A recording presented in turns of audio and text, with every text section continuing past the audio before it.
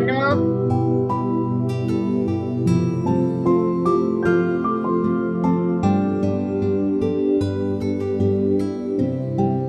Arnav,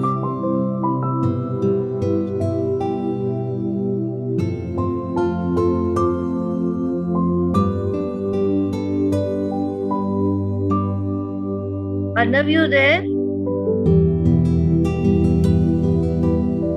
Arnav,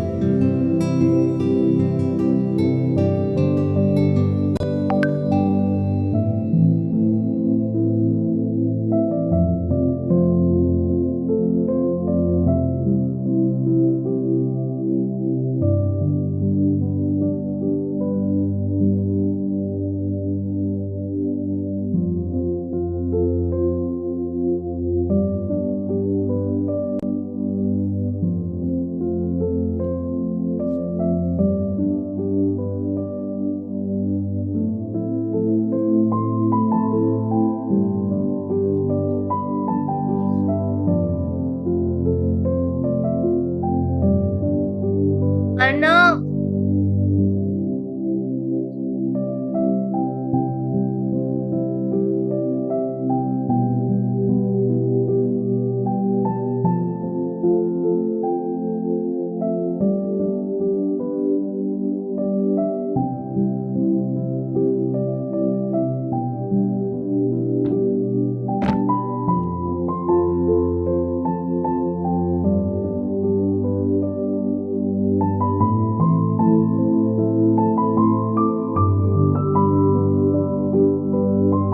Arnav, good morning, Siddhi. Good morning, Dr. Raghu.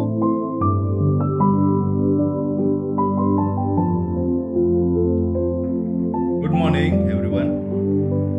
Very good morning to you, sir.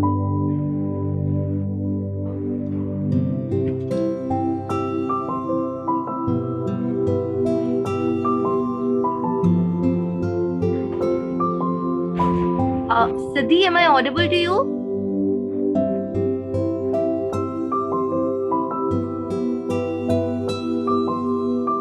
Yes, audible.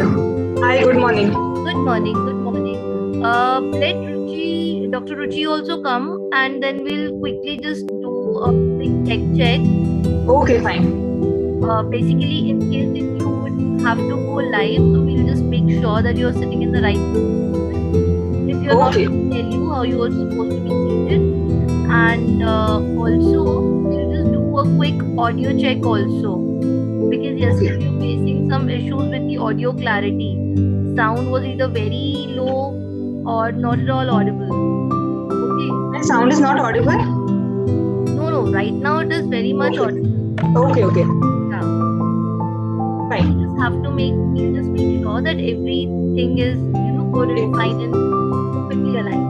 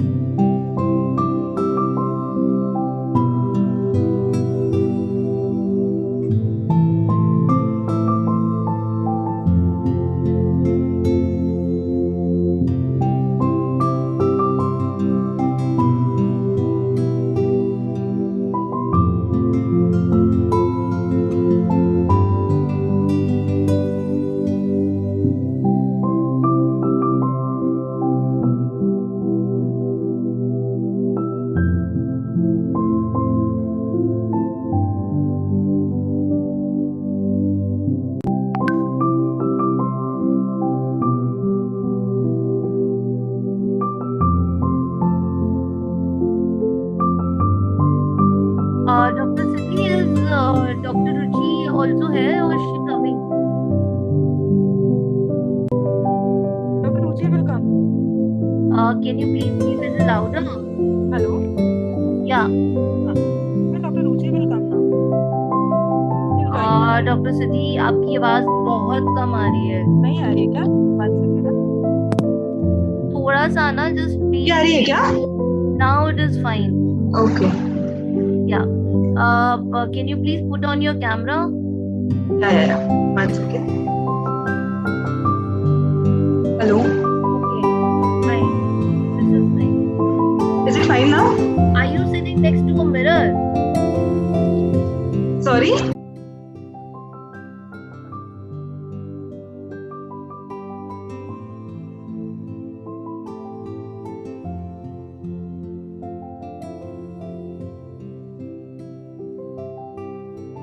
Good morning, Dr. Pandya. Good morning.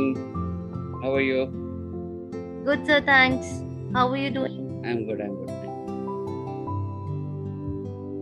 So, sir, yours is the third talk. Yeah. Dr. Siddhi or Dr. Ruchi are going to introduce you, and then you would be given a cue to go live. Okay. Just But I need to. Yeah. No problem. just make sure that you Can I- loud enough to be heard. Am I audible now? Is it Yes, you are, but I guess this can be better. And can I just check my screen share? So we can do that tech check towards your talk because right now we have to start in next six minutes for Dr. Ketan Parekh, who's Yeah. already here. Good morning, Dr. Parekh. Good morning. Hi, Sunil. Hi. Good morning. How are you? All good, all good. Yeah. No problem. No problem. So we will be doing a tech check with you. And after that only we would be taking you live. Just make sure there is no noise at the back in the background, Yes. and you're being you are loud and clear enough to be heard properly. Okay. And for sharing your screen, we will be giving you the co-host right, and then you can share your screen. Okay. Sure. Yeah. So, Dr. Siddhi, Dr. Ruchi, the questions, you would be taking up all the questions towards the end or after each talk? I think we'll do towards the end. I think. Okay. What do you say, Ketan? Yeah, whatever. End would be better, but whatever is their plan, we are okay either way. So, how would you guys want to do it, Dr. Ruchi, Dr. Siddhi? Okay, fine. Towards the end. Towards the end. Okay. Okay. Great. Great. So you must make the announcement in the beginning only accordingly. Yes, sir. Sure. Dr. Ketan, you need to be little louder. Yeah, sure. Okay, great. Is it better? Yes, it's better now. So, okay, I guess only we can start in the next 4 minutes. Arnav, are we set? Yes, ma'am. Okay, great. All right, then, all the very best. Please keep a check on your mic so that you're not going on speaker when it is not needed. So, okay, then, all the best, everyone. Thank you. Indrani.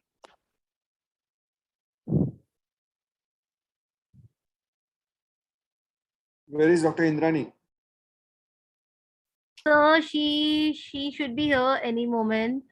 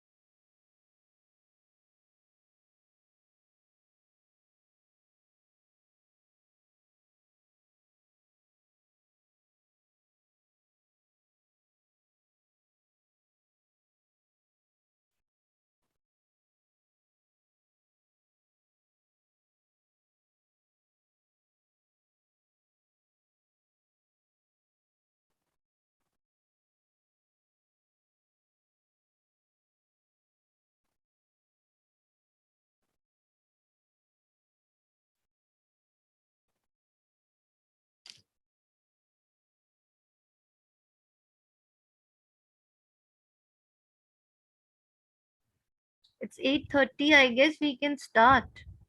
Okay. So who's going first? Dr. Ruchi is going first. Dr. Yes, yes. Okay. Okay. Okay. A very good morning to everyone.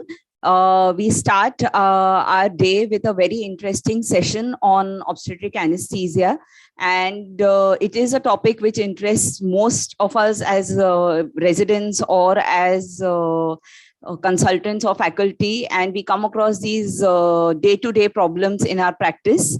Let us begin with our first speaker. He really needs no introduction. He is Dr. Ketan Parikh, and he is the consultant obstetric anesthesiologist at Breach Candy Hospital and SRCC Hospital, Mumbai. He is also the former president of the Association of Obstetric Anesthesia Society. He has written review articles on failed spinal. He is a co-editor of World Clinics on labor analgesia. He has a special interest in epidural analgesia for painless labor and has been a faculty in various national workshops on the same. So over to you, Dr. Parikh. Thank you, Shweta, for allowing me to talk on a practical topic of my choice. In next 20 minutes or so, I will speak on spinal anesthesia in severe preeclampsia, my concern, my approach. Preeclampsia is defined as hypertension of more than 140/90 developing after 20 weeks of gestation, with coexistence of one or more of the following, that is proteinuria, renal insufficiency, liver insufficiency, neurological complication, and or hematological complication. It is also associated with uteroplacental hypoperfusion and fetal growth retardation. Pathophysiologically, there is deranged angiogenesis, incomplete trophoblastic invasion leading to small constricted myometrial spiral arteries, exaggerated vasomotor response, superficial placentation, and placental hypoperfusion. This leads to widespread endothelial dysfunction leading to multi-system organ dysfunction or failure. Severe preeclampsia is defined as systolic blood pressure of more than 160 or a diastolic of more than 110 millimeter of mercury on two separate occasions 4 hours apart while the patient is on bed rest. Thrombocytopenia less than 100,000, impaired liver function, progressive renal insufficiency, pulmonary edema, and newer onset of cerebral or visual disturbance. All this constitute severe preeclampsia. While preparing for this talk, I came across this literature review in a best practice advice from FIGO on management of preeclampsia. And a couple of points I thought were important for us as an anesthetist while we are managing such patients. First is the use of antihypertensive therapy. And there is a strong recommendation that severe preeclampsia must be treated urgently. The target blood pressure should be 135/85 millimeter of mercury, and use of oral nifedipine or labetalol or intravenous hydralazine or labetalol are the first line of agent to be used. Second thing was use of magnesium sulfate. And again, there is a strong recommendation to use magnesium sulfate in order to prevent seizures in severe preeclampsia or prevent seizures or recurrent seizures in eclampsia. They recommend to use magnesium as a prophylactic in PIH with blood pressure of 170/100 with 3+ proteinuria, or blood pressure of 150/100 with 2+ proteinuria and neurological signs of imminent eclampsia. There is also very strong recommendation of using magnesium sulfate as neuroprotection in preterm preeclampsia less than 32 weeks. Now, before I go further, let me make some disclaimer. I know this is not a talk about anesthetic management in PIH, so I'm not going to talk theory anymore. I will only restrict my talk to use of spinal in severe preeclampsia. I will assume that there are no other contraindications to regional anesthesia if this was a normal parturient. I will highlight the issue that I think are important from my point of view, and I may have missed some, and I'm sorry. I still believe that GA is the ultimate option, but it must be weighed against maternal safety. So I get a call and the gynec says that I want to take up this patient for LSCS now. She's otherwise okay. Only her blood pressure is 160, 110. We measured on arrival. So I don't want to wait any further. Let's just do it now. So when I'm going for this case, what are my concerns? I'm thinking, can I give spinal to this parturient safely? What if BP drops? What will be my choice and dose of vasopressors?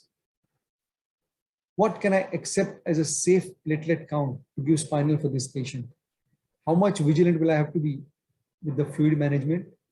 Should I try and avoid GA as much as possible? Or when do I give up and say, okay, let me give GA to this patient? So I kind of formulated all my concerns and created this Google form, which you all must have seen, and quite a few might have answered to this form. And I thank you all, because I got more than 200 plus response in less than 24 hours. So my first concern was, what are my concerns with spinal anesthesia?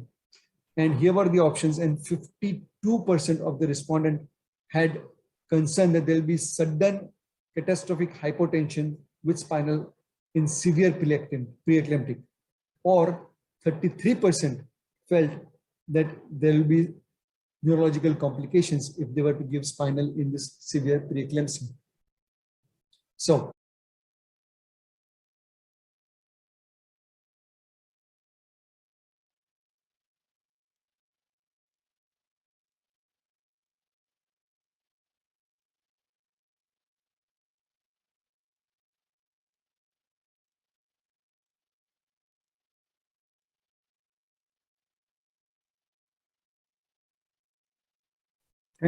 what will be my choice and dose of vasopressors?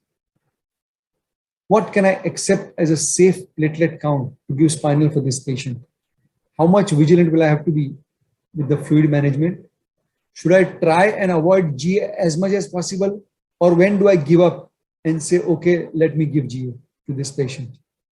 So I kind of formulated all my concerns and created this Google form, which you all must have seen, and quite a few might have answered to this form.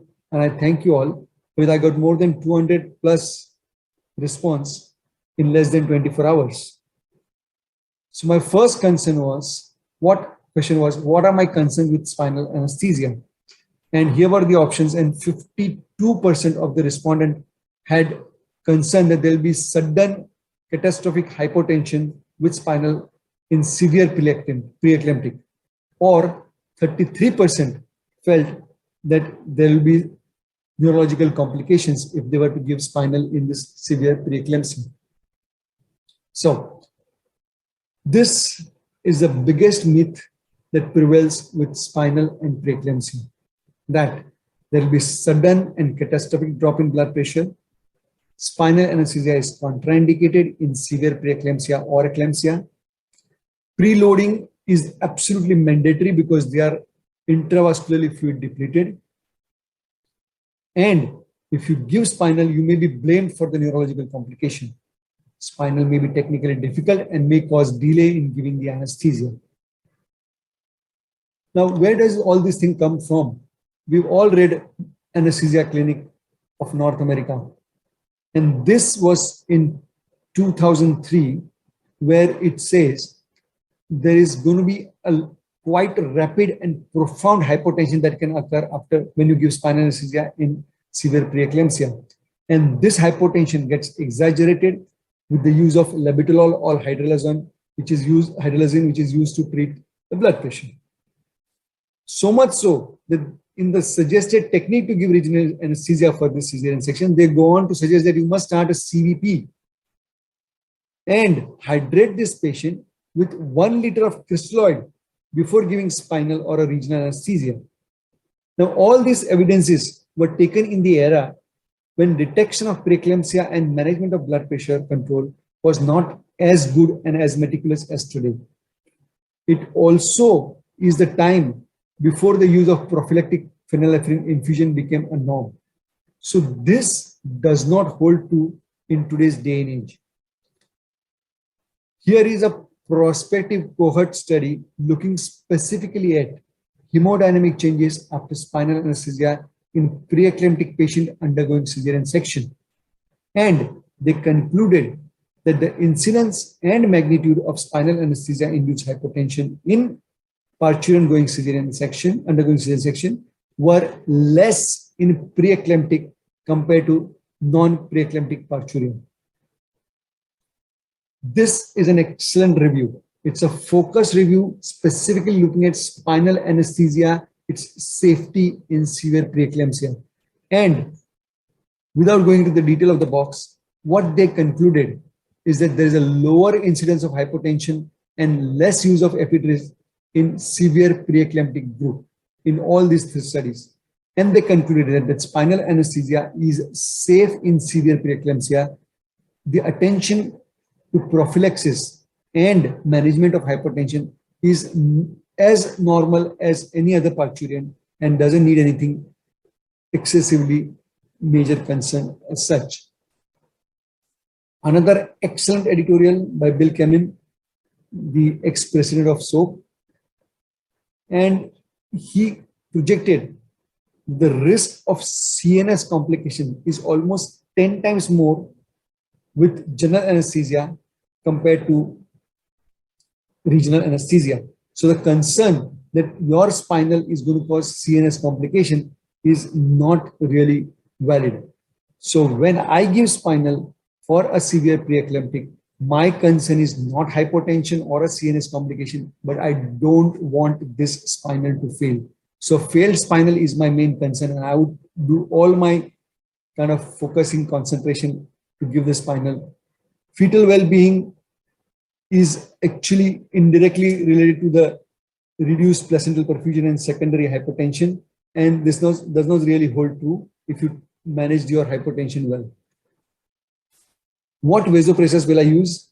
And 57% of them, they say they'll use phenylephrine, which is kind of valid with today's today's kind of evidence-based practice, because at the moment phenylephrine is the vasopressor of choice in prevention and treatment of post-spinal hypertension because of its faster onset, less incidence of fetal acidosis, less placental transfer, and less maternal nausea, vomiting.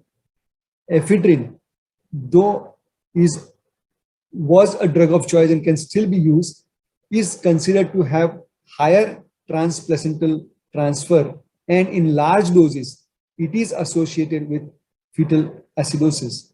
However, because of its beta action, it may be beneficial in patients with bradycardia and uteroplacental insufficiency. So ephedrine has a role to play as well. So in my opinion, yes, phenylephrine is the first choice, but I wouldn't mind using ephedrine because I know my obstetricians are very quick, and I'm not going to be requiring to use a large dose of ephedrine anyway. And the studies have suggested the requirement of ephedrine is less. So I'm not going to be concerned much about which vasopressor do I use. However, if there's a bradycardia, certainly ephedrine will become the choice. The dose of vasopressor, again, there's a concern that there may be exaggerated response to vasopressor and one has to be careful. Hence, almost 40% of respondents have said that the dose requirement will be less than normal and will depend on the patient.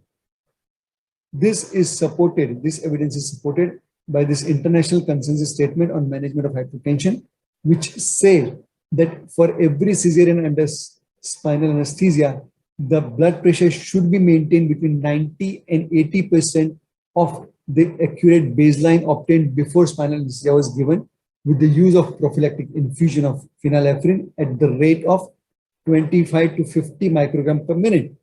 But in the same statement, they go on to say that women with preeclampsia develop less hypotension after spinal anesthesia, and the prophylactic vasopressor infusion may not be required in these women.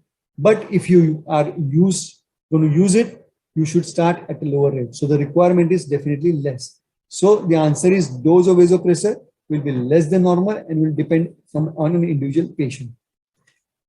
Now, what is a safe lower limit of platelet counts? And I'm glad that almost 70% are falling between 70 and 80,000. And they are obviously concerned about spinal hematoma, which is extremely rare. However, when it occurs, it is catastrophic. And sorry, my practice is based on all this statement is where this is the recent one in June 21 come from the SOAP, and it's a consensus statement on neuroaxial procedures in obstetric patient with thrombocytopenia. And it says that the risk of spinal epidural hematoma associated with platelet count more than 70,000 is likely to be very low in obstetric patient with thrombocytopenia secondary to gestational thrombocytopenia, immune thrombocytopenia, and hypertensive disorders of pregnancy. The decision to give regional anesthesia in this patient is to be taken in clinical context by weighing the risk of obstetric risk factors, airway, risk of general anesthesia, patient's comorbidity, and other preferences. There is an excellent chart in the latest up-to-date article, which is again, in July 21, if I remember correctly, which is saying how do you make the decision to perform neuroaxial anesthesia in obstetric parturient with thrombocytopenia. And the first thing is clinical history of concerning for any bleeding, any underlying disorders of hemostasis, or any current signs of coagulopathy with thrombocytopenia, then regional anesthesia is ruled out. If there is no history of any such things, you go into the second stage, and that is there a coexistent HELP syndrome? If that is the situation, which makes the preeclampsia more dynamic, the platelet count has to be as recent as within 6 hours. And if with all these conditions ruled out, if the platelet count is more than 70,000, it is likely to be of low risk of spinal epidural hematoma, and you can safely go ahead and do neuroaxial procedure. However, if the platelet count is not more than 70,000, then between 50 and 70,000, one has to weigh the risk and benefit ratio of giving regional anesthesia. And for the platelet count less than 50,000, it is better to avoid regional anesthesia. So this is the final go. Red 50, stop, 70, go. Between 50 and 70, you have to take your call based on clinical scenario. But remember, one single platelet count report is not to be acted upon. A trend is more important, and less than 6 hour reports are more reliable than 24 hours plus. So yes, 70,000 is the latest recommendation, and that's my lower limit. Fluid management under spinal anesthesia is obviously a concern because of the susceptibility of this parturient to be having fluid overload leading to pulmonary edema because of increased preload, because of impaired contractility, increased afterload, and other causes like capillary permeability and oncotic pressure is reduced. Balance the risk between pulmonary edema and acute renal failure or dialysis is very, very important while managing this patient. So a clinical judgment and a strict vigilance is necessary. Whether you would be using invasive monitoring like CVP is not recommended. And in today's day and age, actually the use of TEE, that is transesophageal echocardiography, might be very useful in doing the fluid assessment and managing these patients. By rule of thumb, 1 ml per kg per hour is the most conservative way to give fluids in this parturient, and I would really follow this regime. So fluid management will be conservative, and there is no role of giving colloids to this patient. Crystalloids are safely given. Now, I rather give spinal to this anesthesia because there may be difficult airway, there are hypertensive responses, there may be a delayed recovery. So let's look at this. We all know that preeclampsia is associated with greater narrowing of airway than the normal pregnancy, but it is not known if this changes worsen during labor and delivery.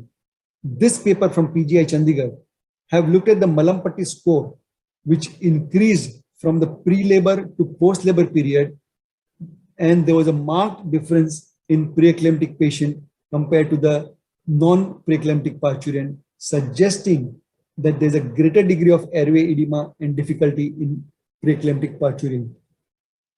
Hypertensive response to intubation and extubation is a known phenomenon which is associated with hypertensive encephalopathy, cerebrovascular hemorrhage, cerebral stroke, myocardial ischemia, congestive cardiac failure. Systolic hypertension is a major concern with general anesthesia in severe preeclampsia, and that would be my concern as well.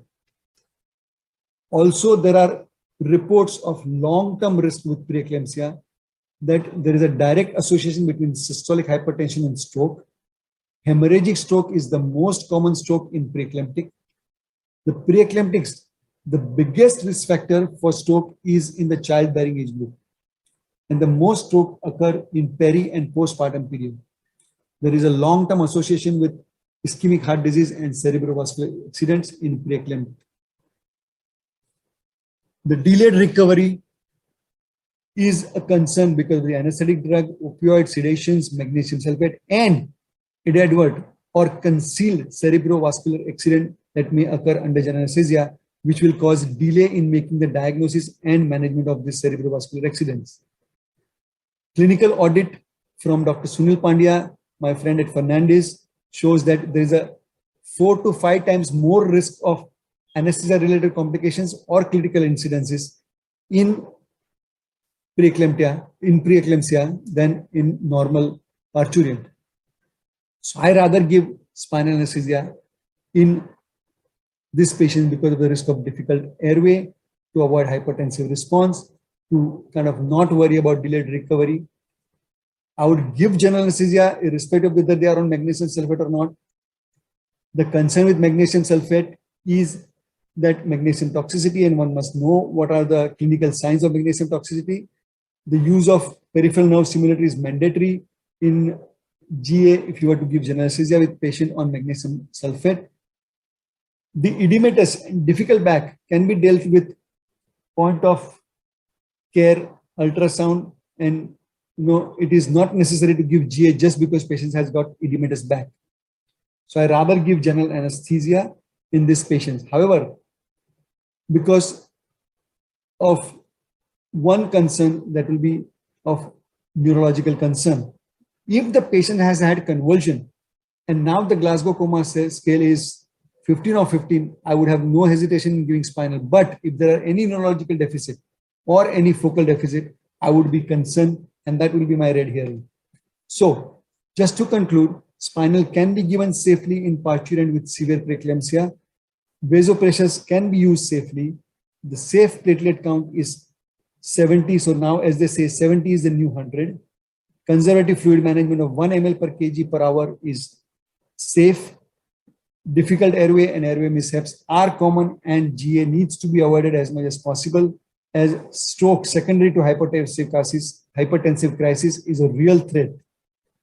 GA is only used if regional anesthesia is contraindicated, that is in cases of coagulopathy or neurological issues. These are the excellent reference articles that I would suggest you all to read, and read them, keep calm, and carry on with your spinals in severe preeclampsia. Thank you, Shweta, for allowing me to talk on a practical topic of my choice. In next 20 minutes or so, I will speak on spinal anesthesia.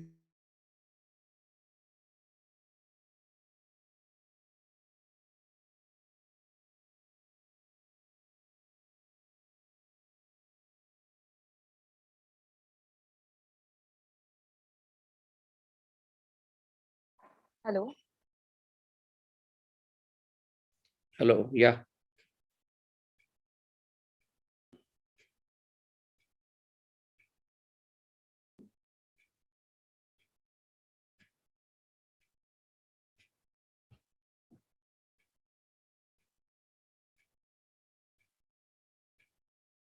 Dr. Indrani is not here. Can I do my talk?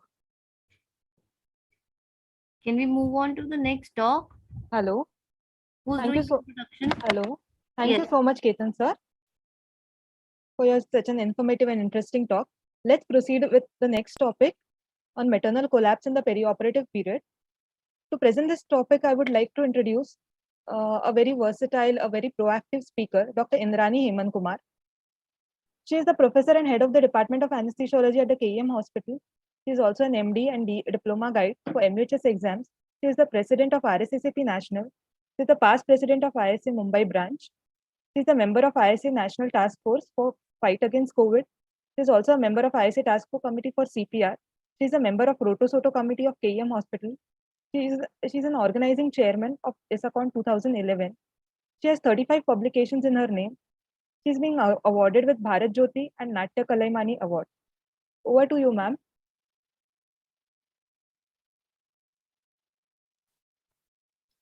Good morning, everybody.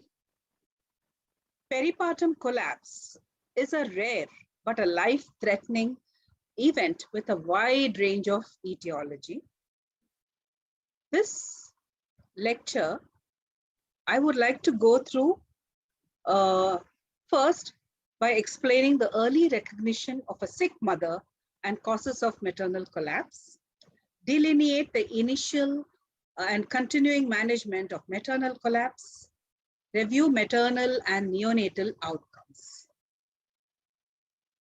So peripartum collapse has a diverse range of causes. It can come suddenly, unexpected. It can come during the prepartum, intrapartum, or postpartum. Prepartum as in antepartum hemorrhages, intrapartum where you could have anesthetic complications like high spinal or difficult airway, postpartum as you can find in amniotic fluid embolism or hemorrhages being the most common cause of collapse in the parturient. Fetal survival depends primarily on effective maternal resuscitation, and maternal survival depends on etiology, facilities available, the training and expertise on those on the spot. So you call it peripartum collapse when there is collapse during pregnancy or within 42 days after delivery. There's impaired conscious level with imminent risk of death. Rapid or gradual changes in physiological variables occur, and that reflects a compromised end organ perfusion. An adverse incident could lead to a never event, as in death. So what are the causes of peripartum collapse? The most important and the most prominent of them all is bleeding or hemorrhage. So that can be antepartum or a postpartum hemorrhage, that leading to DIC, hepatic or a splenic rupture, again leading to DIC, IUFD leading to DIC, embolism because of coronary or pulmonary embolism or amniotic fluid embolism, anesthetic complications like LA toxicity, magnesium toxicity, high spinal anaphylaxis, difficult airway or aspiration, uterine atony, even uterine exteriorization can give rise to a collapse. Cardiac causes essentially could be because of cardiomyopathy, or it could be because of ischemia or aortic dissection. Hypertensive disorders as in preeclampsia, eclampsia or HELLP. Others, you have to search for it. The most reversible of them all are the 4 H's and the 4 T's. Whenever there is a collapse, please record the blood sugar. Many times it could be because of hypoglycemia, or it could be placental abruption, placenta previa. Now, in these days of COVID, malaria, dengue, we are looking also at, that leading to ARDS, sepsis, etc. So these are the various causes of collapse. So the 4 H's and the 4 T's, hypovolemia and hypoxia being most common. And the most prominent of them all, as I said, is bleeding. And it could be also because of hypovolemia, could also be because of high spinal or a neurogenic shock. And we all know that pregnancy, the patients can become hypoxic very, very early. Hyperkalemia and hypothermia are quite rare. Thromboembolism, the 40s, thromboembolism, I already told you. Toxicity, already told you. Tension pneumothorax and tamponade, very unlikely. Other differential diagnoses are vasovagal uterine inversion, which occurs during the 3rd stage of labor. Post-ictal, post-epileptic seizure, you can have a collapse. Cerebrovascular accident, acute fatty liver, ovarian hyperstimulation syndrome. As you can see in IVF mothers, you also can see APLA syndrome in these mothers, and tocolytic induced pulmonary edema. Some of the most prominent of the direct causes of maternal death is sepsis, followed by preeclampsia, eclampsia, and thromboembolism. And the indirect cause, the most prominent of them all, is a cardiac cause, as in valvular coronary cardiomyopathy or arrhythmia due to any reason or because of infective endocarditis. Psychiatric reason, postpartum psychosis leading to suicidal tendencies, that also can lead to deaths in many mothers.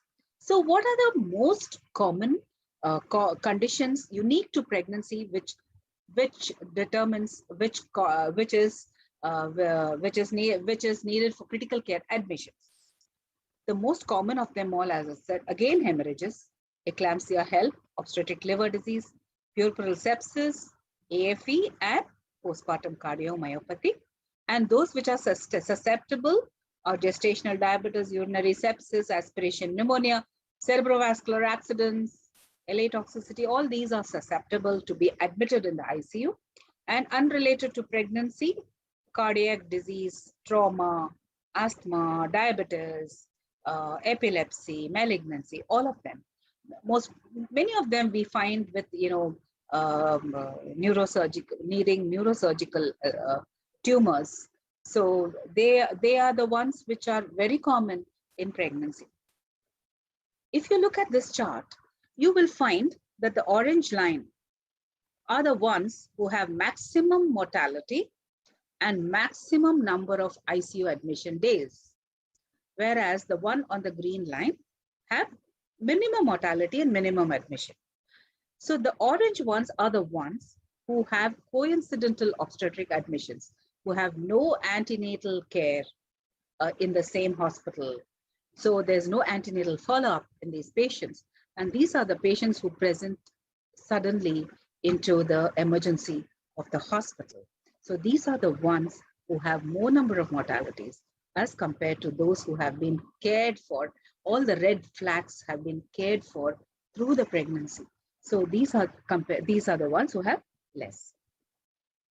So the patients at risk are increasing maternal age. Maternal mortality rises 5-fold between 20 and 40, obesity and pre-existing maternal disease.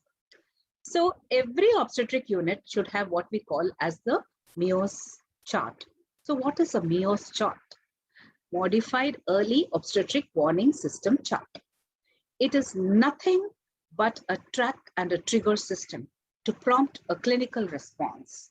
So all that is being done is the nurse has to monitor basic physiological parameters like respiratory rate, oxygen saturation, any supplemental oxygen, temperature, blood pressure, heart rate, level of consciousness, pain, discharge, or proteinuria. And depending upon what the numbers are, she charts them either in the green, yellow, or the red portion of the chart. So the normal is given in the white portion of the chart, right? So respiratory rate, if it is lower, it is on the left side. You find the red on both sides, yellow on both sides, and green on both sides. And if it is more than 12 to 20, up to 21 to 25, it is yellow. Beyond 25, it is red. So similarly, oxygen saturation, if it is between 92 and 95, it is in yellow, and less than 92, it is in red. So Similarly, let us look at the systolic blood pressure. 90 to 140 normal, less than 90 red, more than 140 to 150 green, 150 is acceptable, 150 to 160 yellow, more than 160 red. So what the nurse has to do is simply, depending upon how much is the physiological parameter, if it is less, she charts it on the red, green, yellow, or the red of the chart on the left side. If it is more than the normal, accepted normal values, which is given in the white column, she charts it on the right side. So if the findings, if the recorded parameters are on the green, the MEOS value is 0, which means patient is stable. Patient should be monitored 4th hourly, and what you just have to observe. If the values are in yellow or amber, the MEOS value is 5 to 6. Or if any individual parameter is more than 3, even then it means that you need closer monitoring of this patient. You have to inform a registrar of the unit, obstetric unit. You may have to even inform the anesthesiologist or even the neonatologist. And if there is, in addition, symptoms like headache, visual disturbances, and abdominal pain, it means that there is lower threshold for escalation, and this has to be informed to the concerned unit. And if the patient findings are on the red, it means the patient is having a sudden deterioration, and the entire team has to be alerted. Then immediate treatment has to be given by sending the patient to the ICU. So all of them have to be documented. So it was found that MEOS allows early recognition of the woman who is deteriorating and become critically ill, and when used as recommended, can reduce the maternal mortality rate and should be used in almost all maternity units. The only thing which is needed is to educate the people who are entering the chart. So if that is possible, then it is easy. It is easier for us to reduce the maternal mortality or morbidity of the patient. So what happens when there is an emergency? Call for help. Activate the maternal emergency response team for maternal collapse and state the location. Inform the neonatal team. Commence your ABC. The basic life support has to start immediately. And in trauma, you have to consider C-spine injury. So when you have started the ABCs, what problems you can face? So the problem is not as a normal person. Pregnancy causes a whole lot of changes, which could be detrimental to the outcome of a CPR. Why? The plasma volume goes up by 50%, and that means the impact on resuscitation causes dilutional anemia, reduced oxygen carrying capacity, heart rate increases, cardiac output increases by 40%, venous return falls down because of presence of gravid uterus causing compression, and that increases the CPR circulation demands. Uterine blood flow is almost 10% of the cardiac output, so there is a potential for rapid massive hemorrhage. Oxygen consumption goes up by 20%, so hypoxia happens very rapidly. FRC is down by 25%, which means the margin of safety is very less. Arterial PaCO2 is down, which means there is decreased buffering capacity, and the patient is prone to acidosis. They could be laryngeal edema, or they could be tongue edema. The patient becomes obese. The neck can be short, and your patient in all can have a difficult intubation. So not only anatomical difficult intubation, but also a physiological difficult area, where the gravid uterus is also, apart from causing aortocaval syndrome, in addition, it causes diaphragmatic splinting and impaired mechanical ventilation. The low esophageal sphincter tone and gastric motility goes down. So there is a high risk of aspiration. So the most important of the physiology which impacts the resuscitation is aortocaval compression. Therefore, the need for a 15-degree tilt and manually displacing the uterus. That's very, very important. And also, chest compression is very difficult. So the ineffective cardiac massage is again a probability in these pregnant patients. And if the uterus is not emptied, if within 4 minutes of failed resuscitation, then there could be a problem with the outcome of the mother or the baby. So there's also increased risk of stomach regurgitation and aspiration. So for the resuscitation, once you have established your BLS, give oxygen. So if you find that the patient has collapsed, okay, and if you find that the pulse is still there, but the patient is not responsive, give oxygen via facial mask with a reservoir mask. Ensure that the reservoir bag is full. Manual uterine displacement with slight head down. Venous access above the level of diaphragm. Initial fluid resuscitation to correct shock. Consider a CVP line. And if needed, you may have to institute advanced life support like intubation, ventilation, inotropes for persistent hypoxia, hypotension, or reduced level of consciousness. And review the maternal medical history for all the possible causes. Obtain venous blood samples such as blood glucose, ABG, ECG, and inform the obstetric and anesthetic consultant on call at an early stage. Please remember, a senior person has to come at this point of time. And the first thing to do is to know whether she is responding to your commands of stimulation, to see if she is breathing or she's cynos, is there a heartbeat, clear the airway, prepare for CPR, always left lateral tilt, attempt diagnosis, but proceed with basic life support. Look for reversible causes. So what happened just before the arrest? That can tell you a lot of story about what could be the cause of arrest. Always check the environmental, whether it is safe. Okay, and if there is no carotid pulse, as I said, call for help, alert the team, ask for the defibrillator, give 30 compressions in the middle of the chest with 4 centimeter depression of the chest, 100 per minute. Then give 2 breaths if you have 2 people or 3 people rather. One is always you're doing manual displacement of the uterus. 30:2. When intubated, 100 external cardiac massage with as many number of breaths per minute can be given. Keep a watch on the time, and perimortem section should institute within 5 minutes. Get an ECG connected as soon as possible and find out if it is ventricular fibrillation or asystole and treat accordingly. So the first responder will activate the maternal cardiac arrest team, document time of onset of maternal arrest, place the woman supine and start chest compression.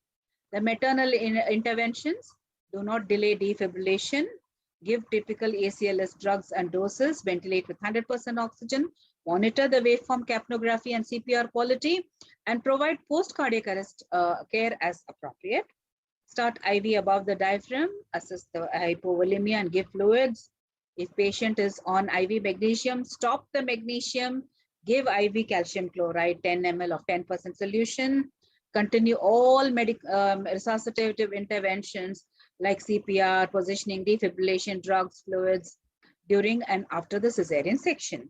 And the obstetric intervention for women, obviously, I already told you that you need to give the left uterine displacement.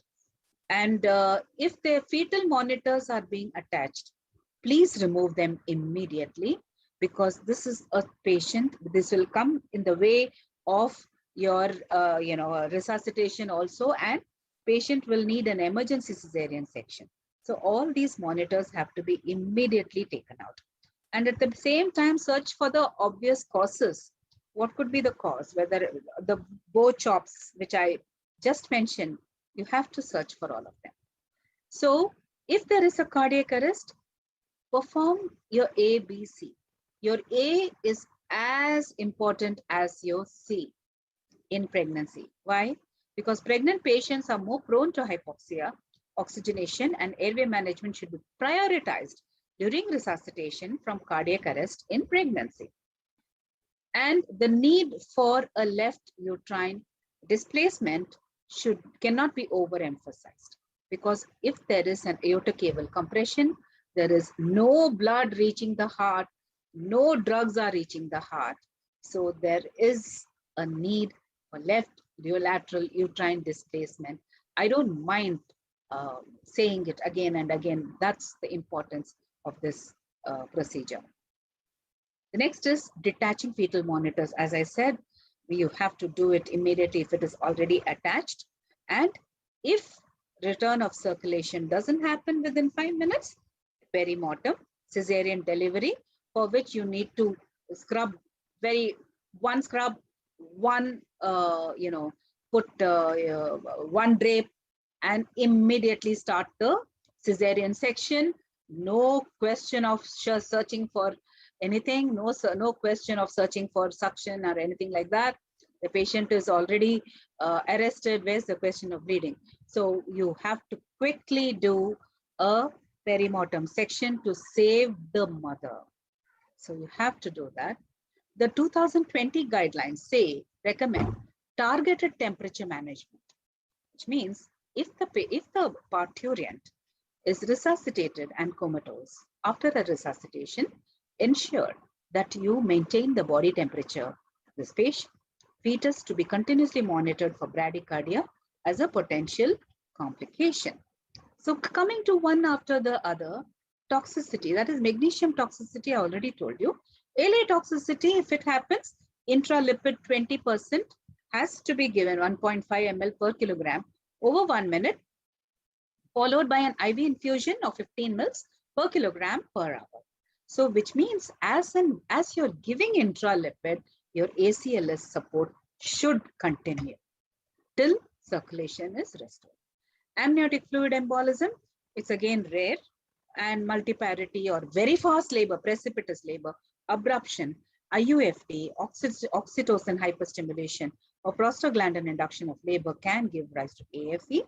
Patients present with respiratory distress, wheeze, hypoxia with cyanosis, and may have cough and a frothy sputum. Patients have restlessness, distress, panic, nausea, vomiting, feeling cold, lightheadedness, and a feeling of pins and needles in the fingers. Seizures occur in almost about 30% of the patients, and rapid progression to DIC occurs if the patient survives, and there could be uterine hemorrhages, coma, and death. The fetal squamous fat, mucin, or keratin should be identified to confirm the diagnosis of AFE. Send a clotted sample to histology and ask for cytokeratin staining on clot. And the remedial action is to treat the patient, administer FFP and platelet as indicated by ROTEM, coagulation and liaise with the hematology, and of course, ICU care. Cardiovascular events, peripartum cardiomyopathy, we have seen time and again. Patients with rheumatic heart disease come with all kinds of arrhythmias. And we have patients, sometimes even patients have chest pain, low systolic ejection fraction, patient may have a coronary event. All this can occur. As I said, if the patient is wheezing, don't think that it is only asthma. Asthma alone doesn't give rise to a wheeze. Even if the patient has a cardiac cause, as in peripartum cardiomyopathy, patient can have a systolic failure. So that is heart failure, patient can present as a wheeze. So look for it and go for a cardiology consult after doing a 2D echo. Uterine inversion is quite uncommon and occurs when there is traction on the cord is attempted before the uterine contraction and placenta separation is established. Patient can present with severe lower abdominal pain, cardiovascular collapse, hemorrhage, shock. The degree of shock is usually out of proportion to the amount of blood lost and may be associated with a low pulse rate and hypotension.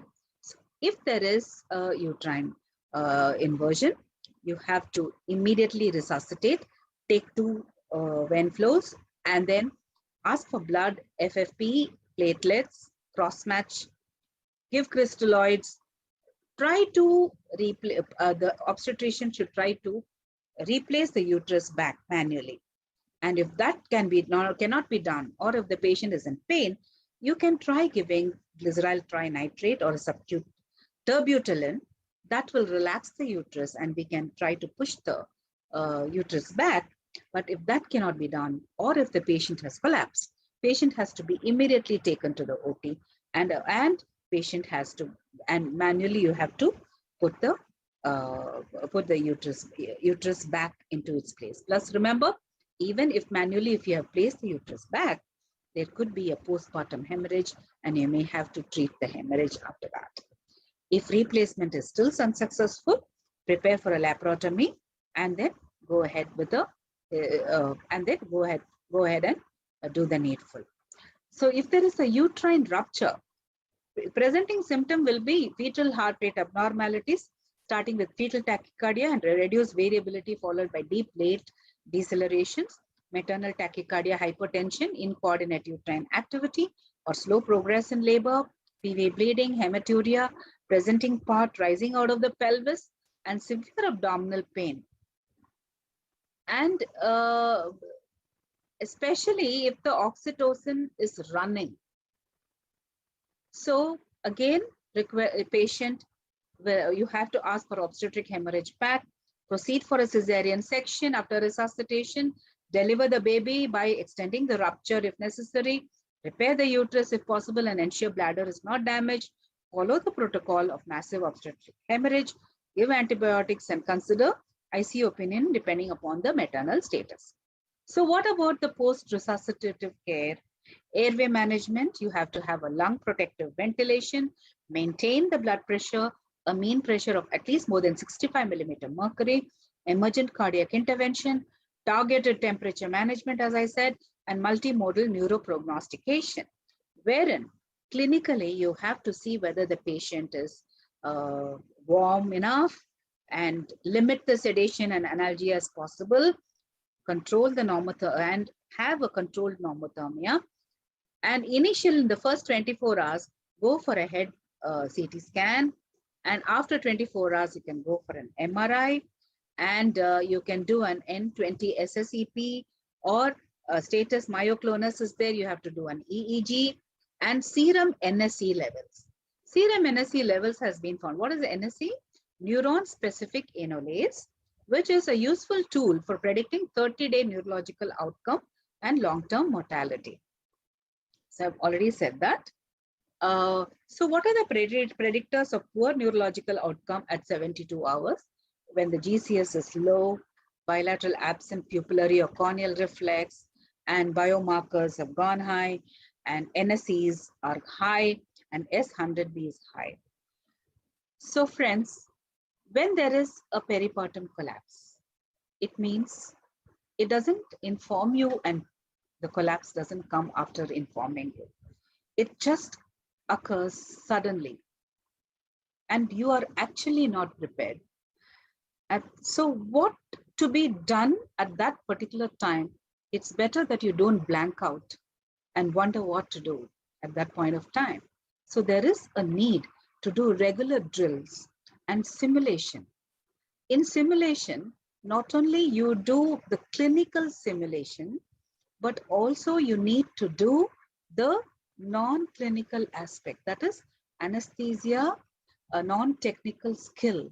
Even that has to be assessed. So it is important to know whom to call for help, to know where the crash cart is, to know where the defibrillator is. So you have to know all these things, liaise with the other specialties, with whom to call, then the blood bank number, liaise with the laboratory. One person over there should lead the team and should ensure that the team works as a team in unison. And there should be situational awareness, wherein you need to quickly look around, gather information, understand the information, and ability to project ahead and anticipate what to do. So most of the time, there is a human factor failure only because there is lack of situational awareness, poor communication, and inadequate leadership, including not knowing your emergency checklist not knowing your plan A, not knowing your plan B. So the post-collapse processes, it has to be accurate. Full documentation is essential, detailing events, decisions, and interventions. Debriefing must be carried out with the women if she survives, the family, and with the staff involved to ensure understanding of events, explain actions taken, and to provide support for those in need. Incident reporting using the local system and confidential inquiries into maternal deaths. Thank you very much for your patient hearing.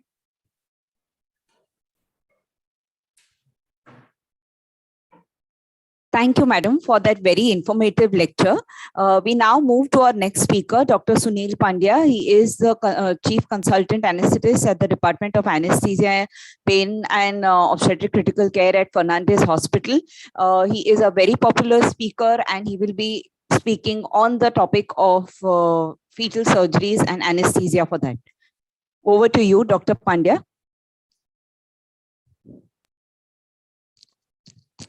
Can I have the screen share option, please?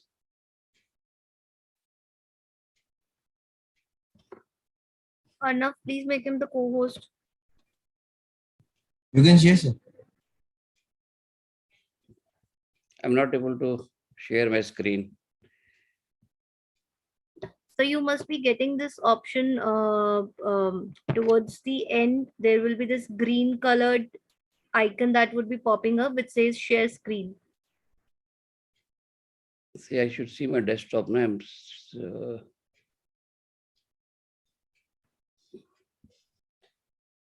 see, I put in the screen share option.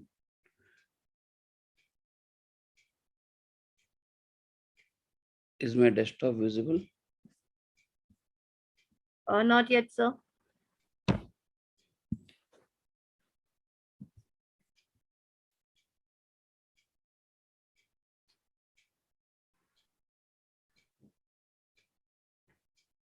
Sorry for the delay.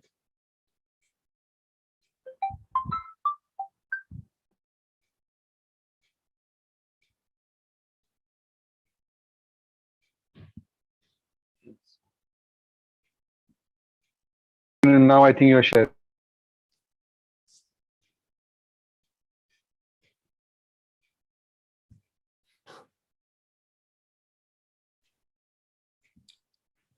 Your screen is visible, sir.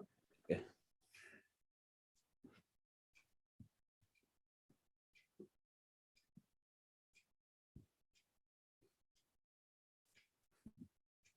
Sorry for the glitches. Thank you, Dr. Shweta. Thank you, ISAVAT 2021 for giving me this privilege. Next 20 minutes or so, I shall be talking on anesthesia for fetal surgeries.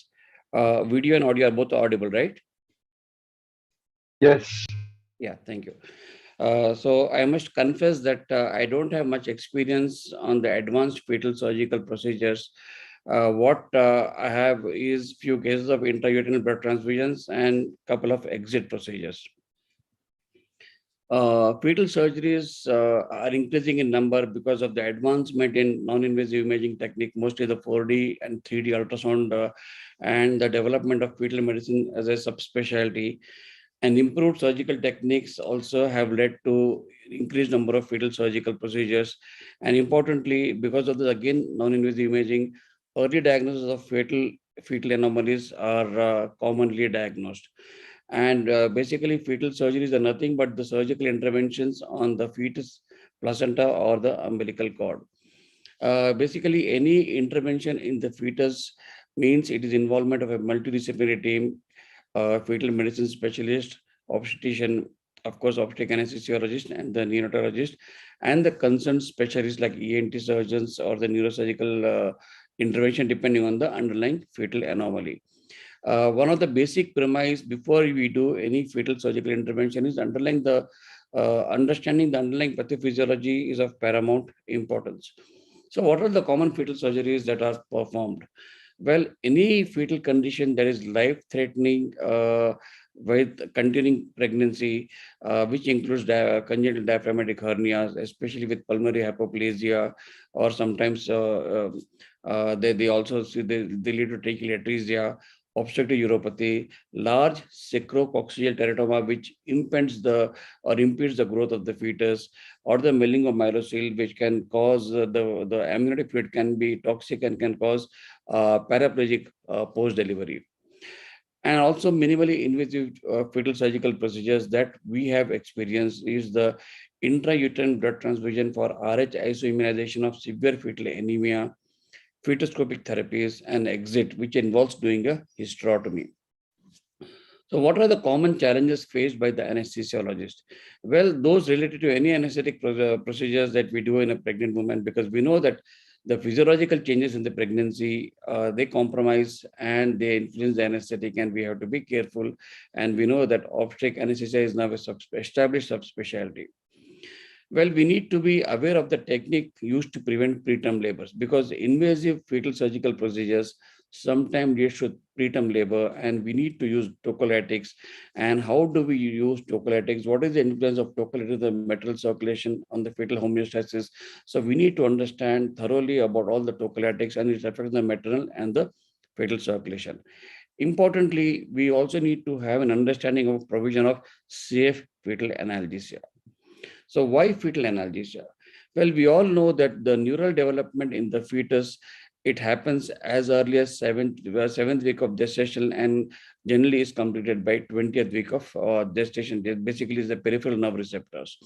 And the afferent fibers, they begin development at around 8 weeks of gestation and are completed by around 30 weeks of gestational age. The spinothalamic fibers, which are responsible for transmission of pain, they develop between 16 to 20 weeks of gestation. And the thalamocortical fibers, they develop between 17 to 24 weeks of gestation. So development of these pain fibers, that means the fetus can respond to nociceptive stimulus adversely, and we need to take care of this. In addition to this, we also need to understand the behavioral response that can happen because of surgical stimulation or the noxious stimuli, which happens because of fetal surgical intervention.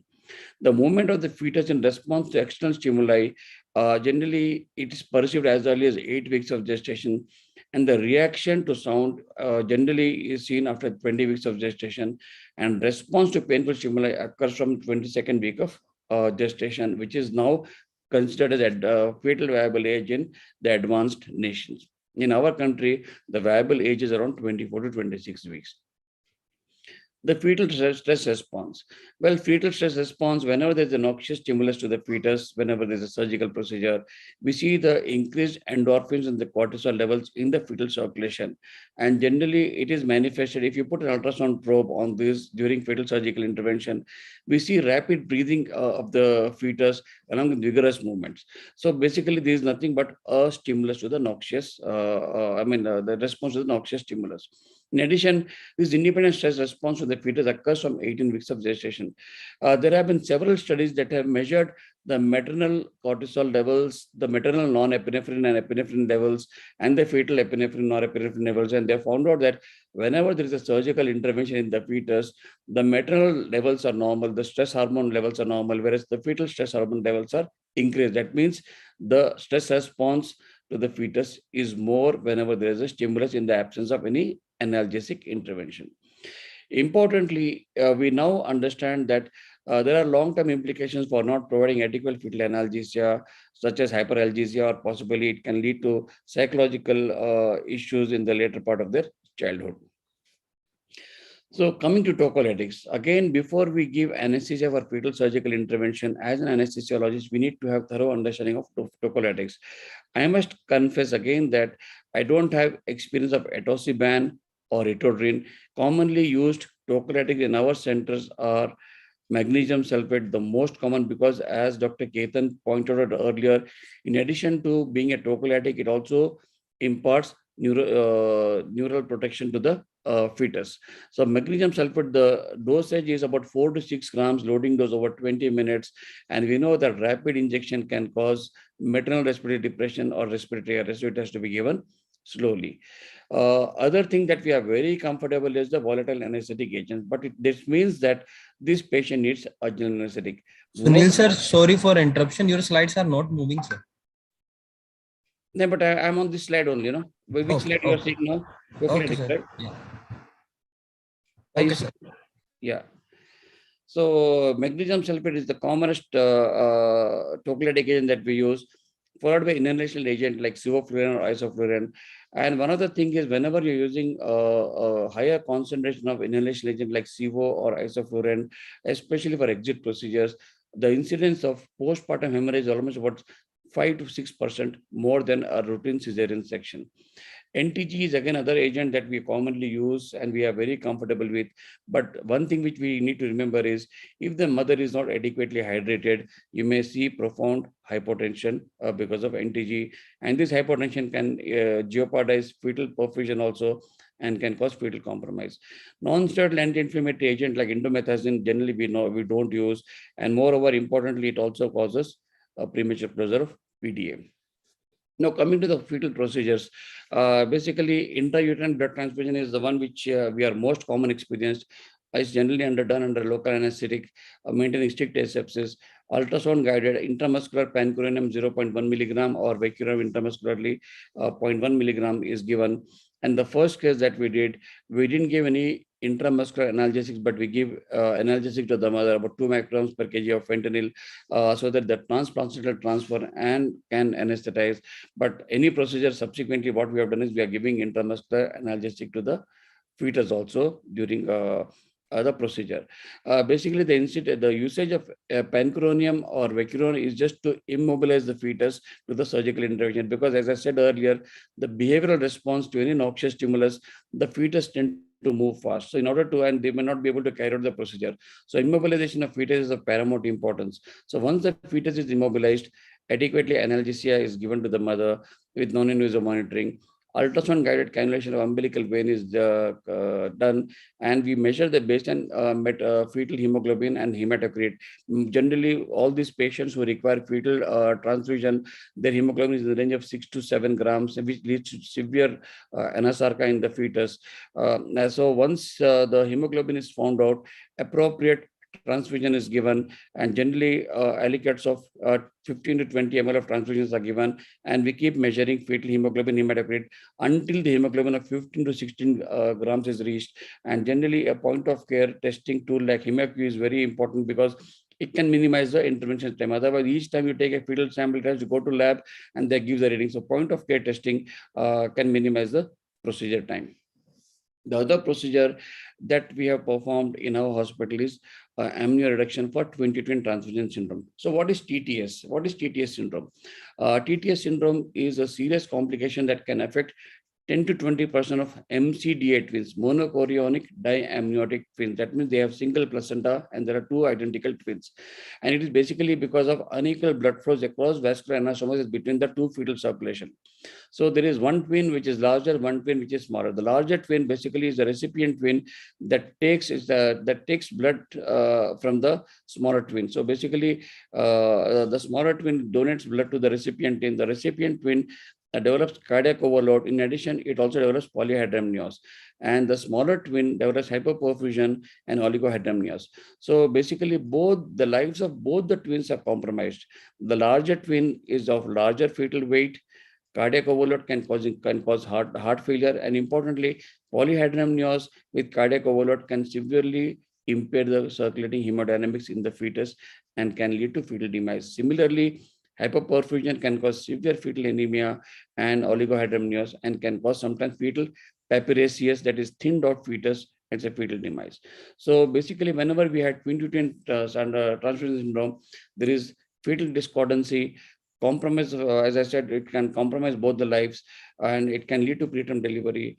And very rarely, the mother develops mirror syndrome. Mirror syndrome is nothing but the effect on the fetus are mirrored in the maternal side. It's a very serious condition. We have had 2 cases of mirror syndrome, and they manifest with maternal pulmonary edema, generalized anasarca, gross albuminuria, hypertensive response. Our mother had severe pulmonary hypertension, and importantly, it leads to hemodilation because of gross fluid overload.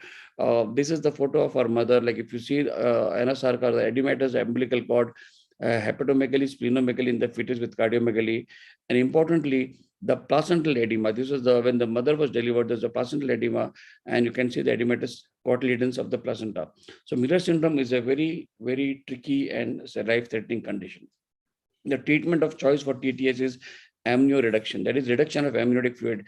Generally, we remove boluses of almost 1 to 4 liters of amniotic fluid is removed ultrasound guided, and this procedure is carried out around 24 to 20 weeks of gestational age, maintaining strict asepsis in the OT condition.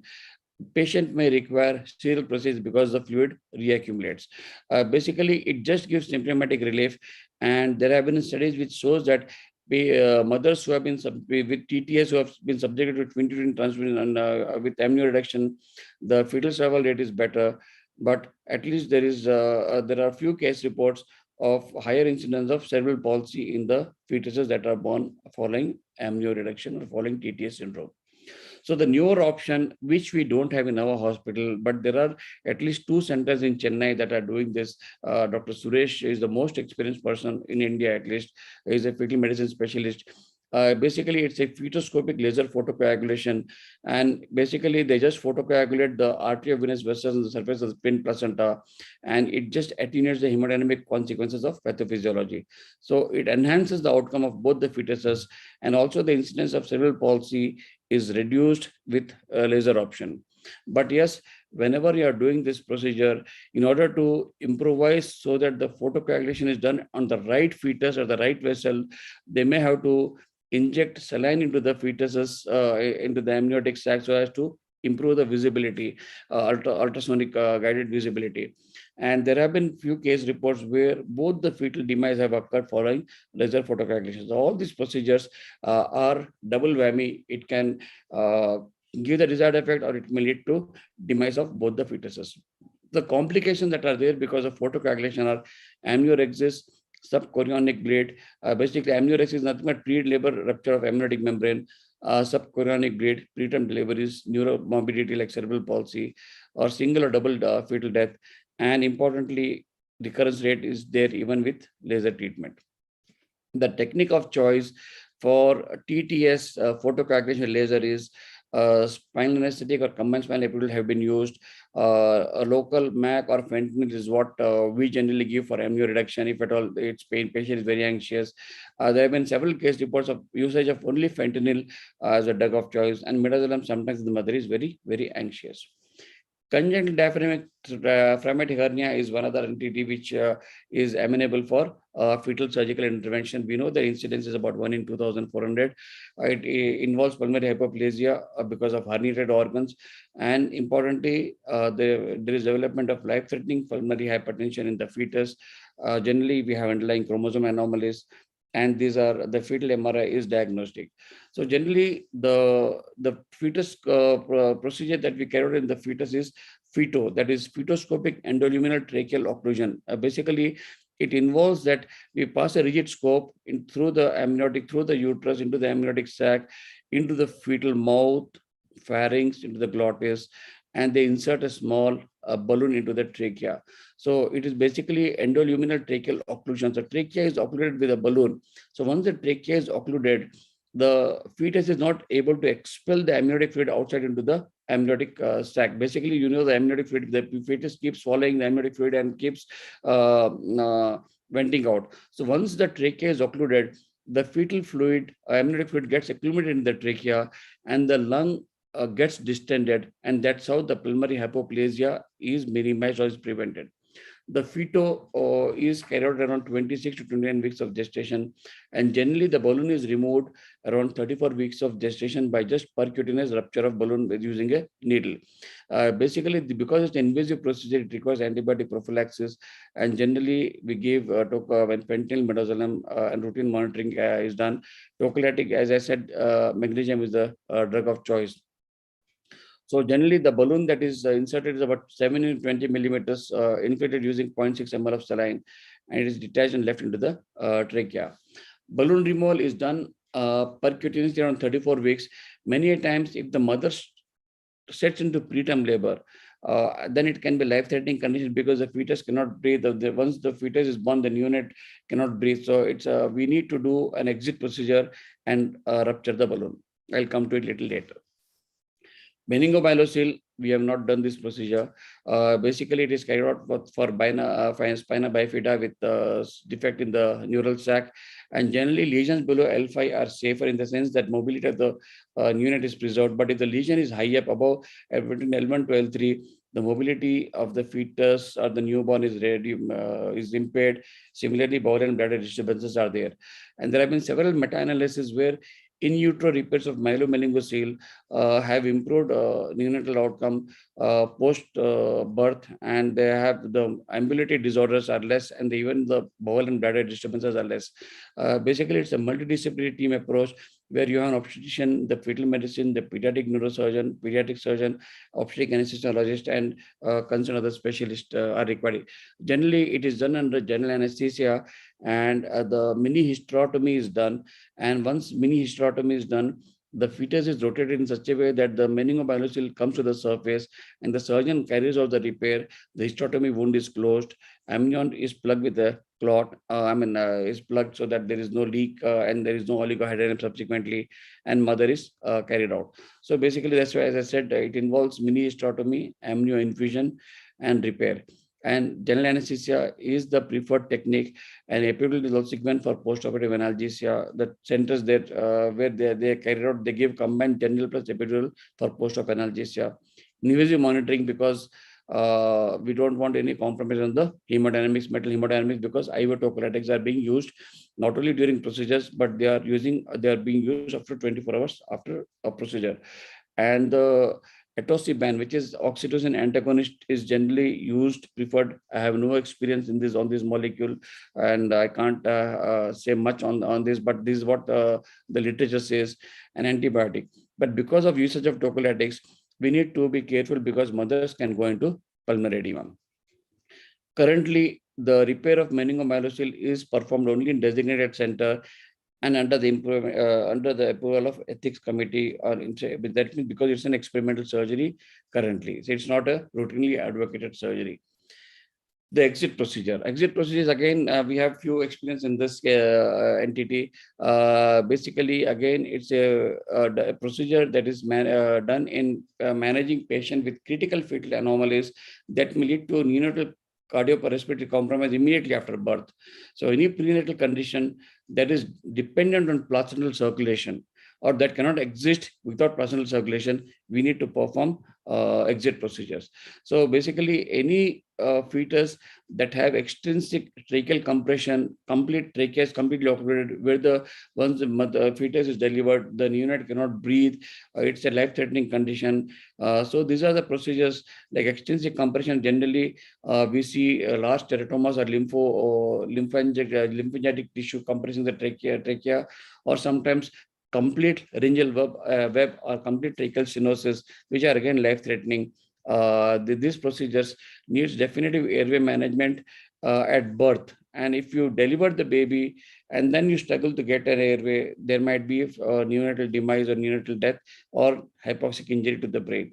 So these procedures are done as exit, ex utero intrapartum treatment, wherein you do a hysterotomy, you give tocolytic to the mother so that the placental separation does not happen, and the surgical procedure is carried out. Either a tracheostomy is done or an endotracheal intubation is done, or sometimes conjoined twins. If the prognosis is good, they might be put on ECMO directly so that hypoxic injury to the brain can be minimized. So again, you can do a fetal MRI before exit so that you can have a definite management plan. Again, it has to be done at a dedicated center which has experience. The anesthesia challenges for exit procedures, we have had, as I said, a couple of them. We have done under regional anesthesia, of course, but general anesthesia is what is recommended. And if at all you are giving GA, deeper planes with volatile anesthetic is what is recommended, because we want total uterine relaxation until the exit is performed, so that the placental separation from the uterus bed is minimized. And post-exit, we switch over to standard obstetric anesthesia. That is, you reduce the MAC, reduce the concentration of inhalation agent. But yes, as I said, higher concentration of inhalation agent can lead to higher incidence of postpartum hemorrhage, which is about 3 to 6% more. So requirement of transfusion, blood and blood components have to be kept ready. The fetal anesthesia is provided by intramuscular injection of vecuronium or pancuronium with fentanyl 10 microgram per kg. Generally about 20 micrograms of fentanyl is given intramuscularly, and intermittent positive pressure ventilation via tracheostomy or via endotracheal intubation is carried out. If at all you are giving regional anesthesia for exit procedures, we have to give magnesium or NTG for uterine relaxation. But we have to remember that hypotension can occur following nitroglycerin, and you need to maintain adequate hydration. And sometimes you may have to use phenylephrine to maintain the tone of the vessel so that profound hypotension can be minimized. The cases that we have done are both the cases of congenital diaphragmatic hernia. One was the case of congenital diaphragmatic hernia with bilateral pneumothorax. So we intubated the patient, like the baby was delivered by doing a hysterotomy. We relaxed the uterus by nitroglycerin and intubated, and subsequently bilateral ICD insertions were done. And the next day we operated on the neonate, where definite surgery was done next day, and the baby survived. So basically this exit procedure is carried out to prevent hypoxic ischemic injury to the brain, so that the transient or profound hypoxia because of definite airway management or because of pneumothorax, which are very common in patients with CDH, can lead to hypoxic injury, and this can be minimized. Overall incidence of survival with exit procedure is almost 83%, and the maternal mortality is almost non-existent. So to conclude, I would say that fetal surgical procedures have had a rapid progress last 2 decades because of advanced understanding of underlying pathophysiology. Indications have been more refined. Imaging techniques have improved, like fetal MRIs. Specific radiologists are available now to study fetal MRIs, and instrumentation to do fetal procedures also have improved. They are highly complex procedures and mandates dedicated center. It is not that one odd case can be done in one center. No, you need to go, the mother has to be sent to a center which does these procedures regularly. It involves multidisciplinary team, and we need to have the communication and collaboration has to be common between the different team members so that there is no ambiguity who should do what. Understanding underlying pathophysiology is of paramount importance, and already we should not undermine the need of maternal fetal anesthesia and analgesia, because incomplete analgesia, anesthesia, or improper anesthesia can lead to long-term maternal and behavioral problems in the child. Tocolytic usage, yes, you need to have a thorough understanding, because we know that tocolytics can cause pulmonary edema, can cause hyperglycemia, can cause water retention, can lead to stress cardiomyopathy. So many complications are there, and we need to be, hypokalemia is other complication. We need to be aware of this. Thank you very much. This is the latest reference that I could get in preparing my talk. Any questions I can take now? Thank you. Thank you so much, sir, for such a lively and informative talk. Any questions, anyone?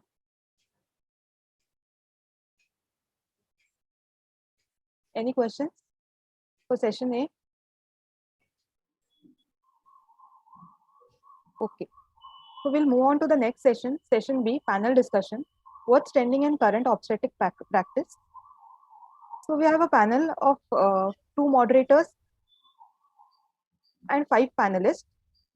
I'm happy to introduce our first moderator, Dr. Lipika Baliyar Singh. She's a professor in Department of Anesthesiology in Nair Hospital, President ISA President. Next moderator, Dr. Madhvi Goyal. She's the consultant and head of the Department of Anesthesia of the PD Hinduja Hospital. She's a former executive member of Association of Obstetric Anesthesia. We have 5 panelists. Our first panelist, Dr. Ketan Parikh. He is the consultant obstetric anesthetist in Breach Candy Hospital. Our second panelist, Dr. Shilpa Kasodekar. She is the consultant anesthesiologist in PD Hinduja Hospital. Our third panelist, Dr. Yogen Bhatt. He is the president of ISA Borivali branch and is connected to Shatabdi Hospital, Bhagwati Hospital, and Nama Hospital. Our fourth panelist, Dr. Aditi Tilak. He is the consultant anesthesiologist of PD Hinduja Hospital. Our fifth panelist, Dr. Sanjeevani Zadkar. He is an associate professor in Sage GS Medical College and KEM Hospital. A heartwarming welcome to all the panelists. Let's begin with our panel discussion. Okay. I would just like to share my screen.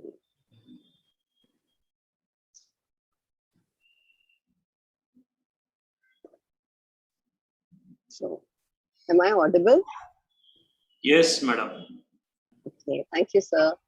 So, Dr. Ruchi has already introduced all our esteemed panelists. So, I'm going to skip this step. So, welcome all of you to a 1 hour long session of good debates and discussion on topics in obstetric anesthesia. Okay. So I'm invited. We think about this. Last year, all of us had been stressed out, and more so all our pregnant patients.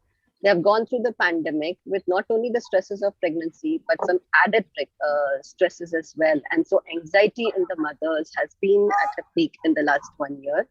So that was one of the reasons why we thought we should discuss about this topic today.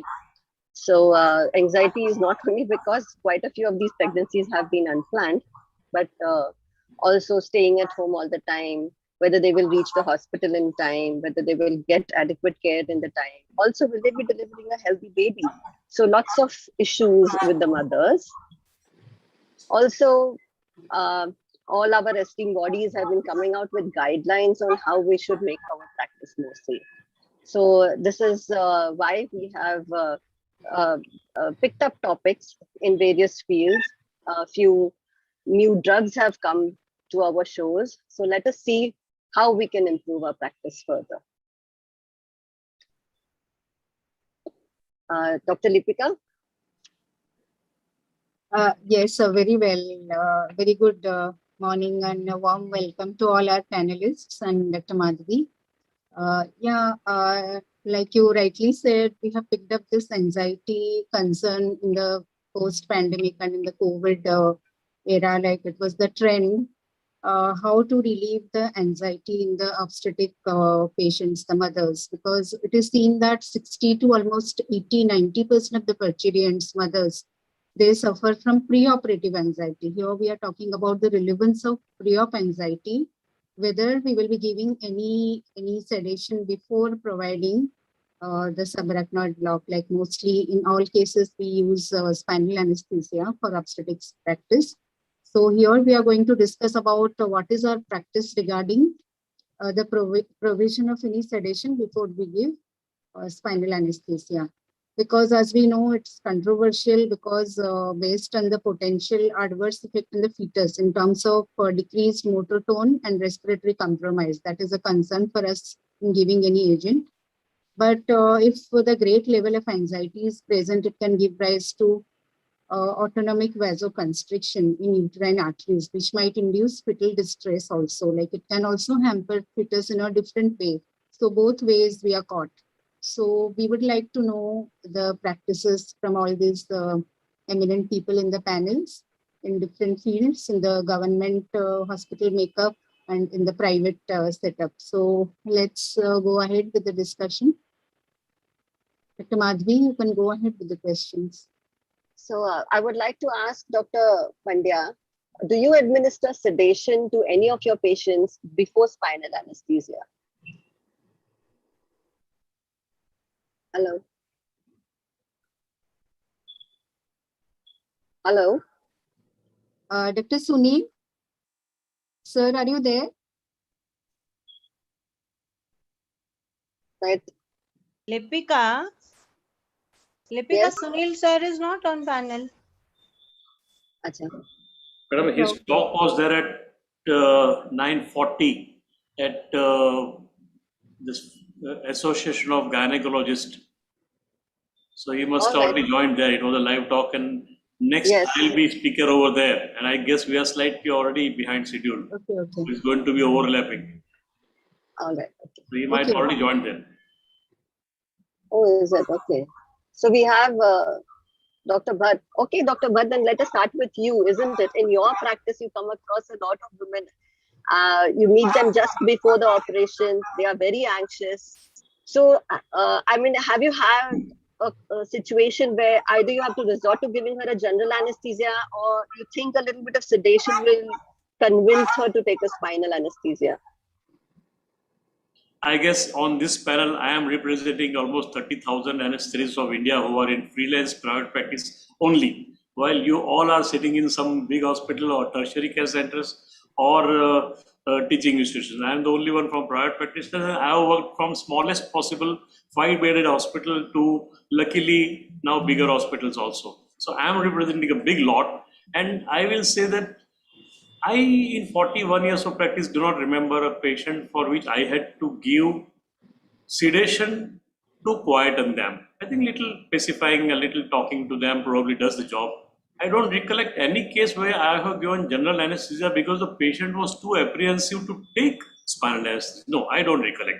Probably simple talk might be better, and compared to the pain that they might be already getting from the uterus, the pain that I am going to give in the back is going to be too tiny probably. So at least I for one have never given any sedation or GA for the point from apprehension. No. Okay. Let's ask Dr. Ketan Parekh then, what has his experience been? No, I completely agree with Dr. Yogan, but Hmm. there is absolutely no medical indication to give any angiolisis or any pharmacological angiolisis to any of the patient undergoing cesarean section. Communication and counseling goes a long way, and it is that extra 5-7 minutes, 10 minutes before the cesarean that you invest in them, going into the room, talking to them and allaying their anxieties and actually addressing where the concerns are. That kind of goes a long way than just actually giving some tablets, which will be of no use at all and may cause some problem with the fetus. So absolutely no indications for any pharmacological angiolisis. Okay. Dr. Sanjeevani, I mean, you are in a government setup. So Yes, what is your even I experience? like to agree with both of them. Like most of the time, the practice followed is inform the patient, give proper Yeah. information, counsel them, and address their anxieties. What are their concerns? Like you can make out which patients are more anxious. So address their concerns. What are their fears? Talk to them. And quite a Right. few times, this does the work. Okay. So additional anxiolysis is rarely needed. Shilpa. Shilpa. Hi, everybody. Hi. I So- totally agree with three of them, Dr. Yogen, Dr. Ketan Parekh, and the other panelist.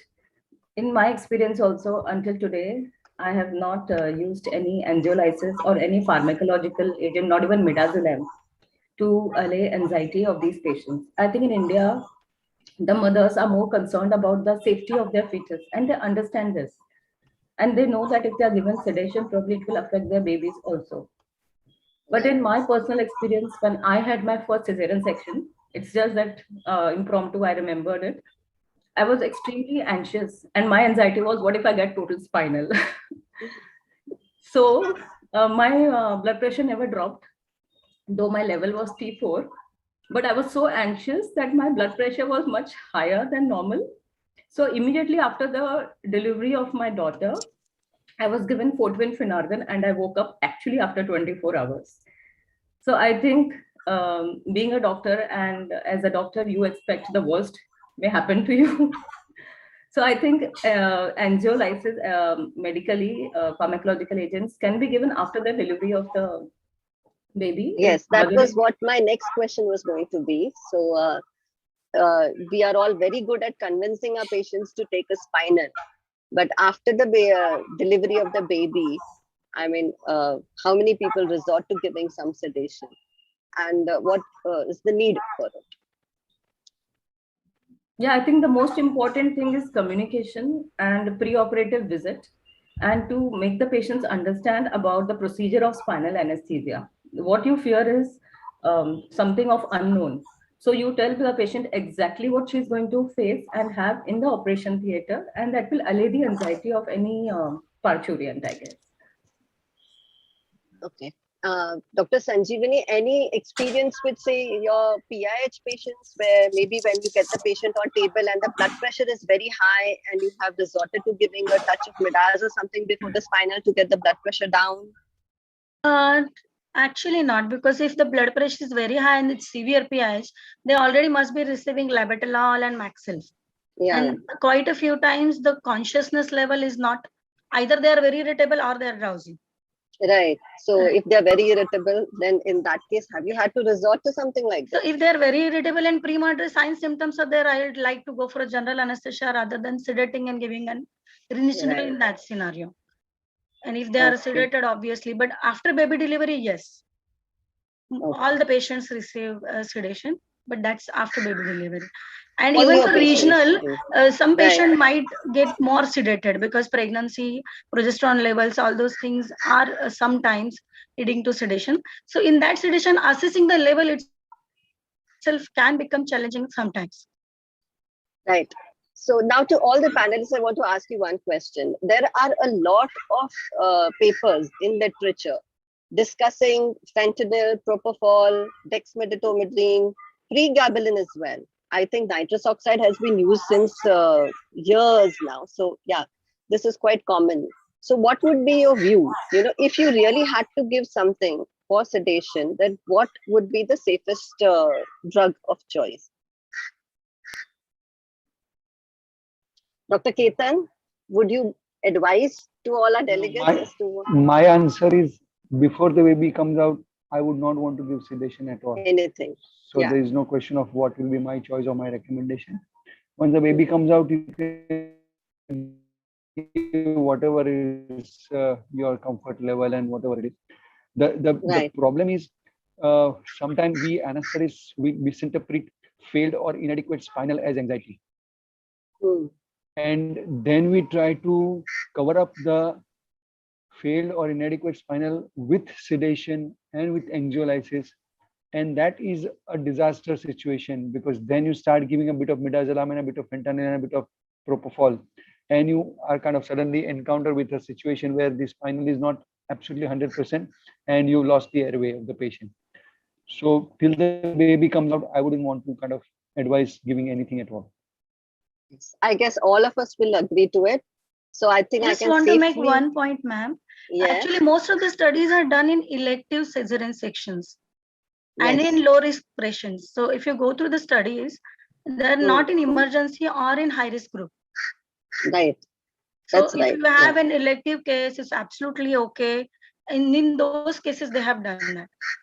So the most of the studies are in elective low risk sections and not for emergency or high risk. Oh yes, but it will really surprise you, the cocktail of things people give, or that have been tried for sedation in obstetrics. Yes, but I think we can safely conclude after this discussion that if your patient is needing sedation, then it's better to give a general anesthetic, isn't it?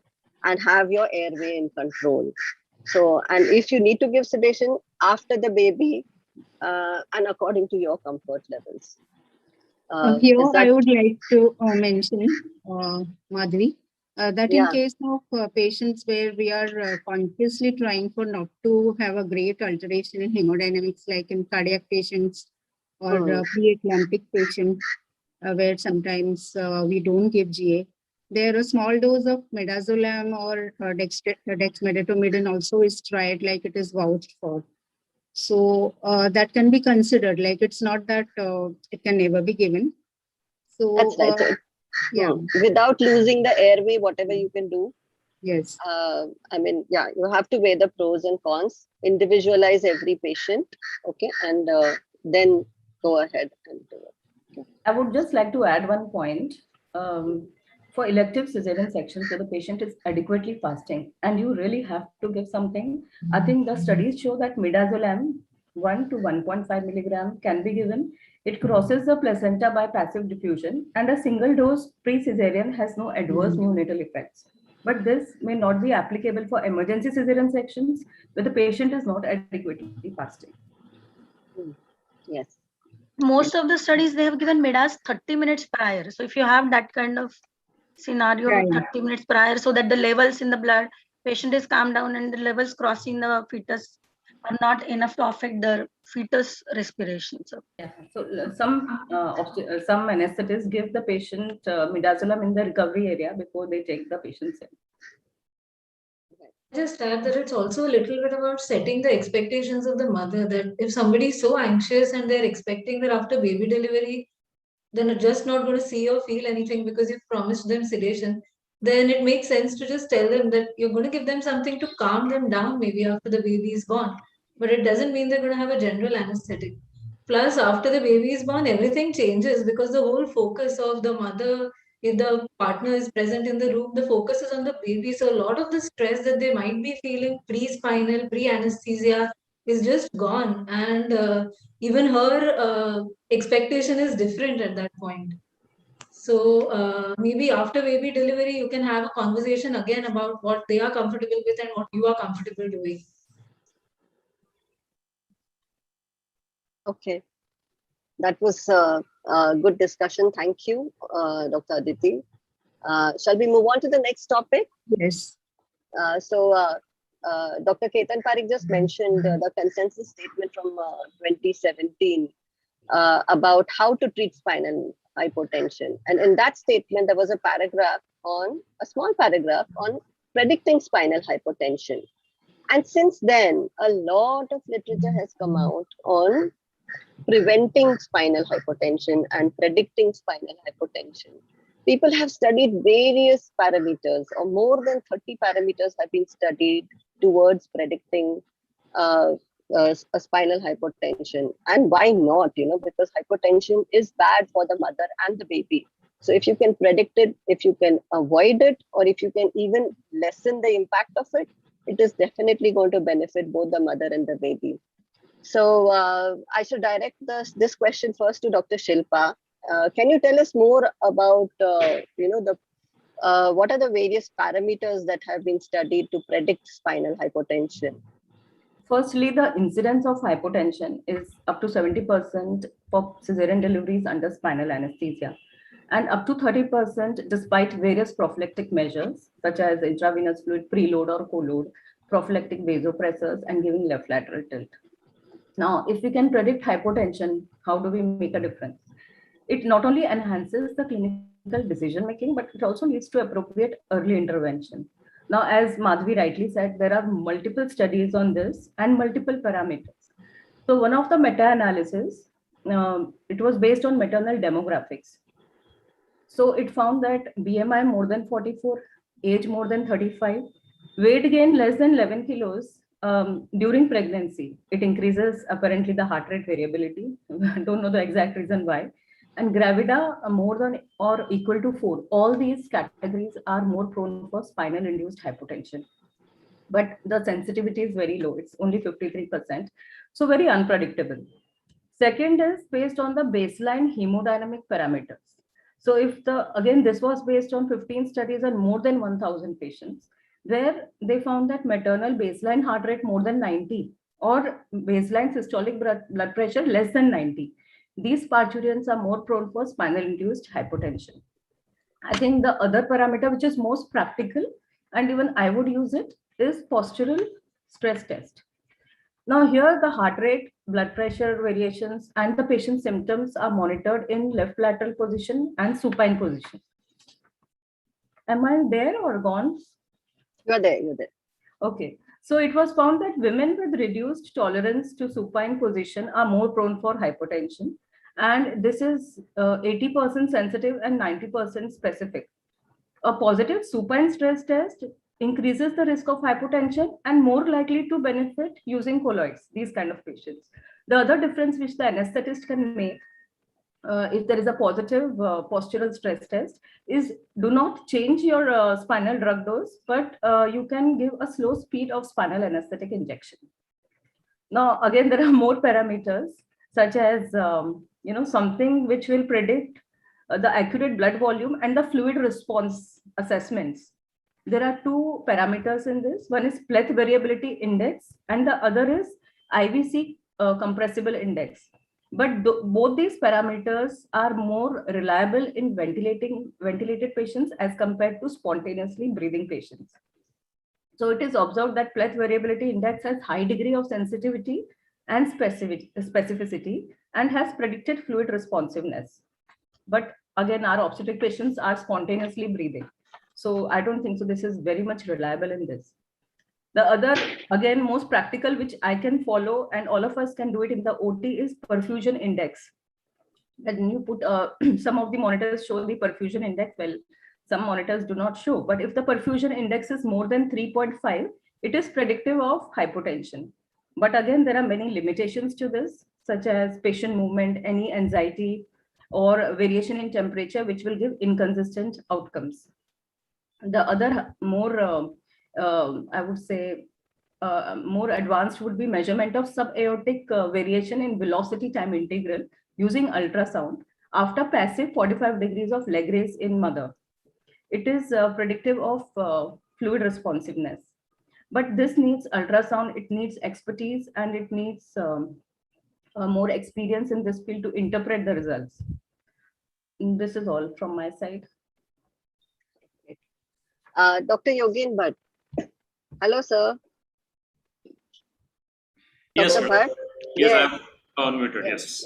So, I mean, I mean, your input in this topic is going to be very, very valuable. So, in the various setups that you go to, how do you think, like, you know, a small machine like this can it really help, you know?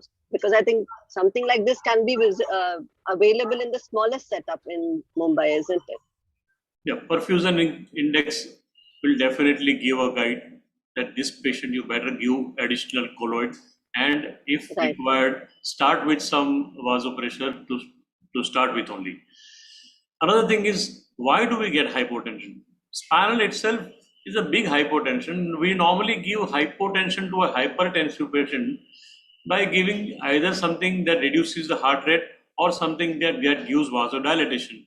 And spinal is going to do both of that. It will give bradycardia, it will give hypotension. So it is bound to be there in almost all patients. I think very few patients do not have slightest fall also.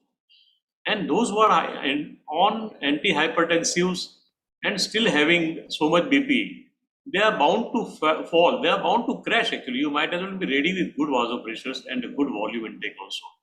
Volume colloid mostly, of course. I usually prefer to give one starch because many times we were not giving, but the gynaes are not happy. They feel the urine flow is very good if one colloid is given to them. So they are happy with that. So vasopressor, Affipress is always kept ready or even given 6 mic in the first dip that is going on, 6 milligram first. So, sir, Yogin sir, do you follow it for all patients, or in selective patients you change your strategy? Almost all patients, I still prefer one colloid because, as I said, my gynaes request that if you don't give colloids, their urine output doesn't come for 6 to 8 hours, and then they keep on getting worried or keep trying Lasix and all those things. But about being able to predict that somebody is going to get, say, more than 20% of like how the baseline blood pressure. Suppose you are able to predict, will you change something in your practice? Will you give something else? No, at least I, for one, have never given vasopressor like how they used to give intramuscular to start with before giving spinal. That I have never done that. No. Okay. Dr. Ketan, you have done a study, isn't it, in your institution on perfusion index? So, I mean, what are your experiences about, you know, predicting and using what your findings are into the actual practice? Dr. Ketan? Yeah, actually what Shilpa said is the very interesting review article and meta-analysis. And the bottom line is there is not a single predictor index that is valid in predicting hypotension in spinal for cesarean section. Your preparedness and your vigilance is the key. Yes, we have done study on perfusion index in our place, and what we found is that if the perfusion index was less than 3.5 before the spinal was given, there is almost 70-80% chance that this patient will not have a hypotension, as opposed to somebody whose perfusion index will be more than 3.5 to start with. However, I don't kind of totally go by this because there are factors other than pregnancy that affect the perfusion index as well. The anxiety, the stress, the nature of surgery, the emergency. So it's just not one reliable factor. I mean, it's nice to have all these things prediction done and all these numbers getting, but excuse me. There's not a single predictor, and I wouldn't really, I would be actually prepared for hypotension in my every patient, and I would be kind of ready with my vasopressors for every patient than actually relying on any specific symptoms. Yes, if I know that here it's going to be more, I have slightly different approach. I would be more concerned about the fetus, because the bit of hypotension in a mother is manageable and it's not really a major issue. But in emergency surgeries or where there is a fetal compromise, and if you're doing a cesarean and if you're going to have hypotension, what I will be worried about the fetal compromise and fetal acidosis and fetal hypoperfusion. So in those situations, I might actually use prophylactic vasopressor irrespective of my predictive power or my ability to predict the hypotension, and actually try and beat on top of the hypotension as the consensus guideline also suggests, and try to keep the blood pressure, the mean arterial blood pressure between 80 and 90% of the baseline value, then worrying about whether I'll be able to predict the hypotension correctly or not. So that would be my approach actually. Okay, great. Sanjeevani, any experience you have had in this? Actually, ma'am, I really agree with sir, because before baby delivery, I like to maintain till 90%. But I think apart from all these predictors, there are few other things which can really help us. Like if the patient is in labor, whether she is dehydrated, how many hours of fasting was there, what is the urine color, what is the basal heart rate, and months of pregnancy, like full term with a big baby bump, to have higher spread as well as the IVC compression more. So the probability of hypertension because of spinal as well as compression is going to be high. And secondly, first BP after the spinal. If the trend is decreasing immediately on the first BP, then definitely I would give vasopressor at that point rather than waiting it to go below 15% of the baseline. That's what I wanted to say. Yes. So, right. So I think at the end of this discussion, we can safely conclude that we still do not have a foolproof predictor of spinal hypotension. So we all are at a stage where we are still treating hypotension rather than preventing hypotension. In private practice, Dr. Yogin Bhatt's practice, I can say that most of the practice is preventive practice. So you just assume that every patient is going to have hypotension and you take preventive measures right from the beginning. Yes. So that is what is the consensus. So I think we should look forward to seeing more literature on this, more studies till we find a parameter with more than 80 to 90% predictability. I'm sure that such a parameter will need a lot of infrastructure and so may not be practically available to everybody in all kinds of setups in India. Okay, so let us look towards the future and see what it has in store for us. Okay, shall we go to the next topic now? Lipika? Yes, we come to the era.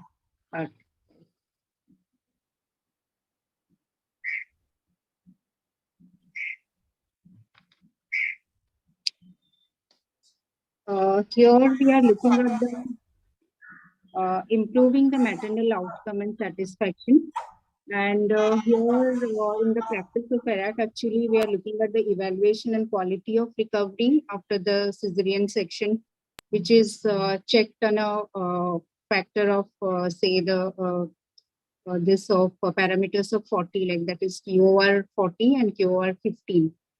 And here we have to see to it that we have to think of the obstetric elements in the quality of recovery, where the post-operative nausea vomiting becomes a very big factor, like which is defining the well-being, like which is starting from the pre-op, like depending on how well we keep our patient hydrated, we are not letting the patient have any hypotension, and what all agents we have used, and opioid sparing or not sparing. All these practices of ours will have a reflection in the post-op period for the well-being of the delivering mother, and how comfortable the mother is, because here the dual role of the patient here means the mother has to handle the post-op situations also, and the mother has to be a in her well-being to be a good breastfeeding mother also to the child. So we have to look at these two functions where the mother is being promoted the well-being through our practice, and we started from the beginning. Ideally, it should be started from the pre-op timing when we are going to check the patient and we are involving a rapport with the patient, and we are convincing the mother that if she follows certain practices, then it will be a very well memorable motherhood throughout the surgery and in the post-op period. So how do we go about it? So although it was developed for colorectal surgeries, now it is being trickled into the cesarean section surgery also, looking at the good points. So let's discuss like how feasible it is actually and how well we are practicing. Dr. Ketan? Yes. Yes, sir. Sorry, did you ask me any specific question? Yes, sir. How do you go about it, practicing ERAC in your daily practice for all mothers, elective and emergency? I mean, I don't know how to kind of put in. Basically, there are 2 or 3 issues as far as Iraq is concerned. One is minimizing the pre-op fasting, which we all follow, giving them the high calorie glucose drink, so as to kind of maintain the gut motility and improve the post delivery care. And from our point of view, another thing that we do is that good post-op analgesia, intra-op satisfaction level, making them kind of more relaxed during the surgery. And I personally don't know whether there is anything specific that we do different. Our surgeons are also quite quick, and we finish the cesarean within 30-35 minutes. So that also kind of helps into their post-op. We don't keep them fasting like we used to keep them overnight. Actually, 2 or 3 of our obstetricians, they do extraperitoneal cesarean section. So we actually start feeding them straight away, immediately post-op. Sir, here there are 2 things, the pre-op fasting and the post-op fasting. So we will discuss elaborately about the duration, because here it is all, in our setup, it is all surgeon oriented. So whether we are being able to influence the duration now, I wanted your opinion on that. Yeah, so for pre-operative fasting, as the ASA guidelines are there, we allow clear liquid till 2 hours before the surgery. And solids is to be avoided 6 hours, but up to for 4 hours, I mean, up to 2 hours before surgery, glucose drink or a clear liquid can be given. And post-operatively, what we follow is that, again, after, we immediately actually allow them to have sips of water in their, or a piece of ice. We can allow them to have, we do allow them to have chewing gum or something like that to just keep the, mastication going, which actually helps the bowels to start working faster. There are enough evidence. And by 6 hours, we assess them, and we start with liquid in 6 hours. So there is no 24 hours fasting as far as we are concerned in post-op period as well. And the only major way we can actually kind of contribute to this is by giving excellent post-operative analgesia. Yes, that is something that is in our hand, and that is something that we can do. And so what about the patients receiving labor analgesia? Will you follow a different guideline for them? Labor analgesia patients have got no reason to be having any fasting or anything at all. No, if you're talking about a normal labor and a delivery, then the fasting equation doesn't arise. They are allowed to. I mean, after I think they are 6-7 centimeters, or if there's any kind of concern, then they may not be allowed solids during labor, just for the risk of vomiting because of the labor pain and because of the contractions and all, or just in case there was a possibility of a cesarean section, and then if you're not working, you might have to kind of be a GA. So yes, solids may be restricted in the pre-op period or other pre-delivery period, but otherwise there is no restriction or fasting post-delivery. So labor anesthesia patients don't have any different protocol at all. Okay. Okay, Aditi, can you tell us about your setup? I mean, how are the surgeons taking the ERAC protocols? So in our setup, we have a whole lot of different surgeons who have their own protocols and ways of doing things, both during surgery and after surgery as well.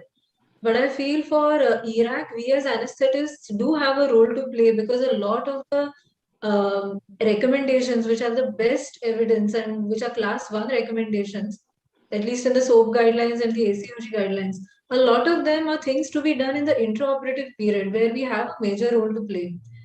And once you manage the intraoperative period well, I think it has a follow-on effect on the post-op period and the recovery as well.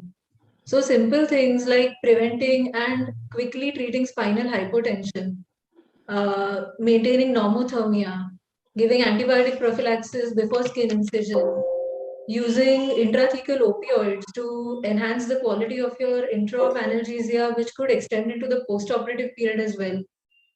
These are things which then have a follow-on effect in the post-op period. So you maintain normothermia, you prevent anxiety in the mother, you allow early skin-to-skin contact and good maternal and neonatal bonding. You prevent spinal hypotension, you're automatically taking away a lot of the factors which lead to intra-op nausea vomiting, which can then further prevent your post-op nausea vomiting. So there are plenty of interventions that can be done in the intra-op period, giving uterotonics in the right dose, which will have a good effect on the uterine tone, but avoid your side effects of nausea. So there are multiple interventions which can be done in the intra-op period as anesthetists, which are in our control, irrespective of who the surgeon is and what their protocols are. So we may not have much say in what happens in the post-op period, how soon to feed the patient or when to mobilize the patient. But in the intra-op period, there are several things that we can also contribute independently.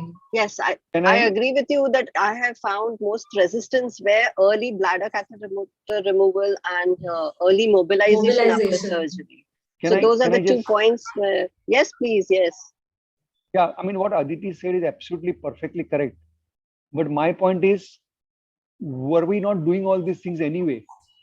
Yes, I agree that all of these. No, Aditi, you are absolutely right, and this is what my earlier talk was. I mean, earlier what I was trying to say is that we are doing whatever we have been doing. I mean, you know, this I can say this here, that this Western culture have a kind of, you know, habit of wrapping up in a gift wrap and kind of giving the same, you know, it's like old wine in the new bottle. They just kind of like to nomenclaturize things. They like to kind of put it in a gift wrap and use good words.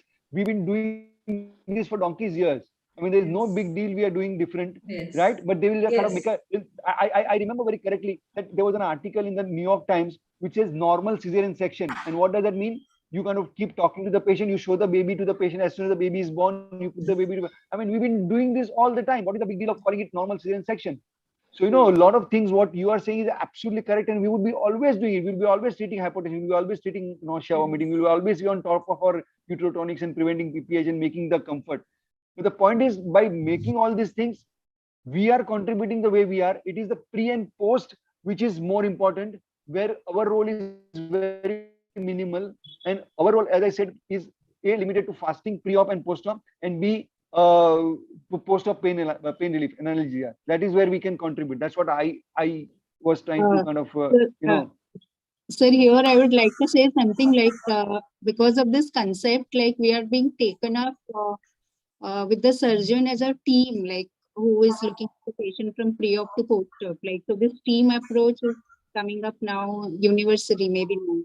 Correct. I agree with you that. I can just say that putting it all together as a guideline will help convincing maybe some surgeons who are resistant to following these practices. It gives them a sort of written and a well-researched document saying that this would benefit your patient.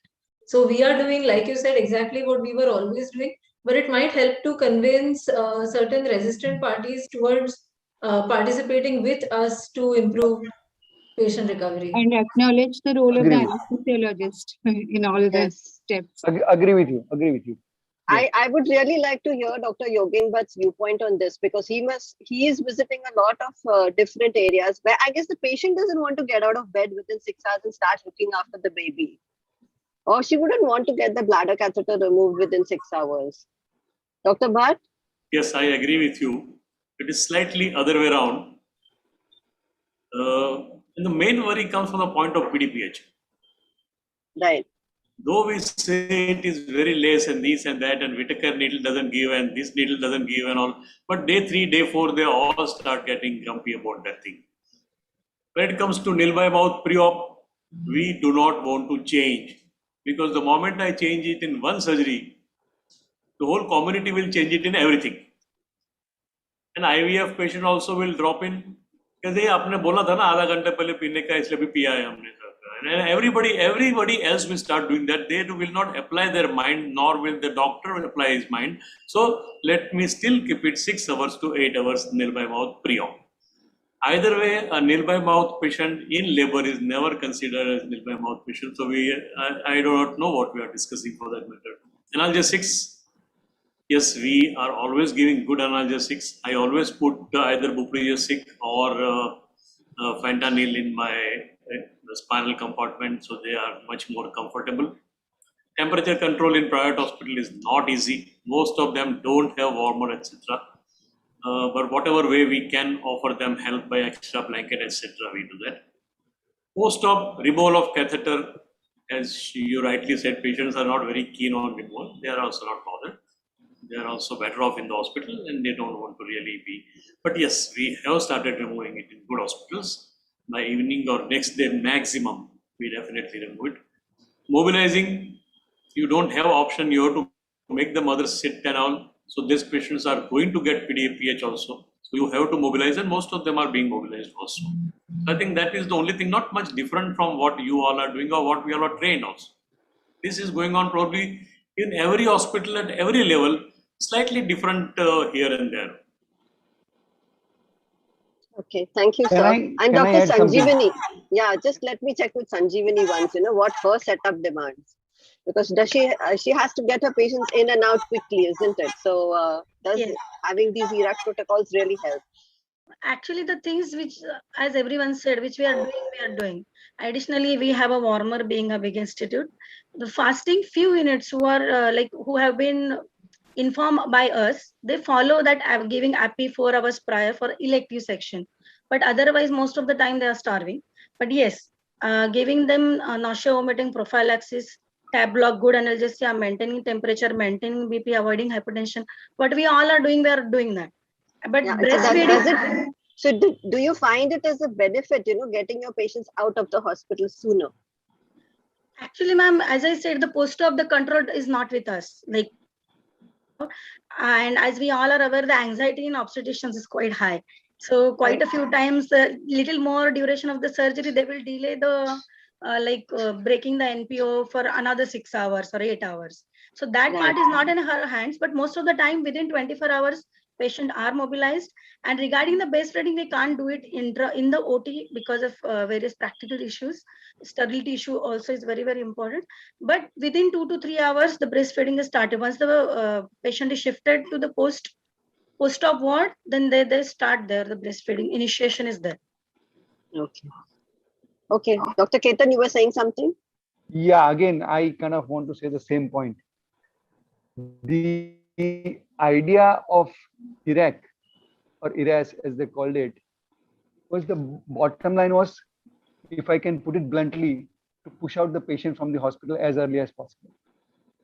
Again, I'm coming back to the same thing. It's a Western culture where they want to get the patient out of the hospital for the insurance reason. There's a cost factor. I was talking to a friend yesterday whose brother went in for a tonsillar CA operation with radical neck dissection. At 11:30, the operation was planned. He was asked to get admitted at 9 a.m. in the morning. Can any of us imagine a patient for a radical neck dissection surgery lasting for 6 hours getting admitted 1.5 hours before the surgery? Simply, they wanted to avoid the one-night stay. So my bottom line I'm coming down to is that every protocol over there is having some kind of a different agenda at the background. And insurance plays a big role in there. So that's one thing why this pushing out of the hospital early is, I don't think, should be a criteria in our setup.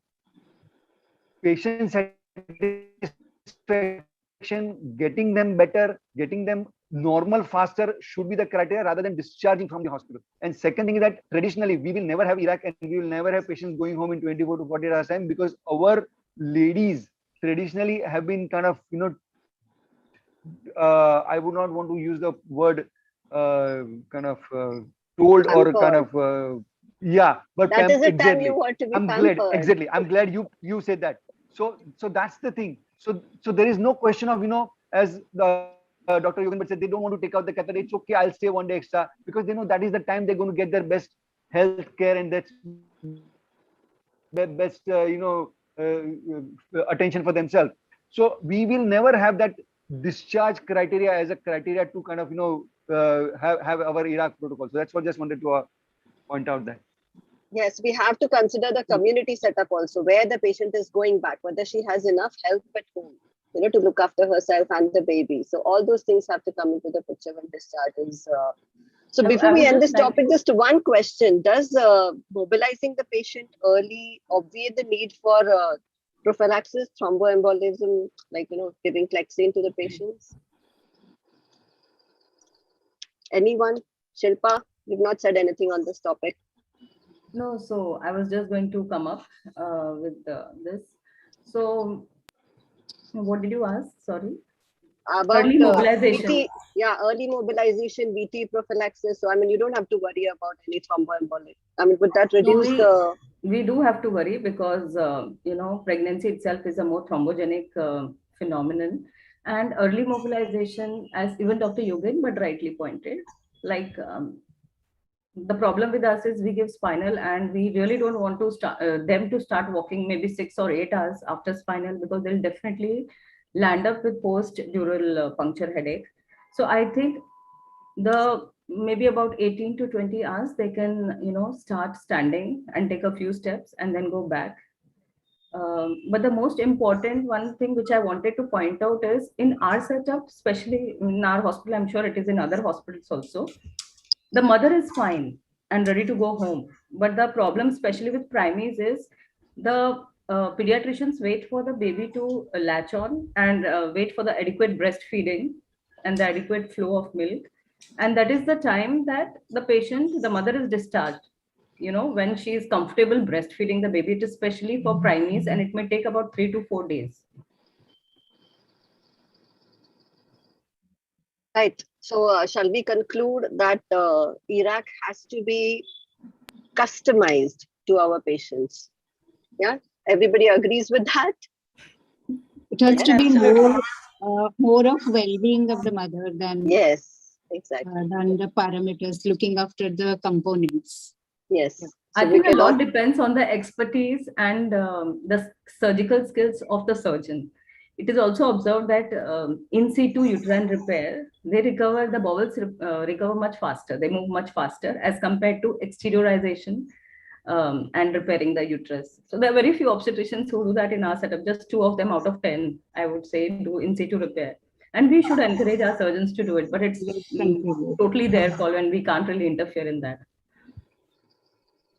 Right. Okay. So, we can push for Iraq in our setups, but depending upon all these factors. So choose your patients carefully and the surgeons also carefully, whom you can suggest that this can be done for their patients. Okay. There are a few questions, Madhvi, that we will deal with after the session is over. Okay, sure. So shall we go to the next topic, Lipika? Let's finish with the 2 questions which has come up on Iraq. Okay. You want to read them? I cannot see them, so you will have to read them out. Yes, the question is, Dr. Yogan, but if any sedation is given post-baby delivery in cesarean section, does this have any effect on time to start breastfeeding? Sedation like only midazolam and midazolam with pentajocin. Dr. Bhatt? I would like to answer this. I think, again, with my experience, which I told you earlier, I was given Fortwin Finargan post-delivery of the baby. And I actually woke up after 1.5 days. I didn't know what was happening around me. So we should definitely avoid giving long-acting sedatives like Fortwin Finargan, because it definitely delayed the breastfeeding. I couldn't breastfeed for at least 1.5 days. And so that is why it is highly recommended to give short-acting sedatives like maybe midazolam or fentanyl, which have like. Yeah, they have asked about combination of pentazocine and midazolam. Can it be given? I think it can be given, but again, pentazocine is a little longer acting as compared to midazolam. So again, I would say a short acting like midazolam, because your anxiety level is for a very short period of time. Once the closure is done and the patient is in the recovery, you just need something which acts for only 1 hour. You don't need anything beyond that. Yeah, I'll put it in two ways. One is for the point of effect on the mother, as Madam said rightly, that she woke up after a day and a half almost. And second is how much is excreted in the milk. As again, she said Finagon with half-life, which is almost 24 hours, is not a very pleasant drug to have, though it has good effect on anti-nauseating and anti-itching and all those things, but I would still avoid. So I usually prefer midazolam with half nalbuphine. Nalbuphine, though excreted in the breast, doesn't affect the child's breathing, etc., in any way for that matter. So that's definitely better drug. And Midazolam up to what dose, sir? 5 milligram nalbuphine is sufficient. It is an excellent long-acting analgesic with a half-life of 5 to 6 hours. So that really works nicely. Because 0.3 milligram per kg doses, it is seen in the breast milk for 6.5 hours. In the neonate, it is circulating, right? As it crosses the goes to the milk. If we give in excess of 0.3 milligram per kg, then there is up to 6 to 8 hours of circulation in the child. This is what we found in the literature. So a single dose of 0.1 to 0.2 milligram will be fine enough. Like it will not hamper with anything. So that's what you are saying. No? That's the message, no? Sir? Yeah, maybe I could not hear you properly, or if you can make it a little louder. If yes, sir. What dose? Midazolam, what dose they want to know? The single dose, the combination with single dose. In freelance, we do not count it as milligram and microgram per kilogram body weight. That mathematics doesn't go in our branch. I go straight away 1 milligram or 1.5 milligram maximum for mother after cesarean section. And that actually takes care of everything. Unless, as Dr. Ketan had mentioned initially, you may require something to cover those deeper sensations at times, you know. In that case, I give that 5 milligram Nalfi if I feel nalbuphine. Okay, but about the breastfeeding part, can they breastfeeding is not affected by nalbuphine. The nalbuphine dose is, respiratory depression dose is 30 times more than the clinical dose, so it doesn't affect at all. Okay, okay.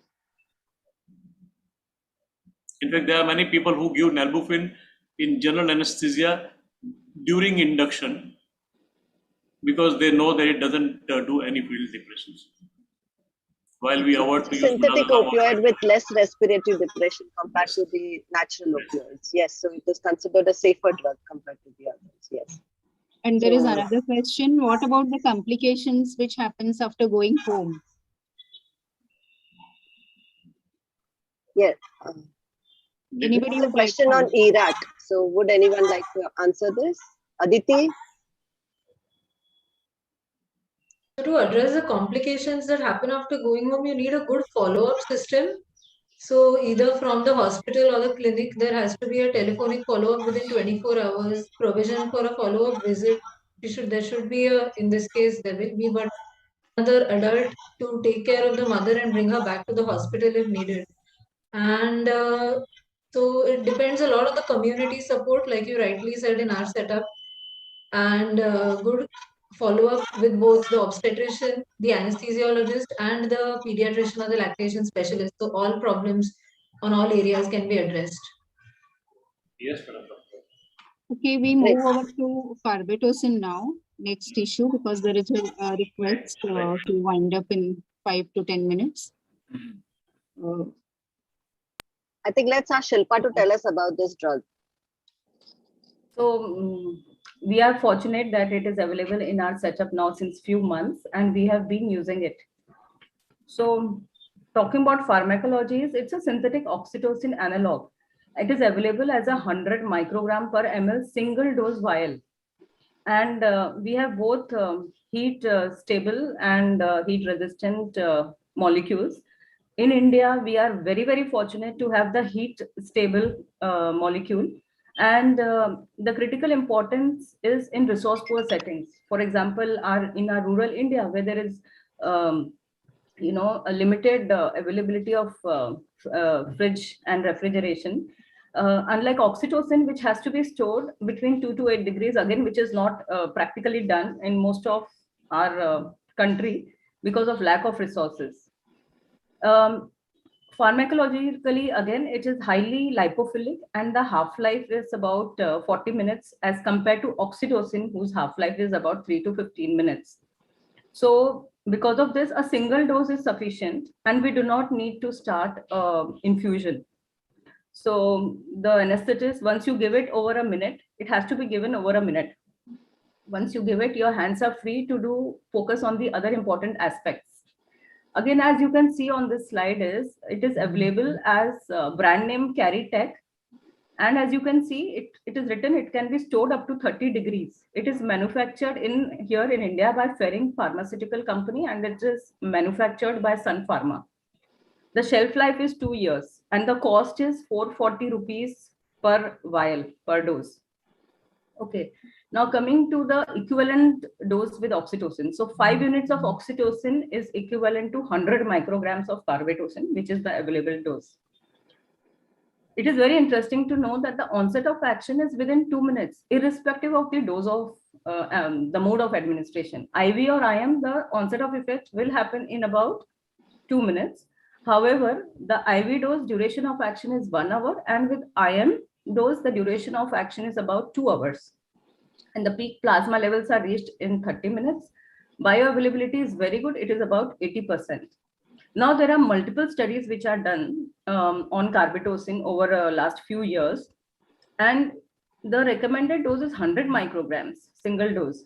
But there were studies done with 20, 40, 60, 80, 100, 120, and 140 mics. And it was observed that the ED90 is 14.8 micrograms in elective low-risk cesarean deliveries. And they also observed that 20 micrograms is equivalent to 100 micrograms in terms of effectivity on uterine contractility and side effects. That means that a drug as low as 20 micrograms is actually sufficient for low-risk cesarean, elective cesarean deliveries.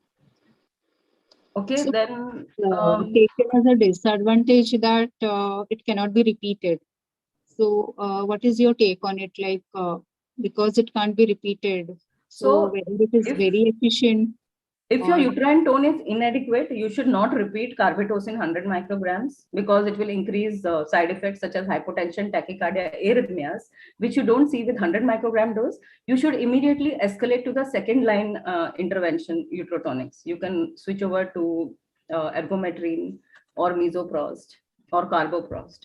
So there is no point repeating carboprost 100 micrograms.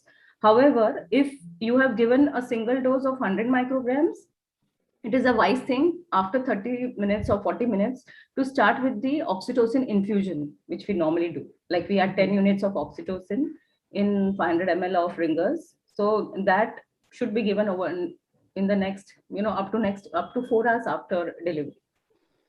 What is the cost, Shilpa? 440 rupees per vial in India. Okay. It is very expensive in North America, and unfortunately, they don't even have the heat stable molecule. So that is why I'm saying we are so lucky to have it at low cost and also the heat stable molecule. What's your experience, Sanjeevni, in our setup? Have you used it? Ma'am, I just used twice, and that was in rescue, and that time, both the time it worked. But I do not have an elaborate experience on this. And because of obviously the cost constraints and oxytocin is freely available in BMC, in municipal corporation, so we are preferably using oxytocin. But yes, I have used twice. There were no side effects and it worked. And for atonic PPH, it was used and it worked wonderfully. So I would just like to put that there was one largest Canadian multi-center double-blind randomized control trial done in about 694 patients, which studied oxytocin versus carbetocin, and it showed that there is 50% decrease in the necessity of additional uterotonic therapy in those who were treated with carbetocin versus oxytocin. And they found that 100 microgram bolus, in this study, 100 microgram bolus was followed by oxytocin infusion for 8 hours. But now this is for elective cesarean sections who are at low risk for PPH. But if you have a patient who is at a higher risk of PPH, say history of PPH or a twin pregnancy or obese patient, in those patients, again, there was a very interesting study done, and they found that oxytocin produces stronger contraction in term pregnant myometrium than carbetocin. Therefore, oxytocin remains first line uterotonic for prevention and treatment of PPH secondary to uterine atony. So if you know this patient is prone for PPH, please pick up oxytocin and don't pick up carbetocin. Okay, that's a good message. Can I, Yeah. can I just add one? Okay. Okay.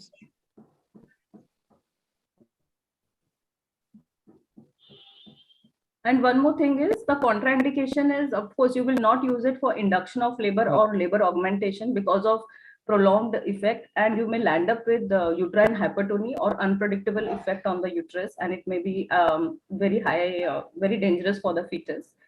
Okay, Shilpa, Also, let sir speak because we have to wind up the meet soon. So let's hear what sir is, Ketan sir is saying.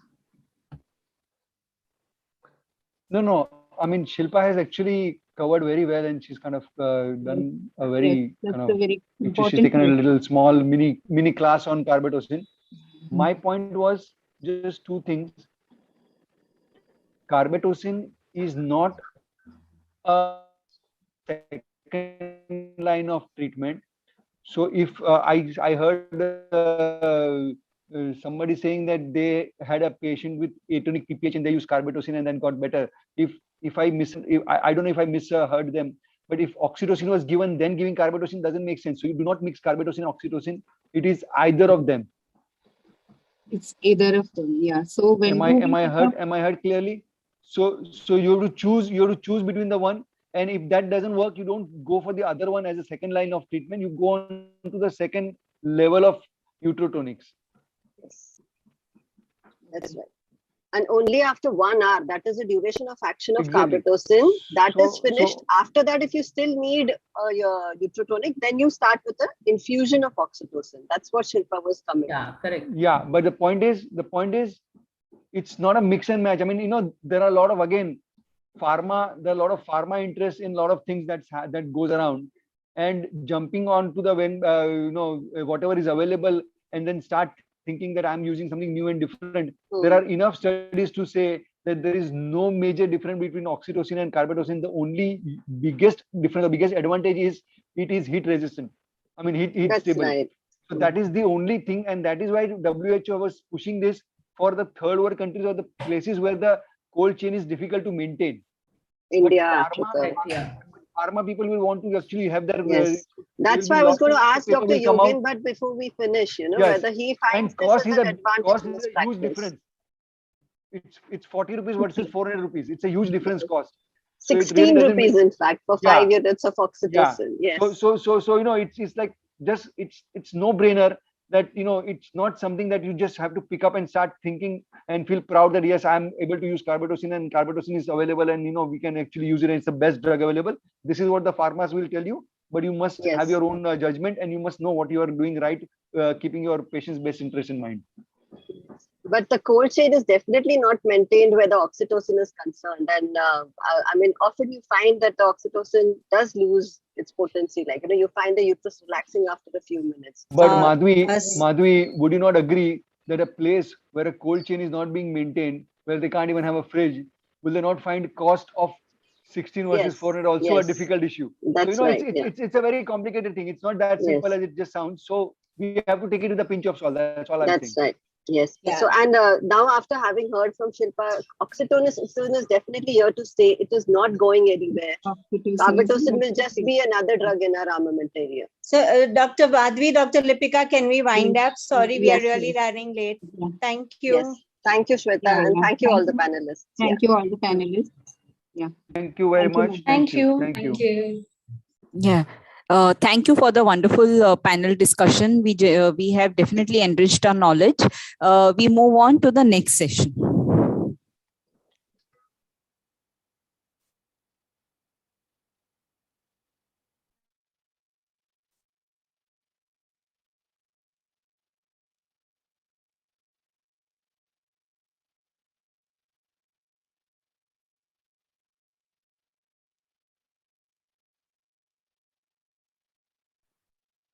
Dr. Monal is going to introduce, or Dr. Abhilasha is going to introduce?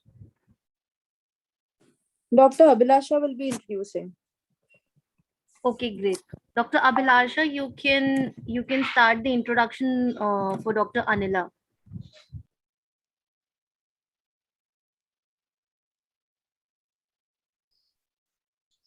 Monal, if you are there, please introduce. Okay, ma'am, I can do that. I'll start. Please do not lose time any further. Thank you. Okay.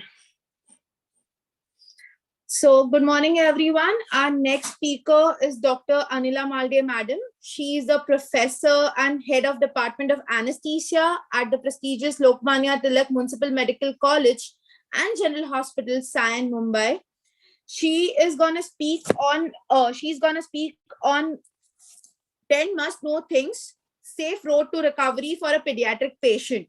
She has been a section editor for pediatric anesthesia IJA. She is the president of Maharashtra state chapter of IAPA. She's created a state-of-art museum at Lokmanya Tilak Medical College and Hospital. Over to you, madam. Good morning, friends. I'm going to talk about 10 must-know things for pediatric anesthesia, providing safe road to recovery. Wake Up Safe, the Pediatric Quality Improvement Initiative, noted 531 cases of cardiac arrest during more than 10 lakh anesthetics. 63% were anesthesia-related, and incidence of anesthesia-related death was 0.36 per 10,000 anesthetics. The most important cause noted was cardiovascular in 49% of cases, and among them, arrhythmias, primary cardiac failure, and hemorrhage were more common. Medication-related errors were seen in these 7% of patients. Respiratory complications leading to cardiac arrest were noted in 35% of patients. Airway obstruction was the most common, and among that also, laryngospasm was most common. Anesthesiologist with specific education, training, and ongoing experience is needed. If healthy children are there, aged more than 3 years, undergoing simple or routine procedure, then the person with the mixed practice, provided adequate expertise and regular practice in pediatric anesthesia is there, can do the case in a general facility.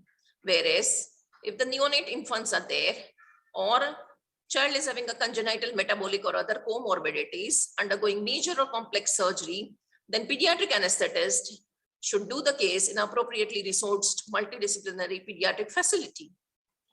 The quality, that is 10 N's, have to be maintained. Normovolemia is very important because a small blood volume loss, if it is not replaced, it can be hazardous in a child. The children, especially the neonate infant, have an immature cardiac myocardium dependent on extracellular calcium and get easily depressed with volatile anesthetics, leading to hypotension. So we have to take all measures to maintain normotension. The children maintain their cardiac output with the heart rate. So bradycardia is not at all tolerated. Normoxemia obviously is important. Similarly, normonatremia has to be maintained. Hypotonic fluids can give rise to hyponatremia.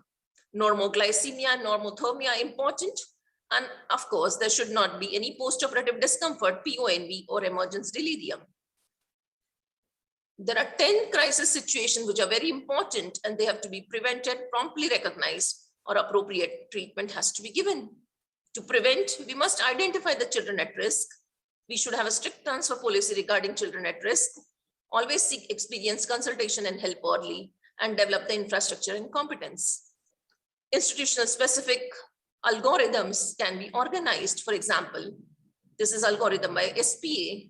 So anaphylaxis should be detected because if there is a rash, bronchospasm, or hypotension, the most common causative agent are neuromuscular blockade, IV colloids, and antibiotics. So here we have to remove the trigger, ensure adequate ventilation, oxygenation.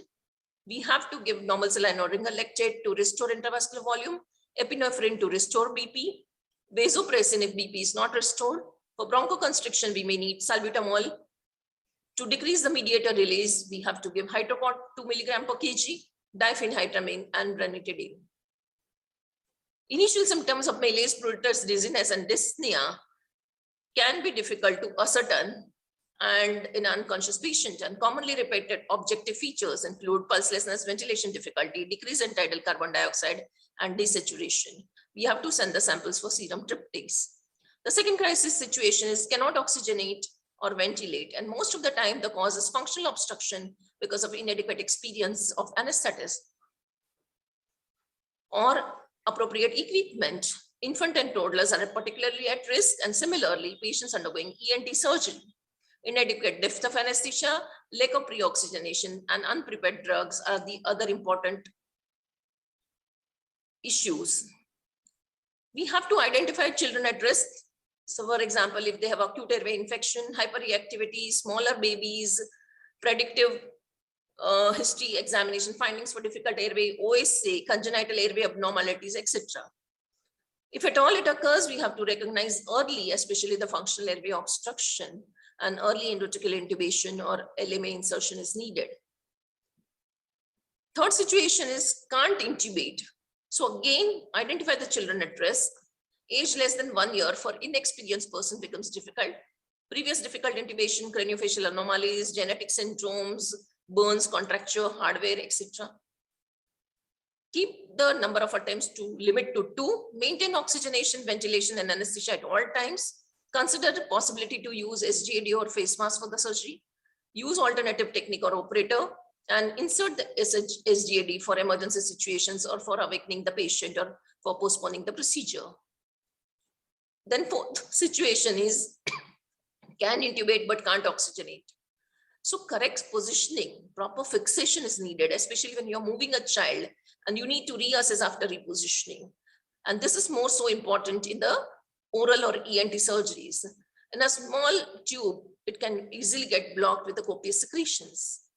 Exclude and treat DOP, that is displacement, obstruction, pneumothorax, and equipment problems. The next situation is can't cannulate. So again, you need to write beforehand, evaluate patient, team, equipment, environment, maintain hydration, and use topical anesthesia. Use whichever vein is available, scalp vein, EGV, use ultrasound, vein light, vein viewer, etc. or change the operator. Sixth major crisis is a hemorrhage. So again, to prevent it, you have to know your patient, surgeon, procedure well, smart vascular access and monitoring is needed. Try and maintain all the time normovolemia, consider clotting and hemostasis problems, and be prepared to give fluids, blood, etc. Call for help early, determine the cause, help out the surgeon in rationally thinking for application of tamponade or embolization or cross-clamping. Additional venous access have to be secured, give fluids, volume, blood products. For a transient time to maintain the cerebral perfusion, we may have to give catecholamines, but most important is to fill the system with the fluids. And in such cases, delay the extubation. Pulmonary aspiration, though it's there and it has a good outcome, it has to be prevented, especially cases of abdominal surgeries, intestinal obstruction. We have to put nasogastric tube beforehand and suck it out. And in such cases, we use controlled rapid sequence induction and intubation. So rapid induction is done, deep muscle relaxation, gentle face mask ventilation to maintain oxygenation, ventilation, and anesthesia. And we have to ensure sufficient depth of anesthesia to avoid coughing, bucking, straining, resulting in regurgitation of gastric content and pulmonary aspiration. Now, if at all occurs, then we have to give lateral or head down position, suck out the airway. No bronchoalveolar lavage should be given. If it's a solid foreign body aspiration, refer to ENT and get the bronchoscopy done. Lung recruitment is needed and postpone the non-emergency surgery if severe respiration is there. Next important is tonsillar bleeding. Now here the challenges faced are hypovolemia, difficult airway, full stomach, and difficult venous excess once the shock already occurs. So we have to replace volume immediately, secure extra IV line, collect blood sample, keep airway gauges ready and suction ready, and control rapid sequence induction with the cuffed endotracheal tube is needed. Evaluate the intraoperative hemostasis, and before extubation, put a orogastric tube and drain out, and delay the extubation if there's a severe bleeding, unstable patient or unclear coagulation, and tranexamic acid if there's a severe bleeding. Now coming to the ninth crisis, that is a local anesthetic systemic toxicity. Early signs and symptoms are masked in children if the RA is administered during GN sedation, and sedation-induced hypercapnia can cause further increase in the cardiac toxicity. So we have to prevent by careful choice of the drug, dose, and concentration of local anesthetic. We have to aspirate, give fractionated doses with continuous monitoring, and USG definitely prevents. It helps in the detecting the vascular vessels. If at all it occurs, we have to stop further injections, support ABC, treat the seizures. The smaller dose of epinephrine, that is 1 to 2.5 microgram per kg, are needed, and start the lipid emulsion fast. 1.5 ml per kg, 20% can be given and can be repeated to a maximum dose of 10 ml per kg over half an hour. At the point of conversion to sinus rhythm, then you start the infusion of 0.25 ml per kg per minute, 20%, and monitor for at least 12 hours. The last crisis is a malignant hypothermia. Again, we have to identify patients at risk, for example, myopathies, avoid inhaled anesthetics, succinylcholine, use a vapopripurine, keep dentrolin ready, and monitor the patients. And at any sign, stop the triggering agent, give 100% oxygen, change the breathing circuit, remove the inhalational agents, increase the fresh gas flow, and give dentrolin. Active cooling is needed. Treat or prevent hyperkalemia, acidosis, arrhythmias, ARF, and coagulopathy, and check the plasma for CPK levels. Now, the airway is the most important to us, and 10 things we have to remember for airway. First of all, an immature nervous system predisposes to airway complications. Children have a high parasympathetic tone, so hypoxia in a child causes bradycardia, which causes decreased cardiac output, hypoxia, hypercarbia, acidosis, and cardiac arrest. Children can get easily oversedated, but at the same time, if not sedated, they are uncooperative, making pre-oxygenation difficulty, and cry increases the metabolic demands, increases secretions, airway irritability. So make care as unthreatening as possible. The second important point is the pediatric upper airway is prone to obstruction. It's very soft, easily compressible. Infections like croup or coin stuck in the esophagus can compress the soft trachea and can place the serious limits on the infant's ability to breathe. Remember, in a 5-6-year-old child, hypertrophic adenoid or tonsil can be possible. Take anatomy into account while opening the child's airway, and oral airway has to be of appropriate size. Third is babies and small children can get hypoxic very easily because of small FRC, large dead space, high oxygen consumption, carbon dioxide production, and they are at high risk of bodotrauma when exposed to large tidal volume or pressures. Chest wall is more compliant, so raking chest wall motion is common when the infants have partial airway obstruction. Chest wall is more like a box because ribs are horizontally placed and muscles are not well developed. So there is a limited increase in the tidal volume. So increase in the alveolar ventilation is respiratory rate dependent, and hence this increases the work of breathing and the child gets tired out easily. So we need to ensure good ventilation to avoid hypoxia, pre-oxygenate them well, minimize apneic period or use apneic oxygenation, obtain a good mask fit, don't push your on the soft tissues under the chin with your fingers, avoid barotrauma, ventilate with appropriately sized breaths, carefully pre-test your anesthesia machine, because what could be an inconsequential mistake in an adult can be a catastrophic error in a child. Use pressure mode instead of volume mode. Always preset the maximum pressure and tidal volume. Use your machine's neonatal and pediatric settings. Now, fourth thing you have to always remember is always have a right size equipment. Successful LMA use also depend on the right size So you can select size according to the pinna. Infant and toddler have more anterior larynx for intubation. So you need to modify your intubation technique. Because they have a large head, put a roll under the shoulder. The ear canal should be at the level of the sternal notch. Don't block the mouth as you open it. Use Miller blade. Control of the tongue is a key to seeing a larynx. Be careful. You can easily insert the blade too deeply. Cricoid pressure should be light to avoid distortion or compression. Passing the tube may be challenging because pediatric arytenoids and vocal cords incline anteriorly. So that causes the endotracheal tube to catch anterior commissure during insertion. So here, rotating to the tube to the right or left will allow the tip to slip off anterior commissure and pass. Choose the correctly sized endotracheal tube. Cuff tubes should be used if the child has a decrease in the compliance or increase in the airway resistance, or for the procedures where higher abdominal pressures might be required. Esophageal and mainstem intubation can occur easily because extension can cause extubation and flexion can cause mainstem intubation. Don't forget to ventilate after endotracheal intubation. Most important is always be prepared for the laryngospasm. In a POCA registry, 27% of cardiac arrest had respiratory cause, and most of them were because of the laryngospasm. We need to avoid. So postpone the elective surgery when the child has a significant URI, active cough, active wheezing. Never stimulate the airway in a stage 2 anesthesia. Don't extubate when the child is actively coughing. Time it when the child is quietly breathing. Keep the airway clear of secretions. Consider a muscle relaxant during intubation of a high-risk child. Recognize the laryngospasm early, because if there is a very little chest or reserve bag movement with a spontaneous respiration, or rib retraction, tracheal tug, or a rocking breathing movement, that is chest falls and abdominal rises during inspiration, or if there's a stridor, if the laryngospasm is partial. When laryngospasm is complete, no ventilation is possible. Break the laryngospasm early by getting the patient out of stage 2, either by deepening with IV agents or allowing the patient to awaken to the point where reflexes stop itself. Simply remove the stimulus, stop stimulating the vocal cord, suck out the airway, apply the face stance tightly with CPAP and a jaw thrust, which lifts the epiglottis and tongue off the glottic opening, rocks the larynx forward, counteracting some of the tension, bunching the vocal cords together. It pulls the epiglotic folds connecting to the side of epiglottis to the back of arytenoids, opening a small gap between the cords, and it stimulates the patient as it is painful, perhaps waking the patient out of stage 2 towards consciousness.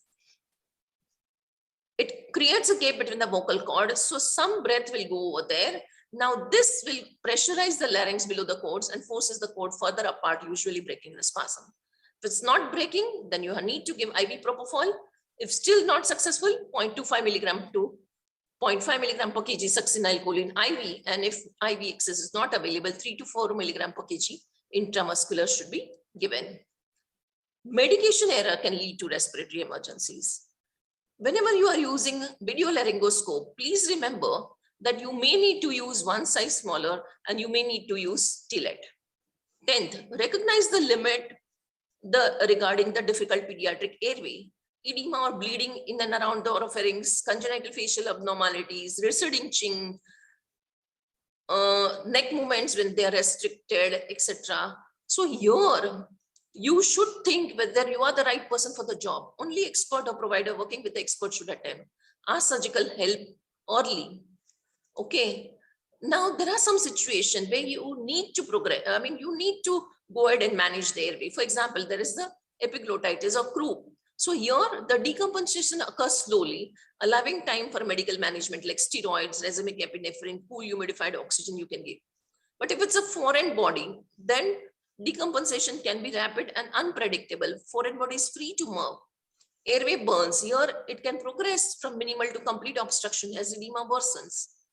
Decompensation from fatigue can occur suddenly and without warning. So child should be continuously accompanied by someone who can manage the airway. Keep the parent with the child. So avoid crying and agitation, which will worsen the swelling and obstruction. If intubation is required, it should be in the OR with all airway equipments and personnel, gentle GA induction, maintaining spontaneous breathing, and use molar cuff tubes. Now, the next important cause of the problems are medication errors. So anesthetic working in a single-handed, prescribing, preparing, administering, and documenting without a cross-check. And they're using numerous medications. And there are so many emergency medications which have a dangerous effects. And the pediatric patients are particularly vulnerable to dosing errors. Main risk factors are failure to check, distraction, inattention, or harsh stop reduction pressure. So there could be omission, repetition, substitution, insertion of unnecessary drugs, incorrect dose or route. So always double check the dose calculation. Use custom software and barcode scanner if possible. Clear label has to be there. Organize your syringe tray and retain used ampoules and syringe as a physical record. In a non-operating room anesthesia, there are a lot of problems because of inadequate pre-procedure, evaluation, preparation, medication or dosing error, inadequate monitoring or resuscitation. Neonates, they are at increased risk because of their size, fragility, and physiology. Neurotoxicity can occur in the small babies, but always it has to be weighed against the risk of delay in surgery leading to emergency surgery. Vascular access related infections, surgical site infections, and ventilator associated pneumonia have to be prevented by proper asepsis, timed antibiotics, and minimize the anesthesia time. Always prevent skin and soft tissue injuries. Regional under G or sedation. Regardless of wakefulness, infant and children may be unable to communicate symptoms of potential peripheral nerve injury. An uncontrolled movement may increase the risk of injury. So, placement of CNB or PNB in children undergoing G or heavy sedation may be appropriate after duly considering individual risk to benefit ratio. Now, non-technical skills like cognitive and mental skills and social and personal skills are equally important. Medical team training can be done with the high fidelity simulator-based programs like anesthesia crisis resource management or a classroom-based programs like team steps, which means team strategies and tools to enhance performance and patient safety. So we have to have a leadership, situation monitoring of individual skill, outcome, and team outcome, monitoring by step, that is status of the patient, team members, environment, and progress towards a goal, mutual supports in the form of task assistance, feedback, advocacy, and assertion tools, and conflict resolution strategies, proper communication that is complete, clear, concise, and timely by using S-bar, call out, read back, and handoffs. IPAS system is one such handoff where I stands for illness severity, then patient summary, action list, suggestions, and synthesis that receiver summarizes. Checklists are important because a short pencil is better than a long memory. WHO checklist or Texas Children's Hospital checklist are such examples. Anesthesia information management system, barcode reading for medications, and most important, minimizing distractions from electronic devices are very, very important. So take home messages.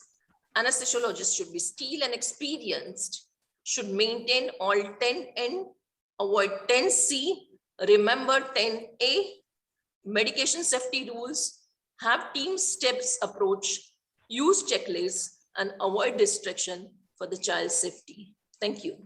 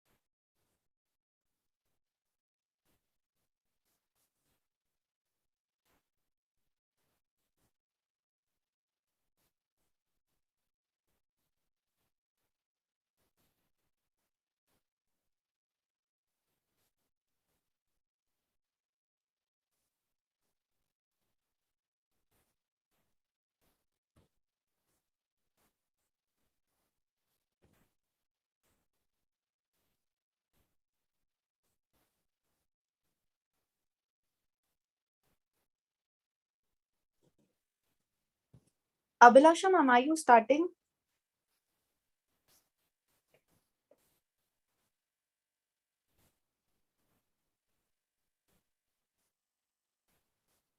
Her audio is not there. I guess Dr. Monal, you can only. Yeah, sure. All right. Yeah. Yeah. Thank you so much, Anila ma'am, for that informative lecture. Our next speaker is Dr. Harik Shah, who is a junior consultant at SRCC. He'll be speaking about pediatric regional anesthesia updates and controversy. Over to you, sir.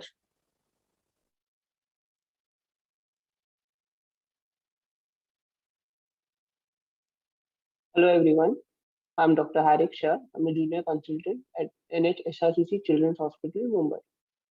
My topic is pediatric regional updates and controversies. So we'll be covering this under these headings: overview of regional anesthesia, central neuraxial anesthesia, facial plane blocks, peripheral nerve blocks, and controversies. So then coming to why regional anesthesia. Pediatric regionals are a cornerstone of pediatric anesthesia practice. Almost all the patients in our institute receive some sort of regional anesthesia unless contraindicated. Regional anesthesia has certain benefits, which include excellent analgesia, reduction in the general anesthetic requirement, hemodynamic stability, modification of stress response, decrease in blood loss, early return of gut function, less immunosuppression, and decreased need for post-op ventilation. So, how safe are regional anesthesia? The serious adverse event in after regional anesthesia in children are rare, with a reported rate of around 0.12%. The Pediatric Regional Anesthesia Network Registry, which has more than 1 lakh nerve blocks confirmed, show similar findings. They show that the transient neurological deficit was recorded only in 25 cases, but none of them resulted in permanent sequelae. The most common adverse events were catheter malfunctions such as displacement, occlusion, and disconnection, which occurred in 4% of the cases. So the regionals have been around since the year 1898 when Bayer first introduced spinal blocks. Of his 6 patients, 2 were children. There was an initial peak in the interest in regional anesthesia, which mellowed down as and when the drugs for general anesthesia improved. And with the advent of ultrasound, which was a game changer, the interest in regional anesthesia has peaked again. So the success rate in regional blockade involves placing the right dose of the right drug in the right place. Real-time ultrasound guidance allows demonstration of the target, whether it be nerve, facial plane, or anatomical space, and also the monitoring of distribution of the injected locally. Ultrasound-guided regional anesthesia in children, it improved the success rate with early, better post-operative pain scores, shortened block procedure times, and fewer needle passes. Then coming to neuraxial anesthesia, the neuraxis can be accessed and anesthetized via 2 routes, the intrathecal or the epidural. Epidural would include the thoracic, lumbar, or caudal. So caudal anesthesia remains the most widely used block in pediatric patients. Coming to spinal anesthesia. Spinal anesthesia as a sole anesthetic technique can be used for inguinal, urological, and lower limb surgeries. Usually used at either end of the pediatric age group, that is neonates or cooperative adolescents. In older children, 25 to 27 gauge spinal needles are typically used, while 22 gauge short needles are frequently used in neonates. The dosage for 0.5% hyperbaric bupivacaine is 1 mg per kg for children weighing less than 5 kgs, 0.4 mg per kg for 5 to 15 kgs, and 0.3 mg per kg for more than 15 kgs. The commonly used adjuvants in spinal anesthesia is adrenaline, opioids, and clonidine. The complications during spinal anesthesia in children are uncommon. However, in the adolescent age group, the incidence of PDPH is around 10 to 50%. So your adolescent spinal is similar to your adult spinal. So hence I'll be covering only neonatal spinal. So the most common indication is an infraumbilical procedure, particularly in the preterm unit, that is hernia repair. Neonates and infants will only give around 45 to 60 minutes of surgical anesthesia. That is because there are large volume of CSF, that is 4 ml per kg, compared to the 2 ml per kg in adults. There is a high cardiac index and high regional flow, which kind of washes away the local anesthetic, and there is a relatively large surface area of the neural tissue. And also, we rarely include any adjuvant when you're doing a neonatal spine. So position can be a lateral decubitus position or a sitting position. We usually prefer a lateral decubitus position. The spinal cord ends at L3 in infants and even lower in some neonates. Needle placement should be at L4 or L5, and hence you should use the 2 fierce line for orientation. So this is a video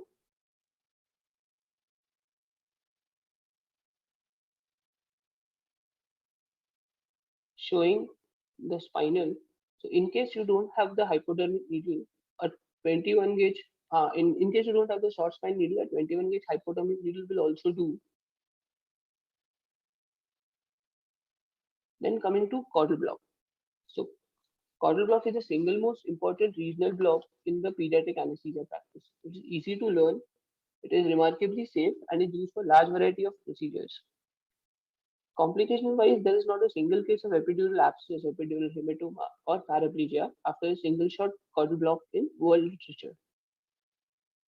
So the Armitage formula, which says 0.5 ml per kg for sacral block, 1 ml per kg for lower thoracic, and 1.5 ml per kg for higher thoracic.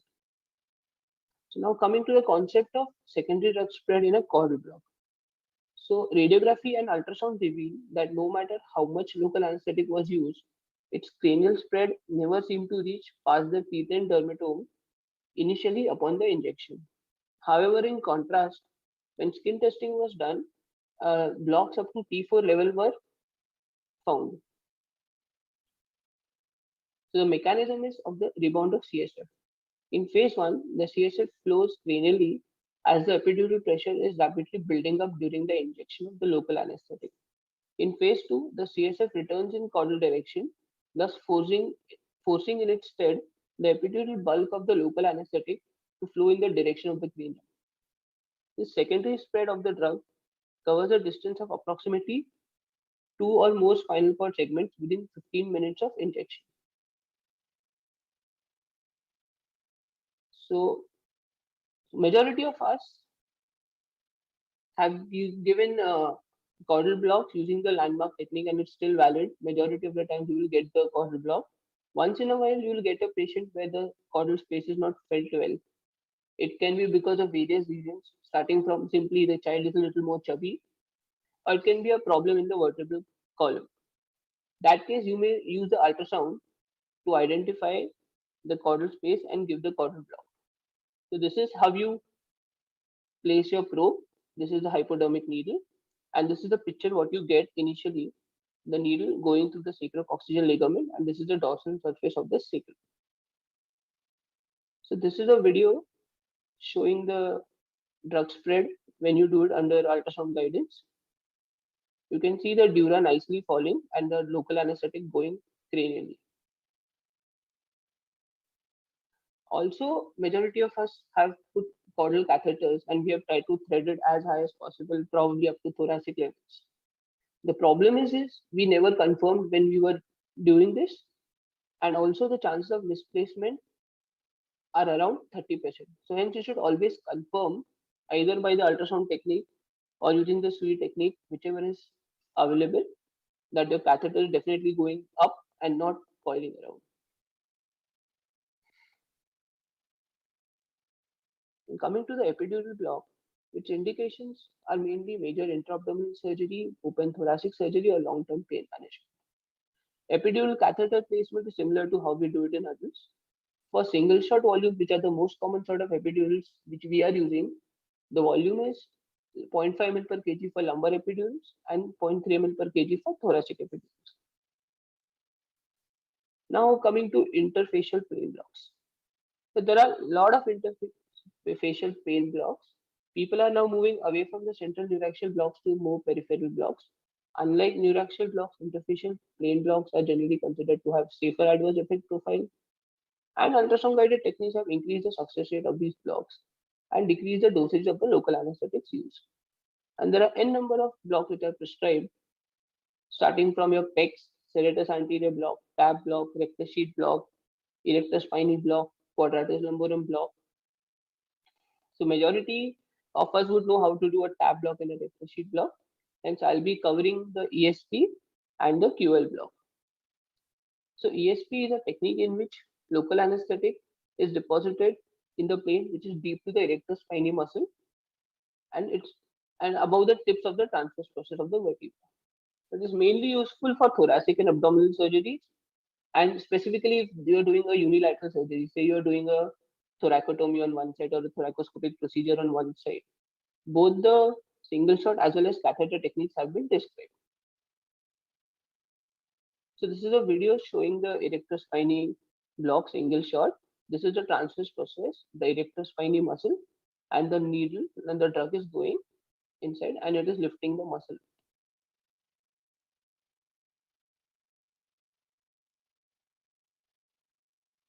And this is the same video erector spinae, where you can now see a catheter which is going to come down and it is going in the plane. So you can keep the catheter for at least 2 or 3 days in the patient. Coming to the QL block. QL block is a deep facial plane block that has been successfully used in various abdominal surgeries. There are 4 types of QL blocks available: anterior, posterior, lateral, and intramuscular. So this photo kind of shows the anatomy. Here, consider the patient is in supine position. This is the psoas major muscle, erector spinae muscle. This is the vertebra. This is the quadratus lumborum muscle, and these are the oblique muscles of the abdomen. So the anterior QL block is where you deposit the drug between the QL muscle and the psoas major muscle. The lateral QL block is when you deposit the drug between your quadratus lumborum and your oblique muscles. The posterior QL block is where you deposit your drug between the QL and the erector spinae below the thoracolumbar fascia. So the analgesia what we get is, you can say the range is from T7 to L4 depending on the approach you are using. Anterior gives you, as well as anterior approach will give you analgesia for your trunk as well as up to L4, so say a lower limb surgery if hip is involved. The major indications are large bowel resection, appendectomy, ileostomy, and bilateral block for exploratory laparotomies. So this is the ultrasound picture. This is the QL block, psoas major, erector spinae, external oblique, internal oblique, and the transversus becomes the fascia by the time it reaches a quadratus lumborum muscle. So as we described earlier, the anterior is over here, placed between the psoas and the QL. The lateral is between your oblique muscles and the QL muscle. The posterior is between over here, between the erector spine and your QL. And there is a fourth intramuscular, that is you deposit the drug within the muscle. Then coming to upper limb blocks. So majority of us would have given upper limb blocks, all the brachial plexus blocks starting from interscalene, supraclavicular, infraclavicular, axillary. What I have noticed is infraclavicular is the least which has been given. So I thought I'll cover that. I frequently use it, and it is the technique of choice when you're planning to put a catheter, say if you're doing a surgery like a radial club hand and reconstruction and all those things. It gives good analgesia for 2-3 days till you keep the catheter in place. So this is the position of your ultrasound probe. This is how you inject the needle. Make sure you always abduct the arm. This will help you visualize the brachial plexus better. This is the ultrasound picture. The pectoralis major, pectoralis minor, subclavian vein, subclavian artery. And these are your nerves, the lateral cord, the medial cord, and the posterior cord. And the needle, I usually prefer to keep it on this side, and I try to deposit the local so that the subclavian artery gets lifted. This gives you a very good block. And in case you're planning to put a catheter, you can do a little bit of hydrodissection and pass a catheter around 2 or 3 centimeters over here till you feel resistance. Then coming to lumbar plexus block. So lower limb blocks in pediatrics are very rarely done for 2 reasons. One, caudal, as we said, the most commonly done block and very easy to do. So, and second is you require good ultrasonic equipment to do lower limb blocks. So lumbar plexus block is usually for lumbar plexus is formed by the union of the anterior ramus of the first 4 lumbar nerves. Alright, the plexus or the psoas compartment block is useful for the hip, thigh, femur, and knee surgeries. So we do this block specifically if you're going to do a unilateral surgery, and it is helpful for those patients in which caudal epidural may be difficult. So we had one child with CP and also scoliosis who had come for a hip surgery. We were not able to do an epidural because of the scoliosis. In that case, lumbar plexus really helped us with intra-op as well as post-op analgesia. So there are two approaches for lumbar plexus. What we do, one is the parasagittal approach, in which you keep the probe parallel to your spine in lateral position. You see three transverse processes, L2, L3, L4, called the trident sign. This is the psoas major muscle, and this is your lumbar plexus. And second is a subcostal approach, where this is the vertebral body, and you will see the shamrock sign. These are your muscles. The erector spinae QL and the psoas muscle. So the lumbar plexus lies on the psoas muscle, and your needle comes right across the transverse process, and you can have a block over here. Then coming to miscellaneous blocks. So this is maxillary nerve block, which we use for patients for coming for cleft palate surgery. It blocks both the soft palate as well as the hard palate. Both supra and intrazygomatic approaches have been defined. You prefer the suprazygomatic approach. So the point of insertion is at the junction of the posterior orbital rim and the zygomatic arch. All right. An ultrasound picture shows this is as the maxilla, sphenoid bone, and the pterygopalatine fossa. These are the maxillary vessels along which the nerve is there, and we deposit the drug over there. So this is the video. You may not see the needle because it's an out of plane approach. You can see the wiggle over here, and this is the local deposited. The trick is to make sure the local tracks down. Then coming to sacral multifidus block, the recently described block, it's basically an ESP at the sacral level. So what happens is your erector spinae muscle becomes an aponeurosis by the time it reaches the sacrum. And below that, there is this muscle called the multifidus muscle. So the block is basically you have to deposit local anesthetic between the sacral bone and the multifidus muscle. Usually used for surgeries of inorectal surgeries,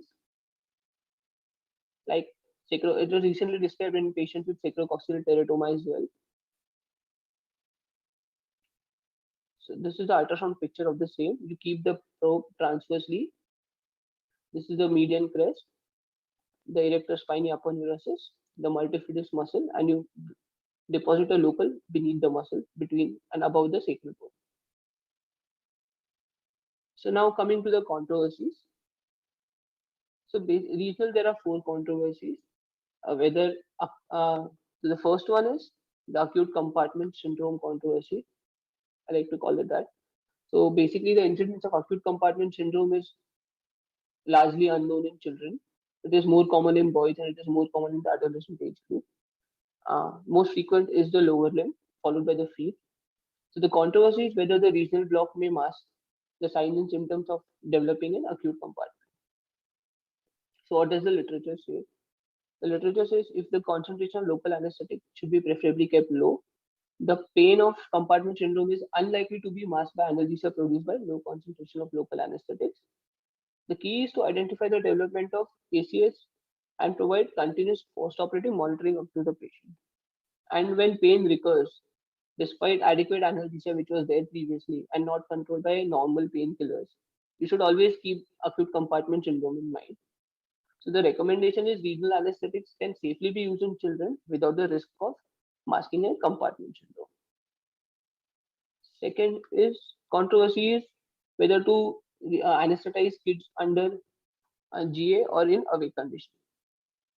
So this is quite clear. Without sedation in GA, regional blocks would be difficult in pediatric patients because they will not cooperate at all unless it's a neonate where you can hold the child and give a block. And safety of regional anesthesia under general anesthesia is quite well established. So should always give block under general anesthesia. Then coming to test dose. Sorry.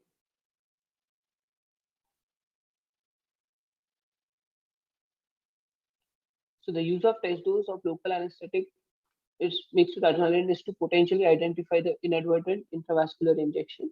Since regional anesthesia is performed after general anesthesia or heavy sedation, early signs of intravascular injection may be missed. So what test dose do we give? Test dose is usually 0.1 ml per kg of 2% lignoadrenaline. The positive test dose is increase in the heart rate of 10 beats per minute above the baseline within 1 minute of injection, or more than 25% change in the T wave or ST segment. So the recommendation is you should always give the test dose, and even if the test dose is negative, in case you're injecting large volume of drug, you should always do it in incremental phase with repeated aspiration. Then the last is whether to use air or saline for loss of resistance. So the advantage of air is earlier detection of dural puncture because you won't be injecting any saline, so you'll not get confused between CSF and saline. But there are a lot of risks as well, which can be nerve root compression, paresthesia, incomplete analgesia, pneumocephalus, venous embolism. For loss of resistance with saline, the disadvantage is it can have a greater incidence of dural tap and also inadvertent drug error because you may probably take the drug instead of the saline. So recommendation is always use a combination of air and saline for loss of resistance. Thank you.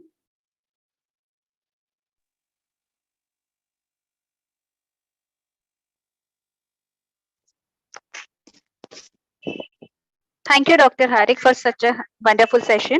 Let's welcome our next speaker, Dr. Relin Dias. She is working as an assistant professor in pediatric anesthesia department at St. G.S. Medical College, Mumbai. She'll be talking on what's new in pediatric monitoring. Over to you, Dr. Relin.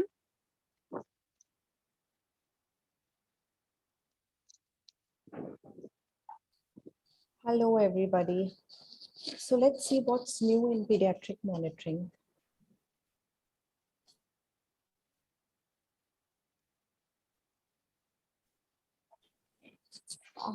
With the introduction of the minimum standards for monitoring by the Harvard Medical School in 1986, that was a milestone in patient safety. And even half a century later, the same 7 principles that they described then are being used in most developed countries for monitoring under anesthesia.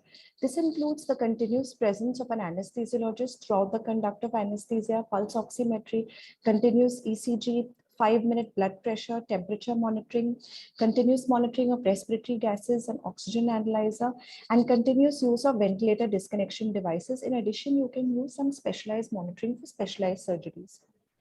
So we've discussed this at length, and why are we here yet again? So what I'm going to do is I'm going to talk on these monitors are not really new.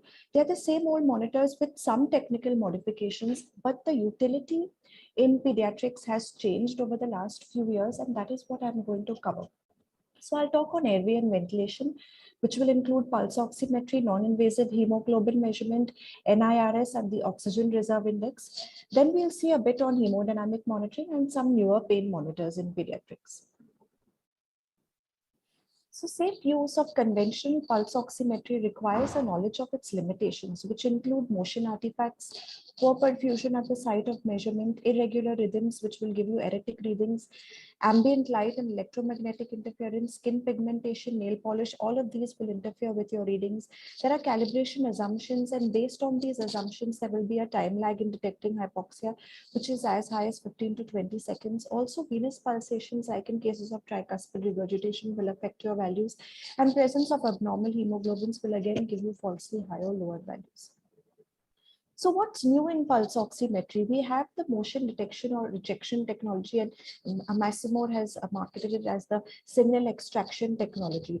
So, you also have your perfusion index and a pleth variability index of PVI, and these are all the new things that you can monitor. You can see here, you have your PVI, you have your co-oximetry, which gives you the abnormal hemoglobins as well as the continuous non-invasive measurement of oxyhemoglobin, and then you have your PI or your perfusion index and your total oxygen content.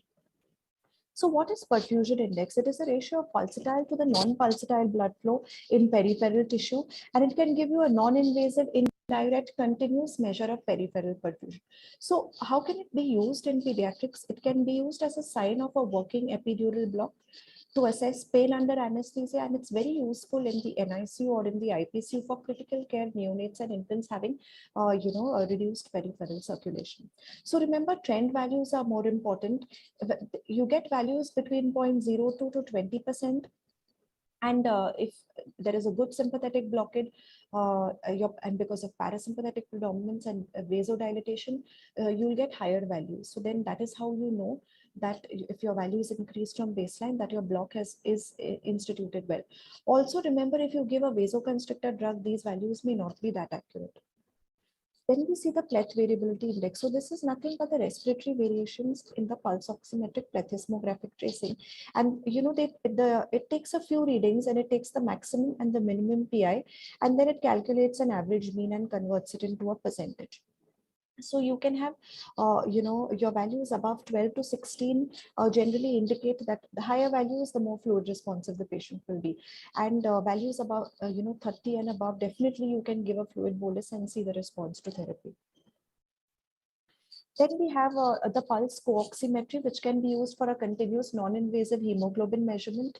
Now here we have two monitors with US FDA approval. One is the Masimo Rainbow set and the other is the Orsense monitor. Now Masimo set has some clinical evidence in pediatrics, but Orsense has absolutely no clinical studies in the pediatric age group. So what is it useful for? You can track hemoglobin in major surgery non-invasively. It can reduce the blood transfusions because you can see and you know when to give. And also in very sick children, in these chronic patients in whom sampling is difficult, it avoids unnecessary venipunctures. So it can be used in surgery with major blood losses like cardiac, craniofacial, transplantation, urologic and oncologic surgeries. What is the evidence of this in pediatrics? Most of the articles have said that the non-invasive hemoglobin values have correlated well with invasive as well as point of care hemoglobin measurements. And this Massimo Pronto had a sensitivity of 82% and a negative predictive value of 95%. And the values between invasive and non-invasive were just within 1 gram percent, which is fairly acceptable clinically. We'll move on to NIRS. So end organ perfusion and oxygenation is indirectly monitored by means of blood pressure, heart rate, saturation, hemoglobin, and central venous oxygen saturation. NIRS offers direct, non-invasive, real-time assessment of tissue oxygenation, and it has the potential to monitor regional oxygen saturation in multiple organs. And the most commonly used are the cerebral, the renal, and the splanchnic perfusion in neonates. So it uses the same principles of Beer-Lambert's law. It studies light in the near infrared spectrum, which is around 700 to 1000 nanometers. And, it measures signals from both pulsatile as well as non-pulsatile blood flow. Therefore, it is always used complementary to pulse oximetry, which gives you only pulsatile measurements. Now, this is the inverse, in vivo optical spectrometry system, which is most commonly used. And there is a light source, and there are two photodetectors or optodes. So one is a superficial detector and one is deep. The superficial detector will detect, from the subcutaneous tissue and bony tissues, and your deep is actually your tissue of interest. So what the monitor does, it subtracts the superficial from deep values to give you the final tissue of interest. And this is around 1 to 2 centimeters square from the surface. And it calculates an average weighted value, which is around 75 to 85% of this is from the venular circulation.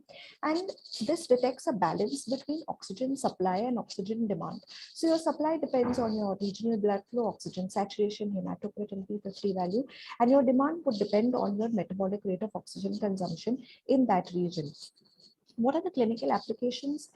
Cerebral perfusion is most commonly monitored during congenital heart disease surgery, and it's very popular for this indication. In the NICU, it is commonly used to detect regional cerebral oxygenation in neonates, and this is, during neonatal resuscitation, during the transitional circulation after birth, in preterm neonates, in preemies with hypotension, and those who are at risk of hypoxic ischemic encephalopathy.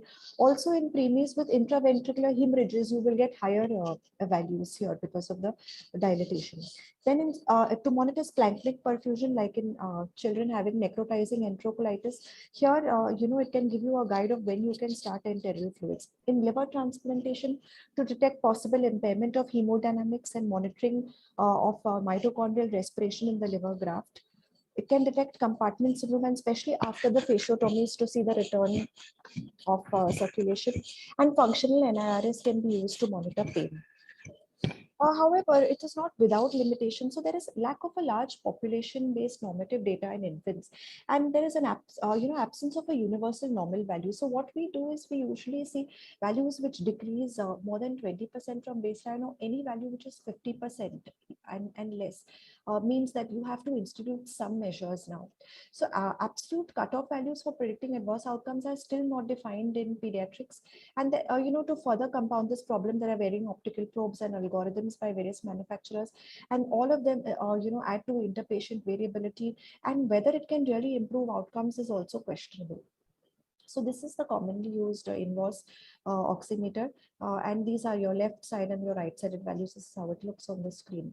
So this is a new article which is published in Pediatric Anesthesia in 2019, and these authors have defined a very nice practical approach to using NIRS for hemodynamic management in non-cardiac surgeries. So they have followed what is called a baseline bottom line approach, where they take an awake baseline data set of regional oximetry values as well as BP, heart rate, and saturation values.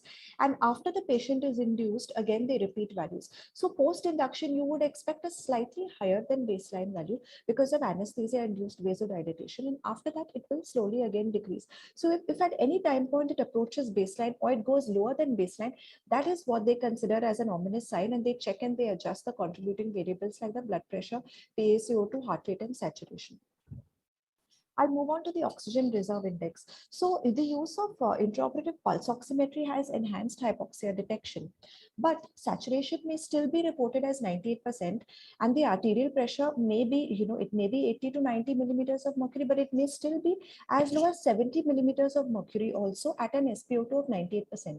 So how do you detect if we are going to have, if there is going to be impending hypoxia or impending desaturation? So this ORI is one such monitor, which is a continuous non-invasive monitor that supplements routine pulse oximetry, and it can predict impending desaturation. So it detects mild to moderate hyperoxia also, and this is very useful for the oxygen toxicity, which we are also concerned about nowadays. So it provides a unitless index ranging from 0 to 1, and it positively correlates with the arterial oxygen tension, these values. So there are two major studies in adults, which is Applegate study and SMUC study.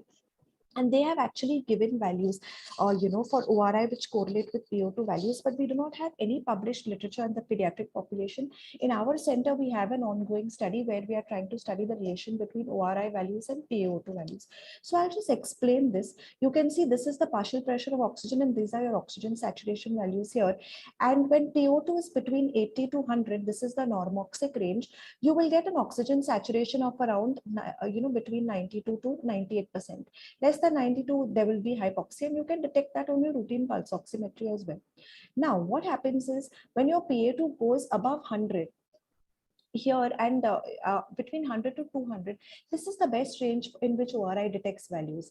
And above 200, again, ORI is not very accurate. Then you would need invasive monitoring to actually see the amount of the severe hyperoxia.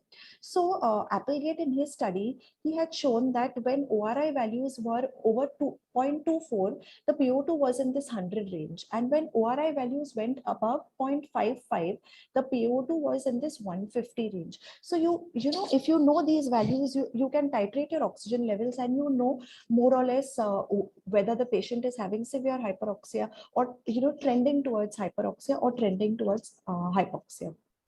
So this is a case of TEF repair where we had used this monitor, and these are your trends in ORI which we had observed. So I'll just explain this. This 0.1 was at induction when we were pre-oxygenating, and the ORIs were slightly high here. Then after giving the inducing agent and the relaxant, the ORI fell. After that, after we intubated again, the ORI went up, and this was intraoperatively the desaturation episodes where the ORI, kept fluctuating and kept decreasing. Then there also was a tracheal rent, and the ORI went further down over here. And at this point, the surgeons had actually, sutured the rent. So suddenly ORI values went high up again at 5. And then over here from 5 to 6, we started titrating the oxygen levels to, to match these ORIs. So I'll then move on to hemodynamic monitoring. What are the challenges in the pediatric age group? You have a wide spectrum of patient age, size, and weight, and the commonly used techniques are very, very well validated in adults, but we do not have sufficient studies in children. Again, gaining vascular access is a challenge in children, and the hemodynamic data are significantly lower than in adults. So the accuracy of these monitors is actually being questioned. Now, your heart rate and your arterial pressure in children are lower, and therefore you need high fidelity tracings in order to get reasonably meaningful values. Also, your vascular compliance is higher, and therefore your systolic pressures are actually lower and diastolic pressures are higher. Therefore, the most reliable pressure measured invasively in children is your mean arterial pressure. So if cardiac output was easily, accurately, cheaply, continuously, and non-invasively monitored, it would be used in all operations, just like capnometry and pulse oximetry, right? But this is not the case. It's not possible to use this in every surgery. But there is some utility for cardiac output monitoring, like in shock states, in congenital and acquired heart disease, and multiple organ failure, and anywhere where you are giving some, goal-directed therapy and you want to assess your therapy. So these are the commonly used methods of cardiac output monitoring, and all these have been studied in children. You have your thermodilution technique, your lithium dilution, you have the ultrasound-based methods, which are the most accurate in children, and then you have your pulse contour methods or the PICO method, which again is not very accurate in the pediatric age group. Now, all these methods are limited. The indicator-based methods are limited by the size of the patient. You need at least 3 to 5 to 10 kgs of patient weight. Ultrasound methods, they require fairly, a good amount of training, and pulse contour methods have been proven to be not very accurate.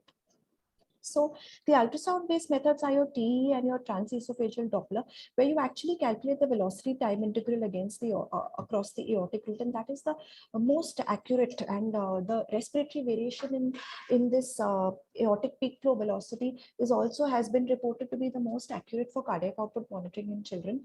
But again, as I said, it requires a good amount of training and expertise, and there will be inter-observer variability as well. So central venous, the goal-direct hemodynamic management is strongly impacted by the concept of goal-directed therapy, where we measure the central venous oxygenation, cardiac output, and fluid responsiveness. So I've spoken about cardiac output. I've also, I'll speak about central venous oxygenation and then about fluid responsiveness. So this SVO2 is a parameter that provides a global view on hemodynamics, and it depends on cardiac output, hemoglobin saturation, and oxygen consumption. And if you keep these last three parameters constant, your SVO2 values can correlate well with your cardiac output. So it can be used in children with septic shock, congenital heart disease, and intracardiac shunts. And this is the Edwards PediaSat oximetry catheter with the Vigilio monitor. And this monitor is placed in the SVC, and the tip actually has a sensor which directly measures central venous oxygen saturation. And based on the data that you have fed, the patient weight, the patient height, and age, it calculates the cardiac output and it gives you, like real-time monitoring. So what is the utility of this monitor? It has been shown that it's not very accurate, and it does not reliably indicate the state or course of central venous oxygenation in children. So, assessing fluid responsiveness, positioning in passive leg raising is very well validated in adults, but it's not suitable in children because the lower limb mass is less and less amount of fluid comes back into the venous return. External pressure on the liver can be used in children, and if you have an invasive arterial line in C2, it will show an increase in the tracing, or your ETCO2 will increase due to increase in venous return. Then you have those like the stroke volume variation and which are based on arterial pressure waveform. Again, here these are invasive, and data has shown that they're not very accurate. Then you have your pulse oximeter based indices like your PI and your PVI, which are very attractive in children because they are non-invasive, but again, they're not very accurate in recent literature. And finally, you have the most accurate ones, which are your stroke volume, echocardiographic measurements, your blood flow velocity, and your IVC filling. So these dynamic predictors, they have actually failed to, show fluid responsiveness accurately. That is because the arterial compliance is very high and respiratory variations in arterial pressure get absorbed. So what we do in our center is we see IVC filling, and you take a subcostal view, and it's important to see the IVC opening into the RA, because otherwise you may see the descending aorta. So what you do when you get this view, you put it on M mode, and you can see here this is a non-collapsible IVC. So it's a full IVC, and you need not give any fluids here. Now here you can see a collapsing IVC. Look here, and if you take these measurements and take the ratio of 2 upon this 3, here you can see you will actually get a ratio of 30%. So this patient is going to be fluid responsive, and you can give a fluid bolus and see the response to therapy. So I'll just talk in short about the newer pain monitoring tools. You can use the functional MRI, functional NIRS, and we have the newer NIP, or the newborn infant parasympathetic evaluation index, and the analgesia and nociceptive index. This is used in children up to 2 years, and this is used above 2 years. Now this uses the simple concept of the RR variation in the heart rate variability, and which is present in parasympathetic predominance. So these values are just the opposite of those that you see in your depth of anesthesia monitoring, and values less than 60 of the NEEP monitor means that the patient will have pain. Values above 60 and between 60 to 80 is good analgesia, and values above 80 is intense analgesia. And here you can see it gives you a trend of values, and these dips are where the patient had some noxious stimulus. So lastly, it is essential to understand the limitations and likely errors of any technology, because if technology is mastered, disaster comes faster. And a safe anesthetic is not necessarily the most expensive one. The best anesthetic is still a well-trained anesthetist and a very vigilant anesthetist. So it's not the machine, but the man behind the machine who is more important, because that is where all the action takes place. So thank you very much for your attention.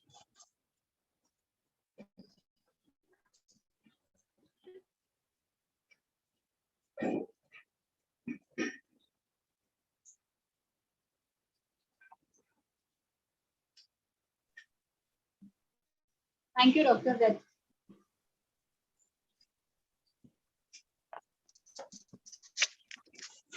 Thank you, Dr. Relin, for such a wonderful session.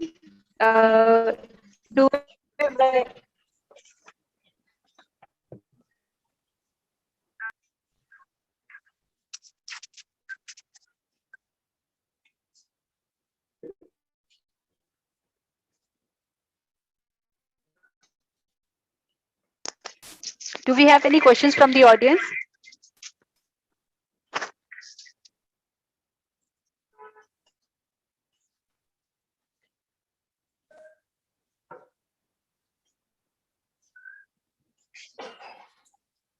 If there are no questions, can we move ahead with the other session?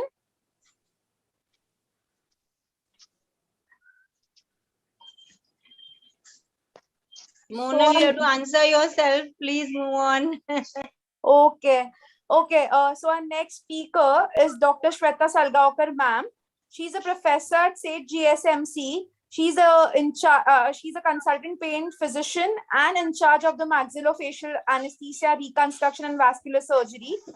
She's going to speak all about perioperative fluids. Over to you, madam. Thank you, Monal.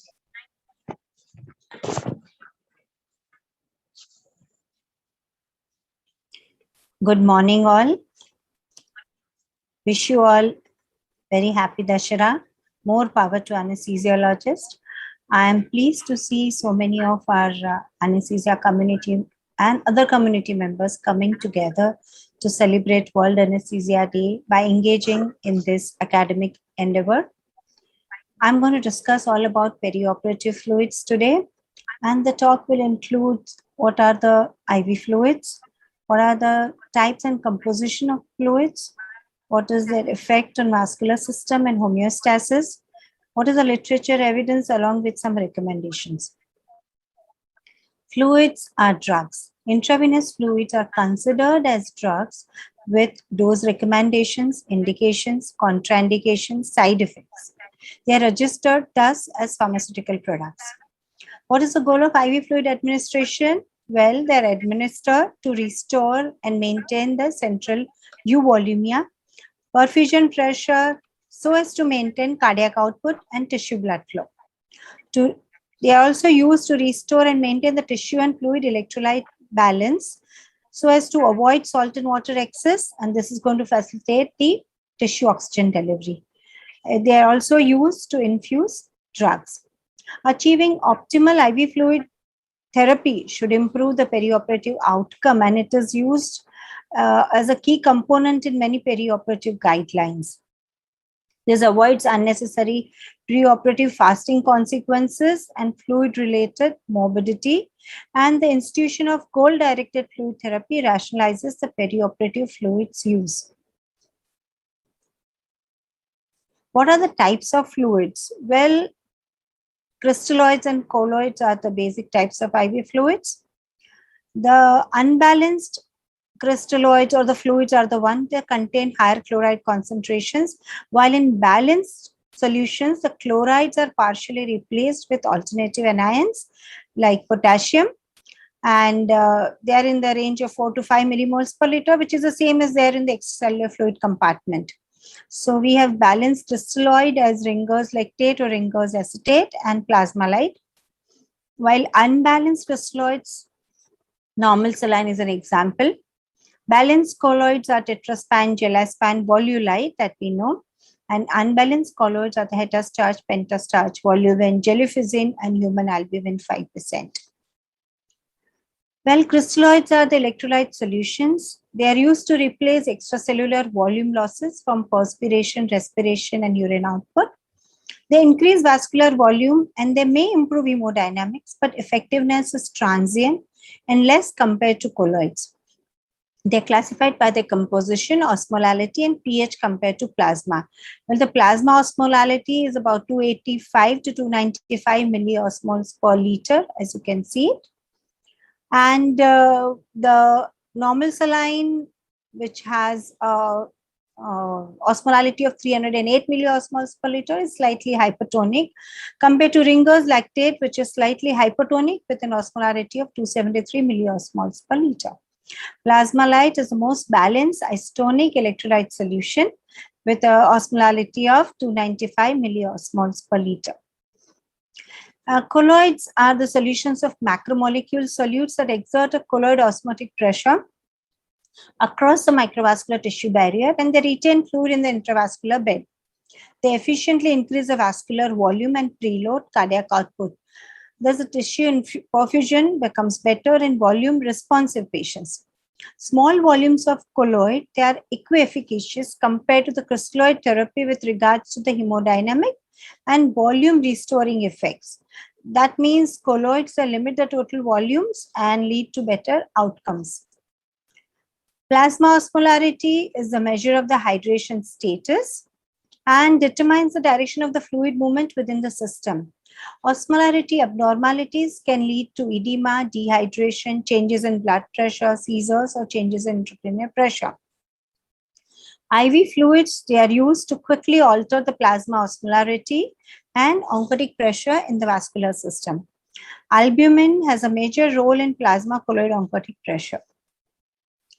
Normal saline, if given in large volumes, it can cause an imbalance in electrolytes, lead to hyponatremia, hyperchloremia, hyperkalemia, and hypocalcemia.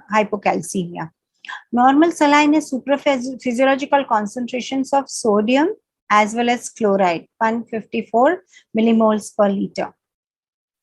Patients, the study which was done by Boer and published in BJ 2018 said that patients who have higher levels of chloride concentrations, they are at higher risk of acute kidney injury, and it is an independent predictor of 30-day mortality. On the other hand, those patients who had post-operative AKI, they had 3 times higher than normal serum chloride concentration than patients without AKI. In open abdominal surgery and in children undergoing major surgery, perioperative normal saline resuscitation was associated with more complications compared to the balanced crystalloid. Problem with normal saline, it can also create potassium disturbances. And this is really interesting. Like they found that in renal transplant patient, the use of balanced crystalloids instead of normal saline reduced the risk of hyperkalemia. And this sounds really very funny when you are not giving a potassium and just giving normal saline, there is more rise in potassium in the blood. And that happens because normal saline causes hyperchloremic acidosis, which in turn causes transcellular potassium shift, which is more significant than the low concentrations of potassium that is present in the balanced IV fluids. Coming to hydroxyethyl starches, HES. Synthetic colloids commonly used for fluid resuscitation to replace intravenous volume. HES is a general term and they are classified according to the average molecular weight, molar substitution, concentration, C2C6 ratio, and maximum daily dose. Now, there are various types of HES, tetrastarch, hetastarch, 6%, pentastarch, and they all have different pharmacokinetic behavior. HES types 670.75 with a molar substitution more than 0.4. They accumulate in plasma after repetitive administration, and they also cause acute kidney injury in patients with sepsis. So this was concluded in the crystal trial that was published in JAMA 2013, that when HES is used, the recommended dose should not be surpassed, and its use should be restricted to non-septic patients without pre-existing renal failure. HES 130.4, this does not accumulate in plasma after multiple dose administration. Plasma clearance is almost 20-fold higher compared to hetastarch and pentastarch. There's good urinary excretion with HES 130.4 even in renal insufficiency patient. So it can be given to patients with severe renal impairment as long as the urine flow is preserved. HES is a subject of renewed interest because of the introduction of this 130.4 HES and HES 670.7, but with a carrier other than 0.9 normal saline. Though there is always a black box warning for starch solution when used in patients with known renal dysfunction or sepsis. This was concluded in the patients of the study that was published in Anaesthesia and Analgesia in March 2011. Coming to the overview of crystalloids and colloid fluids, when we see that normal saline obviously has a chloride of 154, Ringer's lactate and Ringer's acetate has about chloride of around 110. Plasma light is the most balanced solution with a chloride of 98. Where you come to colloids, 6% hetastarch, 670.75, it has a chloride of 154. And when you come to balance 6% HES, it has chloride of 124, 108, and they have a potassium. This chloride has been replaced by the potassium here. So in a study that was done in 2013, which was published in 2013, where they compared 130.38 6% volumen versus crystalloid versus albumin in patients with sepsis, what they concluded is that there was an increased use of renal replacement therapy and transfusion with red blood cells and resulted in more adverse events in patients with sepsis with HES. So it seems unlikely that the HES 130.38 provide overall clinical benefit for patients with sepsis. But there was some hypothesis also being put up that this bad outcome in patients who were treated with HES 0.38 was due to inappropriate dosing, lack of predefined triggers, and goals for fluid resuscitation. What is the effect of these IV fluids on homeostasis? Well, the clotting time and clot formness affected more with colloids and the crystalloids. The activated partial thromboplastin time, that is APTT, PT, platelet count, fibrinogen concentrations, or the point of care tech parameters were affected only with older generations of HES, that was 670.75. One RCT that compared the different fluid types with perioperative blood loss as a primary endpoint showed a favorable homeostatic profile for RL compared to HES 130.4. Effect on viscosity and microvascular perfusion. Well, crystalloids lower the whole blood viscosity while the colloids mimic the plasma viscosity. Gelatin has a lower intrinsic viscosity than HES, but there is its effect on RBC aggregation, which leads to an increased viscosity compared to HES. High viscosity colloids, they preserve the intracapillary pressure to maintain the perfusion. The conjugated albumin is better than Hess for prolonged restoration of microcirculatory function. Post-hemorrhagic shock resuscitation suggests that fluid with a high viscosity, high colloid oncotic pressure, and restorative capacities for the endothelial glycocalyx have the most favorable profile to restore the microcirculatory function. Artificial colloids are definitely inferior to packed RBC transfusion for the restoration of microcirculatory oxygenation. This endothelial glycocalyx, what is it? Well, it is there on the surface of the vascular endothelia. It consists of a layer of proteoglycans, that is syndecan and receptor-bound hyaluronin. It is negatively charged and it forms a natural barrier of the vessel wall. It can be released by multiple stimuli like ischemia and reperfusion, sepsis, hypoxia, inflammatory activation, hyperglycemia, and hypervolemia. Glycocalyx shedding can significantly influence the fluid shifts, and it plays a major role in the mechanical transduction of shear stress on the endothelium and inhibition of leukocyte or platelet adhesion to the vascular wall. The favorable effects of the larger plasma volume expansion and microcirculatory perfusion by FFP or albumin compared to RL, NS or Hess after hemorrhagic shock. It could be due to restoration of endothelial glycocalyx thickness and components. So, glycocalyx integrity is involved in the regulation of the intravascular volume during fluid resuscitation. And this was concluded in a study in anesthesia intensive care published in 2017, the functioning of the endothelial glycocalyx. Plasma colloid oncotic pressure, well, there is a very low protein concentration and a very low osmotic pressure in the endothelial subglycocalyx space and in endothelial intracellular clefts. This leads to decreased filtration of fluid from the capillaries.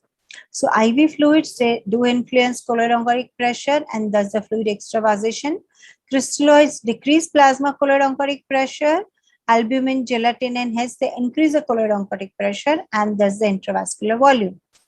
Hypertonic saline is an exception to in the crystalloid group. It increases the extracellular osmotic pressure but decreases the colloid oncotic pressure, attracting the water from the intracellular compartment to the extracellular space, but not specifically into the intravascular compartment. Hypertonic saline decreases the intracranial pressure in patients with traumatic brain injury, but there are no survival benefits were observed in comparison with the other fluids. Maintenance of colloid oncotic pressure can lead to decreased complications of cerebral edema and intracranial hypertension in patients with TBI. In renal transplant procedures, the balanced isotonic crystalloids are the first choice. In major abdominal surgery, only the blood loss might be slightly increased by Hess, but there are no other clinically relevant outcome parameters affected by the choice of IV fluid. Major pediatric surgery, fluid resuscitation with albumin solutions is a preferred choice. Hess is being a safe alternative. There is no superiority of one fluid over the other. Restoration of intravascular volume after acute hypovolemia is the most effective using colloids, whereas maintenance or restoration of the entire extracellular volume is best performed with crystalloids, often used in the perioperative cold-directed therapy protocols. Efficacy of colloids for intravascular volume expansion is reduced during inflammatory conditions. That's the reason it does not work very well in patients with the sepsis. Now, changing fluid requirements. We realize that ERAS, that is enhanced recovery after surgery, that allows unrestricted intake of clear fluids for up to 2 hours before the elective surgery, and that leads to anabolic state. Minimally invasive surgeries have reduced the evaporative losses. Intraoperative fluid responsiveness thus justifies the use of IV fluids. So we have intraoperative tests that we can do to understand the need for the IV fluids, like the passive leg raising test or a variation of stroke volume and pulse pressure during respiratory cycle, or the respiratory variability of the IVC collapsibility using ultrasound. Goal-directed therapy, they've advised the use of intravenous fluids in such a way that you maximize the stroke volume and then add a vasopressor or a rhinotrope as needed to maintain a mean arterial pressure of 65 millimeters of mercury or a cardiac index of more than 2.5 liters per minute per meter square. Coming to liberal versus restrictive fluids, well, the liberal use of IV fluid in abdominal surgery has led to a significant increase in complications, while a zero balance or a restrictive regimen have led to acute kidney injury. So what is recommended is a moderately liberal fluid regimen, which is aiming for an overall positive fluid balance of 1 to 2 liters at the end of the surgery. And how can this be achieved? Well, first we have to optimize the volume status before adding vasopressor or inotropic therapy. We must use advanced hemodynamic monitor to measure the fluid responsiveness, and we must aim for early transition from intravenous to oral fluid therapy. This was published in the article that was in New England Journal 2018. Intraoperative fluid requirements, well, primarily it is a maintenance therapy and volume therapy. Maintenance therapy is given at the dose of 1 to 1.5 ml per kg per hour using an isotonic balanced crystalloid. While volume therapy, we can use boluses of IV fluids to assess the volume responsiveness and treat the objective evidence of hypovolemia. Colloid-based resuscitation may limit the use of the IV fluids 1.6:1 compared to crystalloid, which can be used as 3:1. Thus, the therapy must be individualized because we must assess the patient's cardiovascular reserve, cardiac and peripheral vascular status, because the same fluid therapy can have different effects in different individuals. So to summarize, selection, timing, and doses of perioperative IV fluids evaluated just like any other medications to maximize the efficacy and minimize the iatrogenic toxicity. Isotonic balanced salt solution, right, Ringer's lactate and plasma light are the preferred maintenance fluid. Normal saline in large volumes can cause hyperchloremia, hyperkalemia, metabolic acidosis. Hemorrhagic shock or hypovolemia, the restoration of intravascular volume is most effective using colloids. There is no difference in blood coagulation parameters or postoperative bleeding using RL or balanced Hess 130.4. Hess can cause bleeding disorders and renal complications in critically ill. So the recommended dose should never be surpassed, and its use is only in non-septic patients without pre-existing renal failure. Endothelial glycocalyx thickness and components, they play important role in the intravascular fluid shift. Thus, patient-tailored fluid management leading to goal-directed approach can improve outcomes in perioperative settings. Thank you all for your kind attention. Thank you so much, Shweta ma'am, for that elaborative lecture. Anesthesia is incomplete. So moving on, anesthesia is incomplete without inhalational agents. Our next topic is journey of anesthetic inhalational agent. The speaker for it is Dr. Shalaka Gandhi. She is an associate professor at LTMC Hospital. Over to you, madam. The journey of inhalational anesthetics is nothing but a story since dark ages where concussion, carotid compression, bloodletting was used to induce unconsciousness to the discovery of modern inhalational anesthetics. This talk will be covered in the sections as pre-ether era, first generation, second generation, and modern fluorinated inhalational anesthetics and the future. The origin of inhalational therapy dates back to 130 AD. The Arab physician Raziz is the early pioneer of early inhalational anesthesia. He used sporific sponges soaked in mandrake, opium, henbeg for nasal inhalation to induce sedation and analgesia. After that, various formulas of sporific sponges were developed and were quite popular till the 16th century until the discovery of the first generation inhalational anesthetics. In 1540, Sir Valerius Scott, a German physician, prepared ether by distillation from sulfuric acid and alcohol. Thus, the first inhalational anesthetic agent was born. Sir Sigmund Frobenius named it as ether or the sweet oil of vitriol because of its peculiar sweet odor. He also extensively described ether's properties. However, there was no leap in surgical anesthesia at this point of time. In 1772, Sir Joseph Priestley, pneumatic chemist, first isolated nitrous oxide, nitric oxide, and oxygen. Sir Humphrey Davy was experimenting with nitrous oxide when he was astonished to see that it made him laugh, and hence he nicknamed it as the laughing gas. He even used it on himself to get relief from the toothache and hence suggested its use as an analgesic in surgery. However, this suggestion was not taken note of. The discovery of these gases led to something known as pneumatic medicine, which is nothing but the inhalation of gases for medicinal purpose. However, the use of ether and nitrous oxide for medicinal purpose was short-lived. They became more popular for recreation as entertainment intoxicants and were used in the parties. So how did nitrous oxide get recognition as an anesthetic agent? So this was an accidental discovery by Sir Horace Wales. He was attending a laughing gas exhibition when he saw that a young man named Cooley's was bleeding on his knees but did not feel any hurt because he had inhaled nitrous oxide. Keeping that in mind, on 11th December 1844, Dr. Wells got his tooth extracted under nitrous oxide inhalation with success. Because of this, he decided to have a public demonstration to show the anesthetic properties of nitrous oxide in the year 1845. However, the young man cried in pain during tooth extraction despite nitrous oxide inhalation, and this whole episode was considered to be a humbug.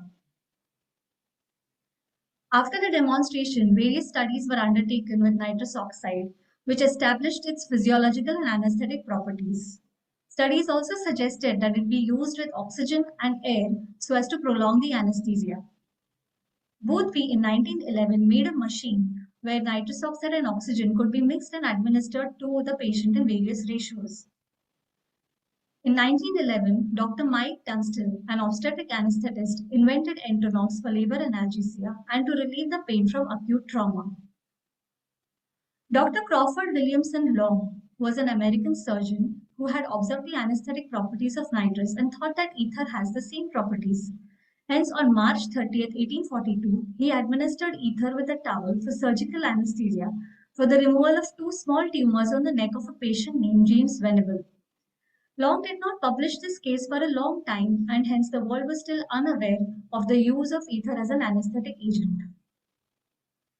At the same time, Dr. William Thomas Green Morton, an American dental surgeon, was working as a dental partner with Dr. Horace Wales, and he was determined to find an alternative to nitrous oxide to curb the pain of tooth extraction. His chemistry teacher, Dr. Charles Jackson, suggested the use of ether for the same. On 30th September 1846, Morton successfully used ether for the first time on a patient for dental extraction. Happy with this outcome, on 16th October 1846, Dr. Morton made history by being the first person to publicly and successfully demonstrate the anesthetic properties of ether. He administered ether using his Morton inhaler to Gilbert Abbott, whose jaw tumors were removed by surgeon John Colin Warren. This happened without any signs of distress, and thus a new era had now begun. To commemorate the significant historical event, even today all the anesthetists worldwide celebrate 16th October as the World Anesthesia Day. So who should be the father of inhalational anesthesia? Dr. Wells, Dr. Jackson, and Dr. Long, all of them were claiming to be the first person to discover inhalational anesthesia. However, Dr. Morton was the first one to reveal this to the world, and that's why he's undoubtedly the founder of inhalational anesthesia. The news of successful ether anesthesia in Boston reached India in March, and on 22nd March 1847, ether was administered in the Medical College Hospital, Calcutta, under the supervision of Dr. O'Shaughnessy. In 1847, Sir John Snow described 5 stages of ether anesthesia based on the mentation, voluntary movements, and respiration. In 1937, Sir Arthur Ernest Grudel described the stages of ether in more details. This chart actually was prepared by gurus so that the nurses could easily administer ether to the injured army men during the Second World War. But it was so nice and clear that it became popular worldwide. Chloroform was discovered independently in 1831 by USC Samuel Guthrie, Francis Eugene Sauverian, and Germany's Justus Swan. To test the anesthetic properties of chloroform, on 4th November 1847, the Scottish obstetrician Dr. James Simpson and his friends inhaled chloroform after a dinner party at his residence. They promptly fell unconscious until morning, and that's how Dr. James realized the anesthetic properties of chloroform. He was so delighted that he started using it as a labor analgesic. He even administered chloroform to Queen Victoria during her deliveries. And after Queen Victoria endorsed this agent, it became even more popular, and chloroform was used for all the surgeries and the dental procedures. David Walday was a chemist. He was credited for the preparation of chloroform, and he settled in Calcutta in 1853. And that's how chloroform became popular in India. After this, globally, ether was almost forgotten for 25 years. As the years went by, it was realized, and many reports of instant deaths from syncope and cessation of heart came because of the use of chloroform. So some important studies were undertaken by Black, Smoke, Warren, Hyderabad commissions in India, which said that chloroform was indeed the cause and it was more potent and lethal than ether. Hence, Waller in 1903 suggested that chloroform be used only between 1% and 2% for safety.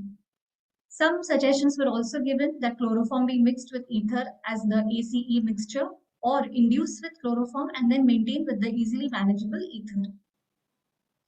Because of these problems of chloroform, ether anesthesia got re-established. And Ormsby, Clovers, Alice, and Snow, they all invented their own inhalers so that ether could be administered easily.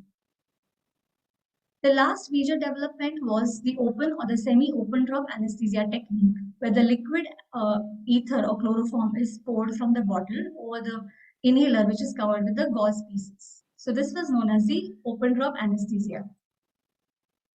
To administer open drop anesthesia, various inhalers like Yonkers, Schimmelbusch, Juilliard, Skinners were manufactured, along with the bottles to drop the liquid anesthetic agents. The military anesthesia with ether and chloroform was started in 1847 by Dr. Edward Barton. It was a huge boon to the injured army men.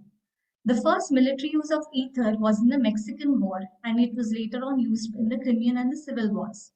Chloroform was first used in the Danish War in 1848. In 1824, Dr. Henry Hill Hickman announced the success of producing suspended animation with carbon dioxide for surgical anesthesia. However, Dr. Janice Jackson believed more in normocarpia being more physiological, and hence he developed the carbon dioxide absorbing anesthesia system. Inspired by Dr. Jackson, Dr. Rolf Waters developed the first simple and easily transportable carbon dioxide absorber known as the Waters canister or the Waters to and fro. He also emphasized the significance of the use of the CO2 absorber so as to minimize the requirement of the anesthetic agents to humidify the anesthetic gases and to prevent the heat loss from the body of the patient. Then came the second generation inhalational anesthetics. The first one being ethyl chloride, which was described by Guillaume-François Rouet in 1759. It was first used for general anesthesia by Johann Ferdinand in 1847. However, Lothisen actually described the first death because of the use of ethyl chloride for general anesthesia. Hence, it became more popular as a topical anesthetic agent, as a for cryoanesthesia or refrigeration anesthesia. Eventually, its use as an anesthetic agent faded away and it became more popular as a street sniffing drug. Ethylene was first studied by Lukard and Carter in April 1923, and they reported the physiological properties of ethylene use in 106 patients. The major problems were its obnoxious smell, increased hemorrhage, and risk of fire, because of which it got abandoned. Cyclopropane was accidentally discovered by George Lucas in 1929 when propylene, which was already a known anesthetic gas, deteriorated into cyclopropane when it was stored in the cylinder. Its first clinical trials were made by Waters at the University of Wisconsin. The major advantage of cyclopropane was that it was a non-respiratory irritant and used in children. It was an agent of choice in shock because it increases sympathetic tone and blood pressure. However, it was discontinued because it was very explosive when used with oxygen. It caused sudden depression of respiratory center and death, and it led to ventricular arrhythmias. Next was the trilene, which had its first clinical trials done by Jackson in the year 1935. This agent was considered to be the most potent analgesic and used in all the minor procedures such as burns and wound dressings in the 1940s, for which Duke's University inhaler was also manufactured so that trilene could be administered. However, in 1977, FDA banned its use because it reacted with soda lime and formed dichloroacetylene, which was a neurotoxic agent, and phosgene, which had pulmonary toxicity. Acetylene was introduced in 1924 by Gross and Weiland, but however, it was extremely combustible, and there were 2 explosions in 1925. Actually, a very bad accident killing the patient with severe burns during a laparotomy, and hence it was never used after that. These were some of the vaporizers used with the second generation inhalational agents. They were actually not agent specific, they were not thermocompensated, and hence mixing of agents was a possibility, and accuracy of the delivery of the agent was an issue. So now, what is the need for safer inhalational anesthetics? All these anesthetic agents so far are highly inflammable, they lack thermostability, they have toxic metabolites, and that's why it was realized later on that halogenation of the ether compounds could probably lead to more stable bonds and increase the anesthetic potency. It would also lower the boiling point, increase the stability, and generally decrease toxicity. And for that reason, we have the fluorinated anesthetics. Now, fluoroxine was the first fluorinated anesthetic. However, it was abandoned because it had a toxic metabolite which delayed recovery. The next one was halothane. In 1951, the British chemist Charles Suckling created halothane, and he even suggested its concentrations for anesthesia. It was introduced into clinical practice by Bryce and O'Brien and by the endorsement of Dr. Michael Johnston. Now, the earlier vaporizers were mainly meant for the use of ether, so more of the liquid anesthetic agent had to be poured in those vaporizers. But for halothane, that vaporizer would lead to inappropriately high concentrations being delivered to the patient. And hence, Dr. Victor Goldman, an English physician, introduced the halothane vaporizer, which we now call Goldman vaporizer. The major advantages of halothane was that it was non-explosive. It could be used for mask induction in children. It was quite potent, but it had major problems of halothane hepatitis, arrhythmias, malignant hypothermia. So it is not commercially available now in the developed countries, but in the developing countries, because of its low cost, halothane is still being used. Methoxyfluorine was discovered, it had its first clinical trials in 1960. It was highly potent and it had smooth induction, no hypotension or ventricular arrhythmias, and it was a very good analgesic. But the big problem with methoxyfluorine was that it led to toxic nephropathy, and hence Abbott Laboratories discontinued its distribution in 1999. In 2015, there was a reconsideration of the use of methoxyfluorine as a nasal inhaler for analgesia, especially after trauma in the pre-hospital use. It was called as a green whistle. Now, there are studies which are still going on for the reincarnation of methoxyfluorine. Then was enfluorine, which was synthesized by Dr. Croix and Terrell. It was an isomer of isoflurane. However, because of its nephrotoxicity and hepatotoxicity and its pro-convulsant properties, it was discontinued. Now, the discovery of isoflurane was a major milestone in anesthesia. It was widely used. In 1965, Louis Spears enabled its synthesis and also its purification, which was actually a very difficult process, and that's why there was a delay in its marketing. It was a very good agent, close to the ideal inhalational anesthetic agent because of the rapid induction and recovery, good muscle relaxation, blood pressure and cardiac output were maintained. However, in 1975, there was a suspicion that it could be carcinogenic, and hence it was withdrawn from the market. A lot of investigations were carried out and it was proven otherwise, and then it was reintroduced in 1981. Then came desflurane, which was, although it was produced in 1960, its clinical use necessitated a specialized vaporizer because of its low boiling point and high saturated vapor pressure. So the first human trials began only in 1988. In 1994, major problems arose with the Tech 6, with very high concentrations being delivered and having a gas leak despite it being in the off position. But these problems were remedied. The major benefits of desflurane was that it has a low solubility, allowing rapid induction and emergence with very low metabolism. The problems being airway irritation due to pungency and interaction with desiccated soda lime or bara lime, which could lead to carbon monoxide formation. Then came the sevoflurane, which was synthesized in 1960, but clinical trials began from 1985 to 1990 in Japan and the US. The major benefits of sevoflurane compared to other agents was that it allowed smooth induction and emergence.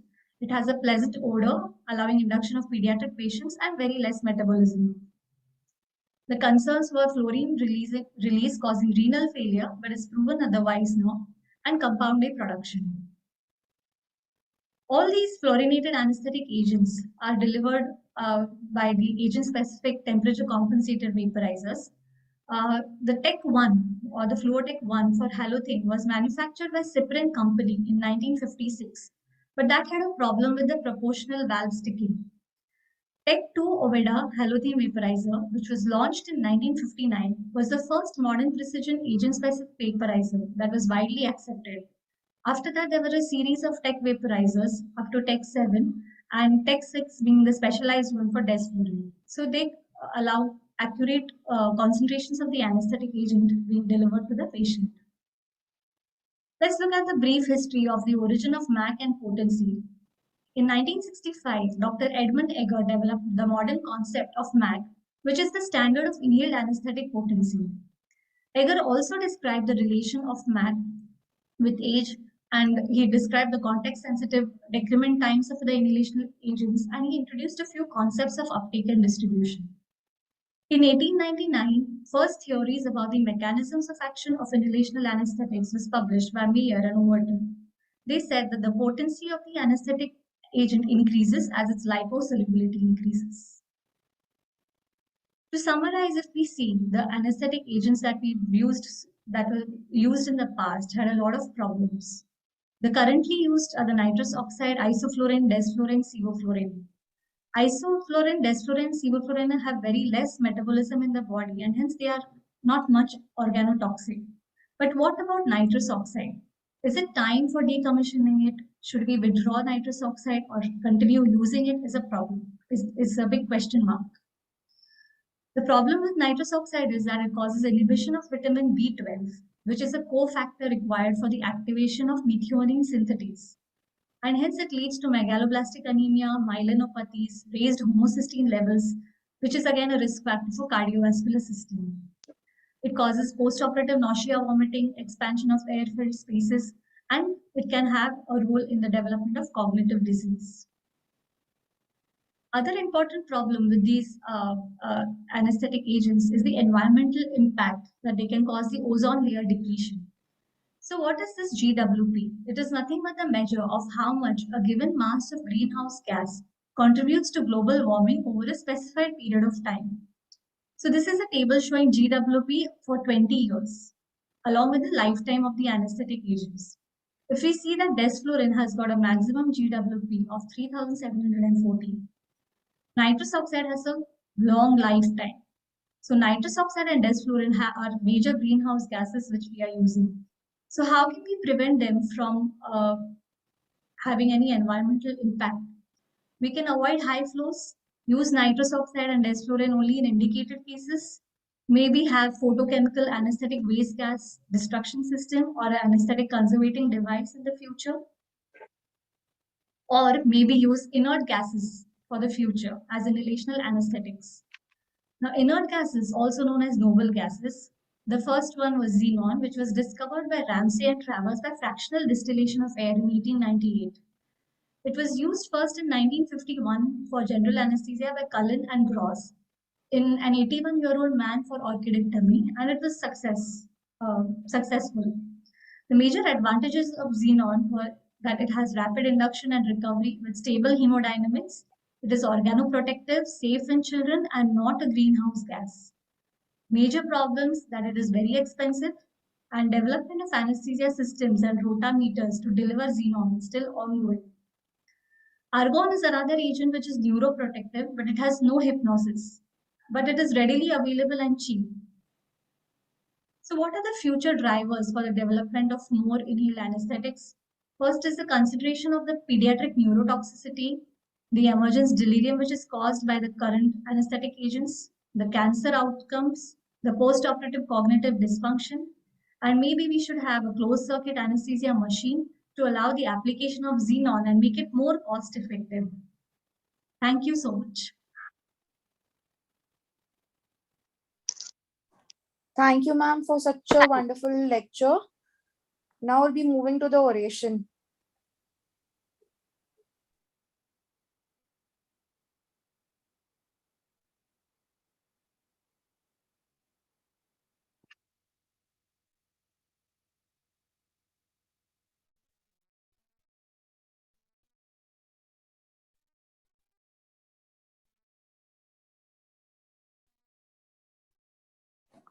Everybody to join Hall A for the oration by Dr. Eric Borges.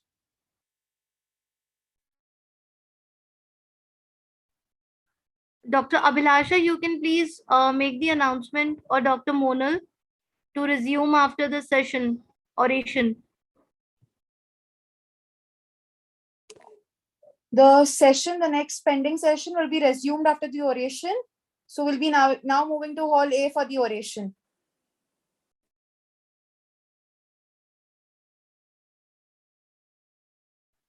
Arnav, you can display that slide which I had shared with you.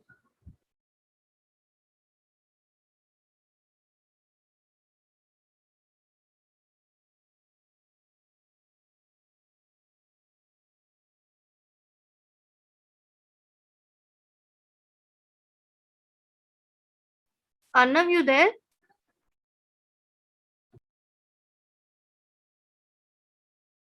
Doing what I'm doing. Okay, thank you.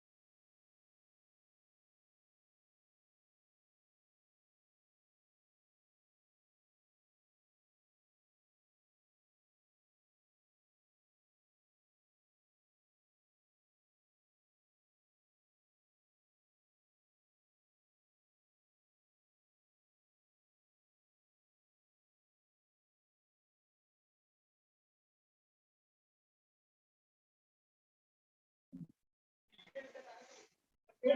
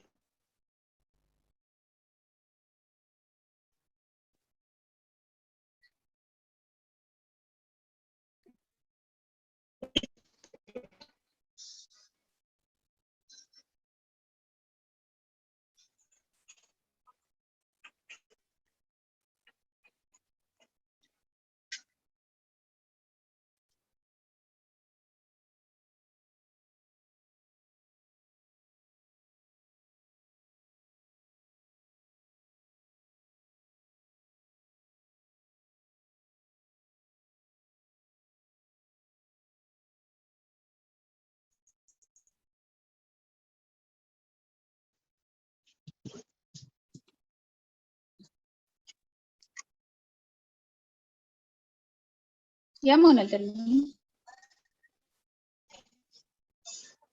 Yeah, I was there, yeah, but I was not knowing कि मेरा आवाज नहीं आ रहा है, ये मैं दिख नहीं रही हूँ ऐसे सब कुछ. अब switch on phone now, phone पे ही जैसे last time किया था ना.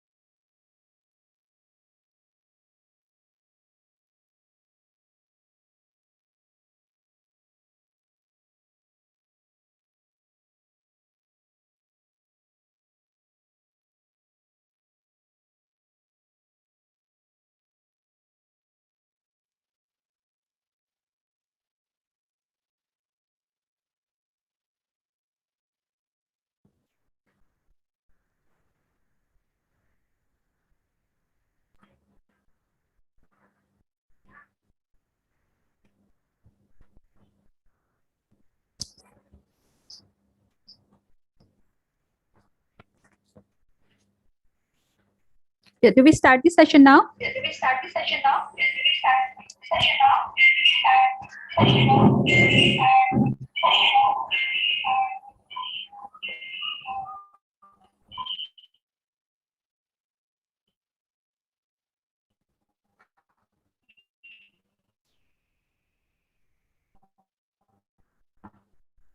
Dr. Monal, Dr. Abhilasha. Hello, am I audible? Yes. Dr. Abhilasha is already there. But she's not audible. Okay, I'll start the session then. Okay, so you introduce. Yeah. Welcome back after the audition session. Yeah. Should I introduce the next speaker? Yeah, Yeah. Let's. Hello. And then if there are any questions that are left, please take up those questions also after the talk is over, and then the new moderators will take on session F. Okay. Are we clear? Dr. Abhilasha, are you there? Yes, ma'am. Should I welcome the next speaker, ma'am? Yes. Yeah, let's welcome Dr. Aparna Nerukar, ma'am. Madam is going to talk on target control versus clinical science guided infusion. Madam is currently working as an additional professor at LTMG at Sion Hospital, Mumbai. Over to you, ma'am. Greetings of the World Anesthesia Day. I shall be speaking on target controlled infusion, which is TCI, versus clinical science guided infusion or a manually controlled infusion, MCI. In my 20 minutes, I intend to cover definitions and descriptions, a brief history of TCI, comparative studies of TCI versus MCI, within group TCI comparison studies, benefits and pitfalls of using the technique, and hopefully reach a conclusion as to which technique is better. So what is a target control infusion? It is just a means of infusing intravenous drugs to achieve a user-defined target concentration, either in the plasma or in the effector site, to achieve a clinical outcome. So usually a 3-compartment model, which with rates of transfer between the model's clearance and the effect site concentration, has been fed into the pharmacokinetic models. So you use Marsh, modified Marsh or Snyder for propofol, Minto for remifentanil, Kataria and Pete-Fuser for pediatric, and the recently developed Eliveld model, which is supposed to be a one model fits all category. So it is nothing but a computer-driven syringe pump. The computer performs rapid sequential calculations every 8 to 10 seconds to decide the infusion rate to achieve a desired target concentration. So it can give up to 1200 ml per hour at a precision of 0.1 ml per hour. So how do we use it? We feed in the pharmacokinetic model. We feed the input variates like age, weight, etc. Set the target concentration, either plasma or effect site concentration, and then let this infusion pump do its job. When we do this manually, what are we doing? We give an IV loading dose of a drug to achieve a target plasma concentration and then maintain it by using infusions in a decreasing rate. For example, the Bristol regimen for propofol. You give a loading dose of 1 milligram per kg in a pre-medicated patient and then maintain it using the 10-8-6 rule. That is 10 milligram per kg per hour for 10 minutes, 8 milligram per kg per hour for the next 10 minutes, and 6 milligram per kg per hour thereafter. And you modify this rate depending on the effect. That is the clinical signs like loss of consciousness, movement in response to stimulus, etc. Indirectly in the form of vital parameters, and monitor the depth of anesthesia monitors or the pain monitors and counterbalance these side effects. Now, suppose you want to increase the target plasma concentration, you will give a manual bolus and then increase the infusion rate. You want to decrease it, then switch off the infusion for a period of time and decrease the infusion rate. Now, the same thing can be done in TCI. The only change is that you will input the change in target concentration and the infusion rates will be fixed by the TCI pump itself. In a closed loop system, you needn't do anything. Feedback is taken from the anesthetic depth monitors and the hemodynamic variables by the software, which decides the change in infusion rates that are required to achieve a steady state concentration as well as the clinical outcome. Before we actually compare the two, a brief history. The idea was conceptualized in 1979. However, it took 4 years for the first clinical experience using bolus elimination transfer scheme for etomidate and alfentanil. In 1988, propofol was introduced, which was amenable to TCI. So the first model, the diprifuser module, was introduced in 1996, which used diprivan only.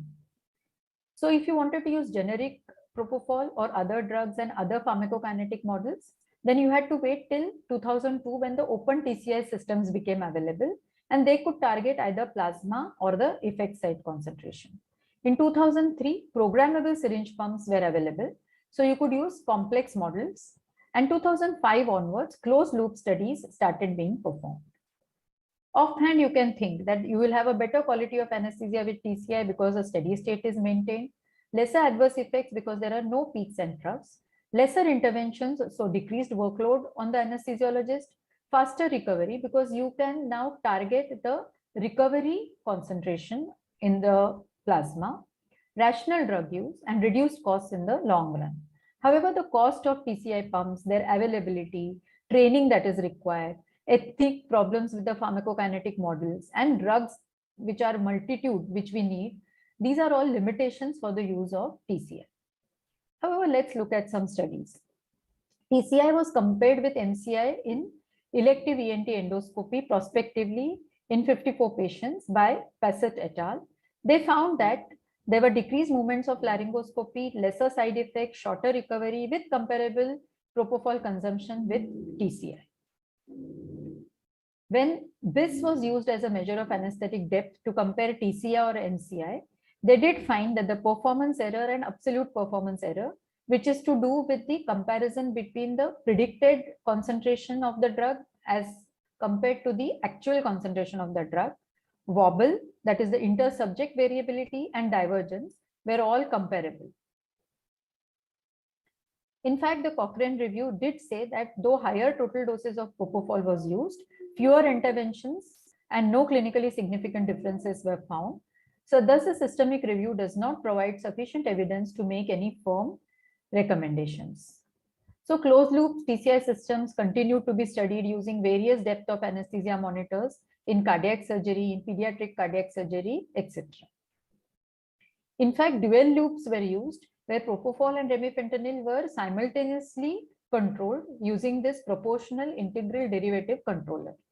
They compared the global score, again, BIS, the median absolute performance error, and wobble, and they found that automated delivery was much better at maintaining BIS values. However, the Cochrane review, which was performed in 2016 as an update, had to be withdrawn because some of the studies were retracted due to ethical concerns.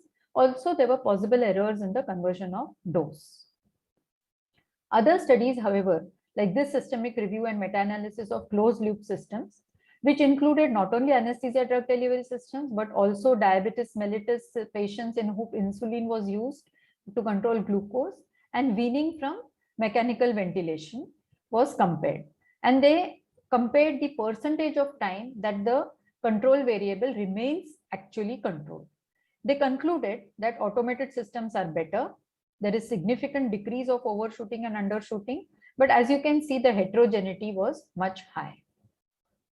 12 studies of closed loop versus manual control were meta-analyzed, which included 1,284 patients, and they found that this guided closed loop TIVA reduced the propofol during induction, maintained the target depth of anesthesia better, and reduced the recovery time. However, when TCI Snyder model was compared in CP bypass as a prospective pharmacokinetic study of 10 patients, and they actually compared the calculated plasma propofol with the blood propofol, they found that there was almost a median absolute performance error of 45% with a significant bias towards underprediction. That means the levels of propofol were much higher than predicted. So there was decreased risk of awareness, but increased risk of other adverse effects like hypotension and cardiorespiratory depression. Another study performed by Matsuki et al. Compared the estimated target effect site concentration versus BIS for maintaining the depth of anesthesia using manual adjustments done by the residents. And they found that the estimated target effect site control was a better variable at maintaining BIS. And in a subset where the automated adjustments were also studied, they said that the precision of adjustment might be better with automated TCI. Similarly, when closed loop TCI with BIS monitoring was compared to an open loop TCI system by Casas, Arovai, etc., they did find that the closed loop system was better at maintaining BIS in the range of 40 to 60. A 20-year analysis of the clinical performance of TCI pumps was performed in 2018. They concluded that there were multiple PK models, which was quite confusing. Anthropometric data was extrapolated. Therefore, there were anomalies in the adjustments of dosing. There was uncertainty regarding the regulatory requirements for TCI. So there was uncontrolled exploitation of drugs and PK models. Guidelines were issued by the Association of Anesthetists and the Society for Intravenous Anesthesia. They did say that TCI was recommended, but with the rider that the target concentrations should be based on these three factors. Older, frail or unwell patients should have lower initial target and the small increments should be repeated. Every department which uses TCI should have a single standard concentration of propofol and a dilution of remifentanil. And a processed EEG monitor is recommended when neuromuscular blocking agents are used in addition to TIVA. In a quest for a single model fits all, what they did was they pooled the analysis of 30 pharmacokinetic and 5 pharmacodynamic studies which used BIS. And this Eliveld model was the result of these studies. In addition to age, weight, height, and sex, it also accounted for the use of opioids. It compared anesthetic and sedative concentrations. And since only one parameter was extra, it was supposed to be easy to use in practice. In fact, when it was compared with Marsh and Schneider, it was giving a good performance at extremes of age and in the obese.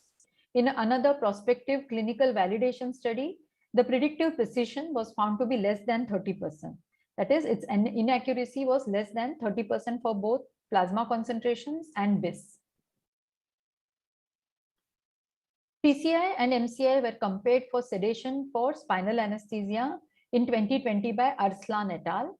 They prospectively studied 60 patients who were undergoing elective surgery under spinal anesthesia and found that TCI for sedation was preferred because there is a faster sedation, the recovery was faster, and patients were more satisfied as compared to the manual infusion. Similarly, when propofol TCI was compared for GI endoscopic procedures in a retrospective study of 823 adults, the authors concluded that it appears to be safe and effective. However, on a detailed look at the results, we did find that the desaturation episodes to less than 95% were almost in 22.35% of the patients. Less than 90% was almost 10%, and 0.5% of the patients did require advanced airway management. Also, there was an association between hypotension and propofol doses. Therefore, one needs to be cautious while using TCI. What about in children? Well, open TCI systems are available. Plasma and effect site targeting is possible for ages between 1 to 3 years and older and weights between 5 to 15 kgs or greater, not for neonates or infants younger than 1 year. Now, if you look at this study, the study was performed thinking that in pediatrics, since the propofol infusions rate was higher, there would be a prolonged recovery. However, they did find that though the doses used were higher, there was not a prolonged recovery. It was acceptable as a method of procedural suggestion for patients in emergency department in a single-arm feasibility study. However, it was not useful for ECT anesthesia. A 2021 review and meta-analysis of RCTs found that out of the 8 articles and 879 cases that they were studied for incidence of adverse reactions as well as propofol consumption, they found that this monitored propofol closed loop TCI can decrease the propofol dose and decrease the adverse reactions such as hypertension, hypotension, and postoperative cognitive dysfunction. Risks remain, like drug swap error similar to the syringe swap error, propofol being put in a target infusion pump for remifentanil, intersubject variability due to ethnicity, so PK studies need to be performed, and human errors in inputting the pharmacokinetic model, effect site concentration not being within the desired therapeutic window, or the infusion scheme not being appropriate continue to be the risks.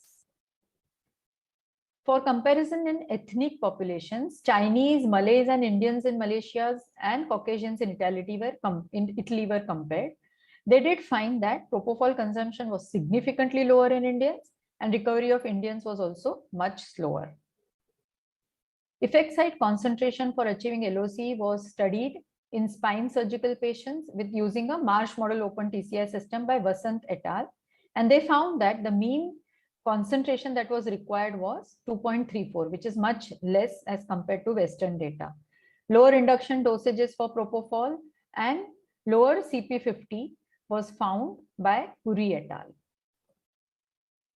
Recent study, which is going on in Sir Gangaram Hospital regarding 4 models, will give fresh data about the pharmacokinetic model in Indian population. What about the TCI and blood levels over prolonged surgery? So when 30 adult patients who underwent elective surgery of more than 3 hours were studied, they found that at the end of surgery, the predicted concentration was 1.8 micromoles per liter. However, actual concentration was just 1.4. Therefore, there was a performance error of almost 27.8%. So it may not be precise enough for scientific purposes, but maybe clinically it may be useful. What about with blood loss? With an expected blood loss of more than 1.5 liters, they found that the Schneider TCI propofol model would not account for the blood loss and the fluid balance. That is, the final calculated plasma concentration was supposed to be 2 micromoles as compared to the actual concentration of 1 micromole per liter. So major blood loss increases the probability of propofol TCI overestimating the plasma levels. A side note about the availability of TCI in USA, it is not available because the first patent application that was made in 1995 was withdrawn because the process remained incomplete. Until date, no other company has applied. So which is better, TCI or MCI? As said earlier, these are the advantages, but the disadvantages are again training. So for this, maybe a TIVA trainer or the rug loop trainer, which is available on web, may be useful. More studies of ethnicity, drugs, children, obese, prolonged surgery and blood loss need to be made. Connectivity issues with drug advisory displays and incorporation into the anesthesia information management systems need to be done. Exhale drug monitor, which is being studied, that is, you can study the propofol and its metabolites in the exhaled breath, may prove useful for TCI. Till such time as all these things are taken care of, I think a clinical science guided manually controlled infusion may be preferred in clinical practice. Thank you. Thank you, ma'am, for your wonderful lecture. Can we welcome questions for this session?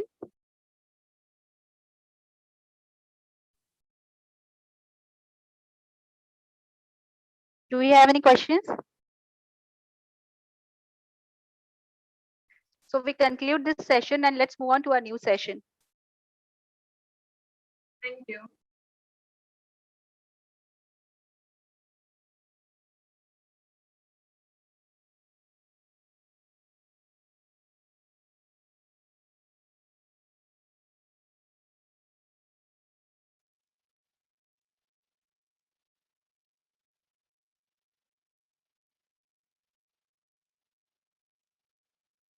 Dr. Kashikar, Dr. Saloni, either of you can take over for the introduction of the speaker, please.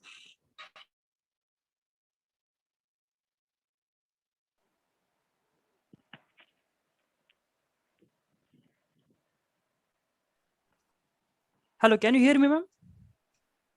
Yes, you're audible. Okay, good afternoon, all respected members. So we'll start with the afternoon session. Our respected speaker is Dr. Harshvardhan Tikle. He is Associate Professor in Topiwala National Medical College and Nair Hospital, Mumbai.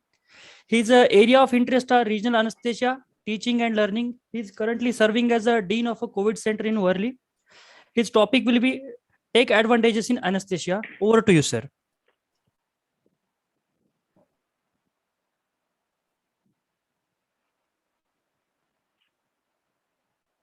Hello everyone. My topic given to me was take advantage anesthesia, but I've slightly modified it to the future of anesthesia. I'm Dr. Harshvardhan Tikle, Associate Professor in Anesthesiology. For the last 50 years, the practice of anesthesia has rapidly changed. And this change is real, this change is fast, and change has always been inevitable. The practice has changed from an old waltz machine to a very sophisticated anesthesia workstation. The technological advancements have become a big disruptor in our technology. William Gibson famously began his note in mid-90s as the future is already here, and it is not just evenly distributed, which holds true for most of the world and especially in our country. The future is already here, as we can see from these pictures, that we have moved on from hands-on to robotic to electronic record keeping, electronic data transfer, and everything. Further improvements will be there in the monitors, the treatment protocol, the education, and the analysis of big data that will make anesthesia safer than ever before. To stay relevant in this era, we need to be informed, we need to adapt, we have to set a meaningful goal and choose the right tool so that we can use all the technology to our advantage. The technological advantages that we are looking for or be looking at in anesthesia can be divided into the use of big data, that is through electronic health record systems, specifically for anesthesia, the anesthesia information management system, and in our pre-anesthesia checkup clinics or the post-anesthesia rounds, the decision support system. The second group of technology which we are looking at is the advancement in our equipments, be it robotic, closed anesthesia delivery system, the imaging technique, real-time remote monitoring, and the use of telemetry to send such a data to anesthesiologist.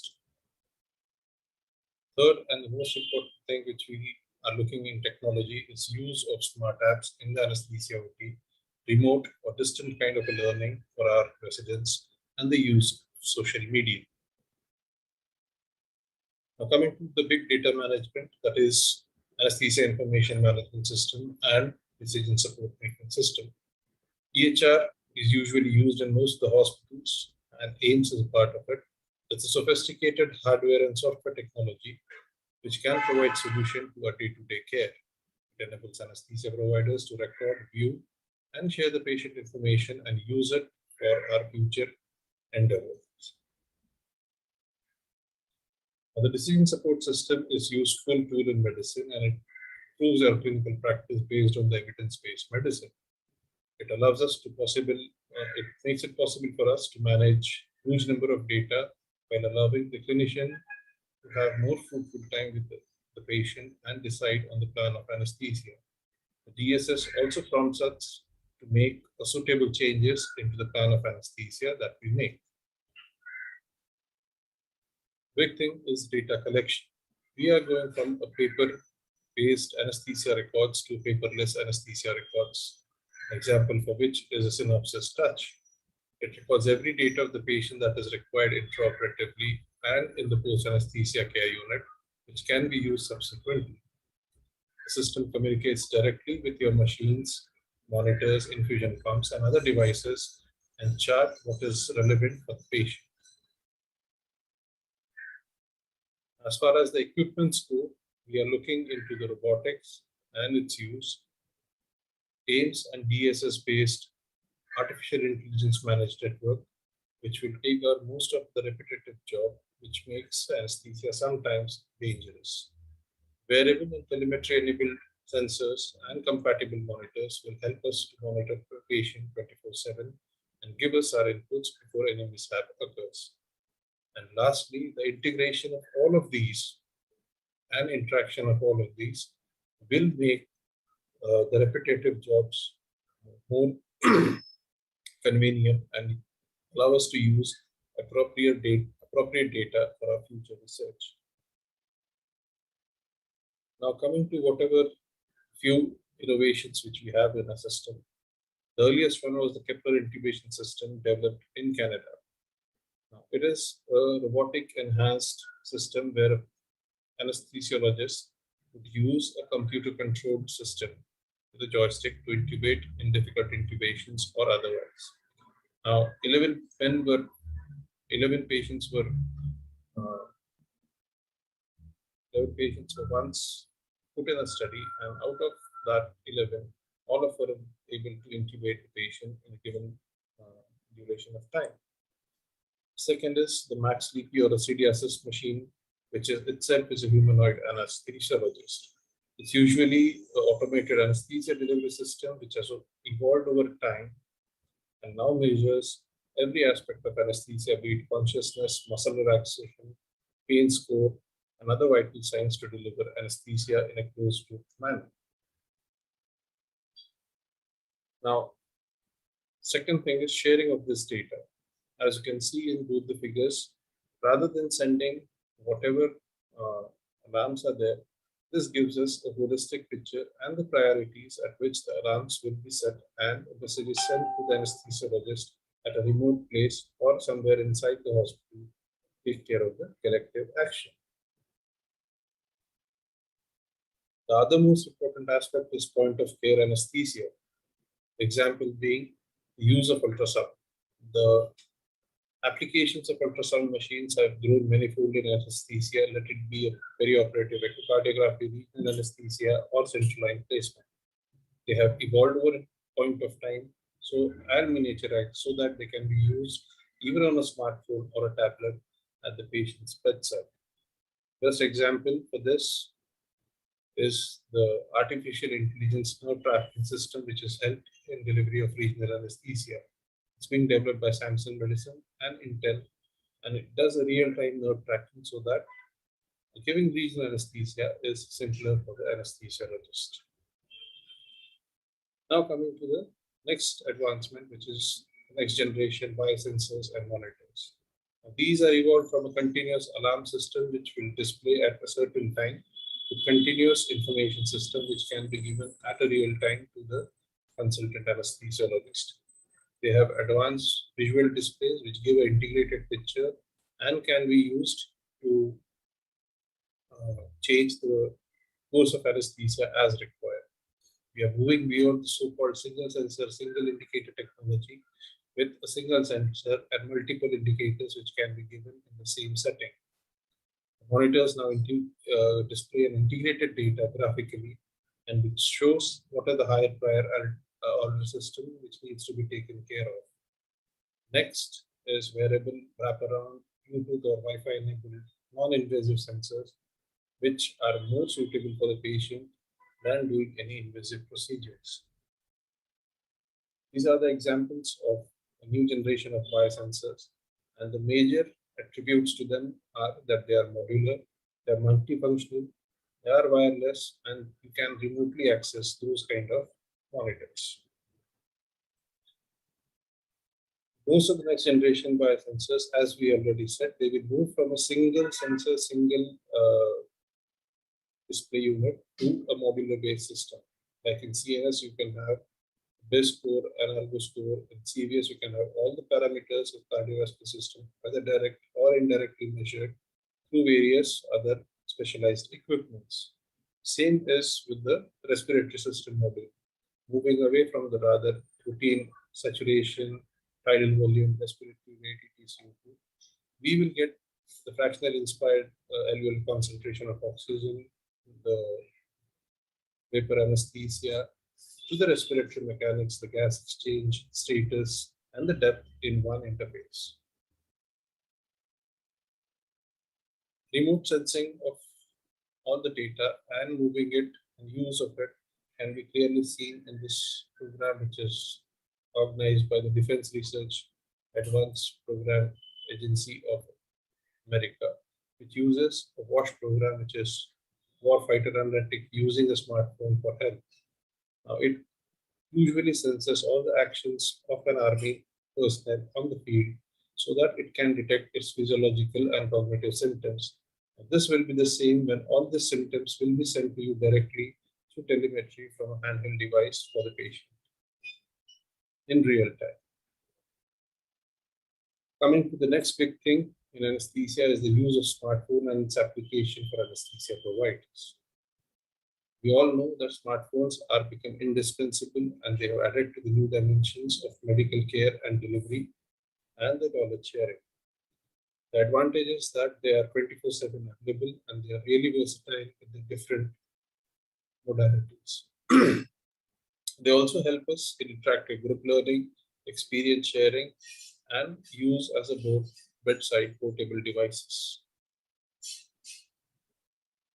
Certain hospitals like Toronto's Mount Sinai Hospital and Samsung Medical Center in Korea already have their own dedicated system which can be used by all the anesthetists, doctors, and other paramedical staff to help the patient care.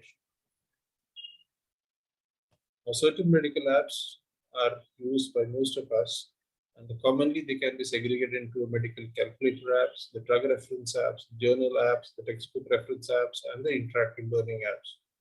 I've mentioned certain here, but most of them are multi-use so that you can use a medical calculator app, which can be a drug reference app, journal reference app, which has textbooks, an interactive learning app, which can tell you anything about what is to be used so that you can learn it in a very proper way before you can actually use it on a patient.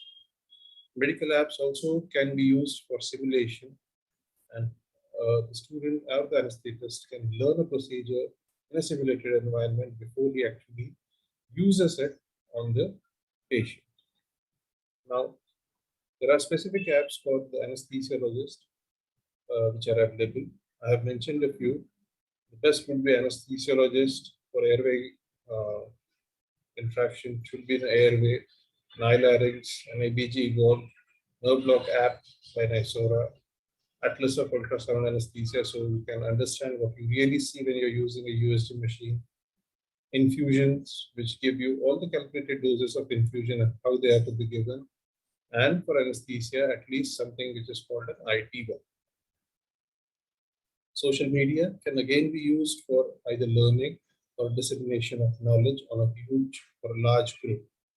Many Facebook groups are there, blogs are there, YouTube videos are there, SlideShare, which gives you different presentations which are being shared by people so that we can learn from it, and podcast of certain journals like BJ, Anesthesia, Analgesia, where you need not buy a journal, but you can still read to the topic or hear a topic and derive the necessary conclusions. What will happen to the teaching in future? Are we ready to teach in the next 15-20 years? Probably yes, and possibly yes. E-learning and e-training would be the future in any field of medicine. It will be helped by a simulated skill lab, augmented reality, and virtual reality. And it will be cloud-based so that many people can access it at their time of convenience and at the rate they want to learn the technology. Now, what do we expect in the future of anesthesia? These are some predictions. Pharmacogenetic testing will become a standard of clinical work. It will personalize a drug based on the patient's genotype.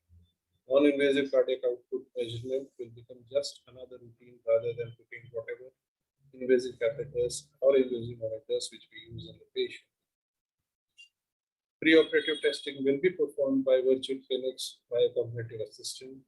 Wearable sensors and drug devices will combine with the continuum use of anesthetic drugs in the post-operative periods. Combination of sedative and hypnotic drugs with all the beneficial properties are going to be in use in future. Patient will have 24/7 access to the virtual nurses and through doctors so that any eventuality can be met in pre-hospital or in the hospital setup. Wearable home devices such as new biosensor devices and electrogram will tell us exactly what happens in a high-risk group which we want to monitor, which would otherwise need admission to the hospital to take care of this. To summarize, that what needs to be done in the 21st century and beyond is we need to be informed about the emerging and upcoming technology. We have to innovate. We have to adapt to this technology and learn how to use it to our benefit. We have to sit certain meaningful goals as to what we will be having in our hospital or in a given setup. And then we have to choose the right tool. We understand that artificial intelligence is going probably to be a complement to us and not replace us. So for me, artificial intelligence is always equal to the anesthesiologist intelligence who is using it. Thank you very much. I have not put any reference or keywords just because there's so much of information that is available on the net or on the journals that if you key in any of these words, you will get n number of articles which you can read through and decide what you want to use in your daily life. Thank you. Thank you very much, sir. Sir has quickly taken us through the future of anesthesia. It was a very innovative and enlightening lecture. Can we take any question if there are any? Okay. So can we move on to our next speaker?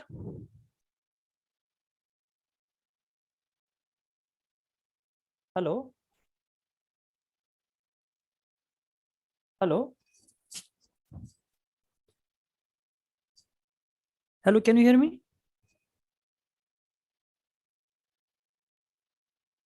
So our next speaker is Dr. Meenakshi Puranik. She is working as a consultant at Wockhardt Hospital and her topic is Understanding Mysteries of Anesthesia. Over to you, ma'am.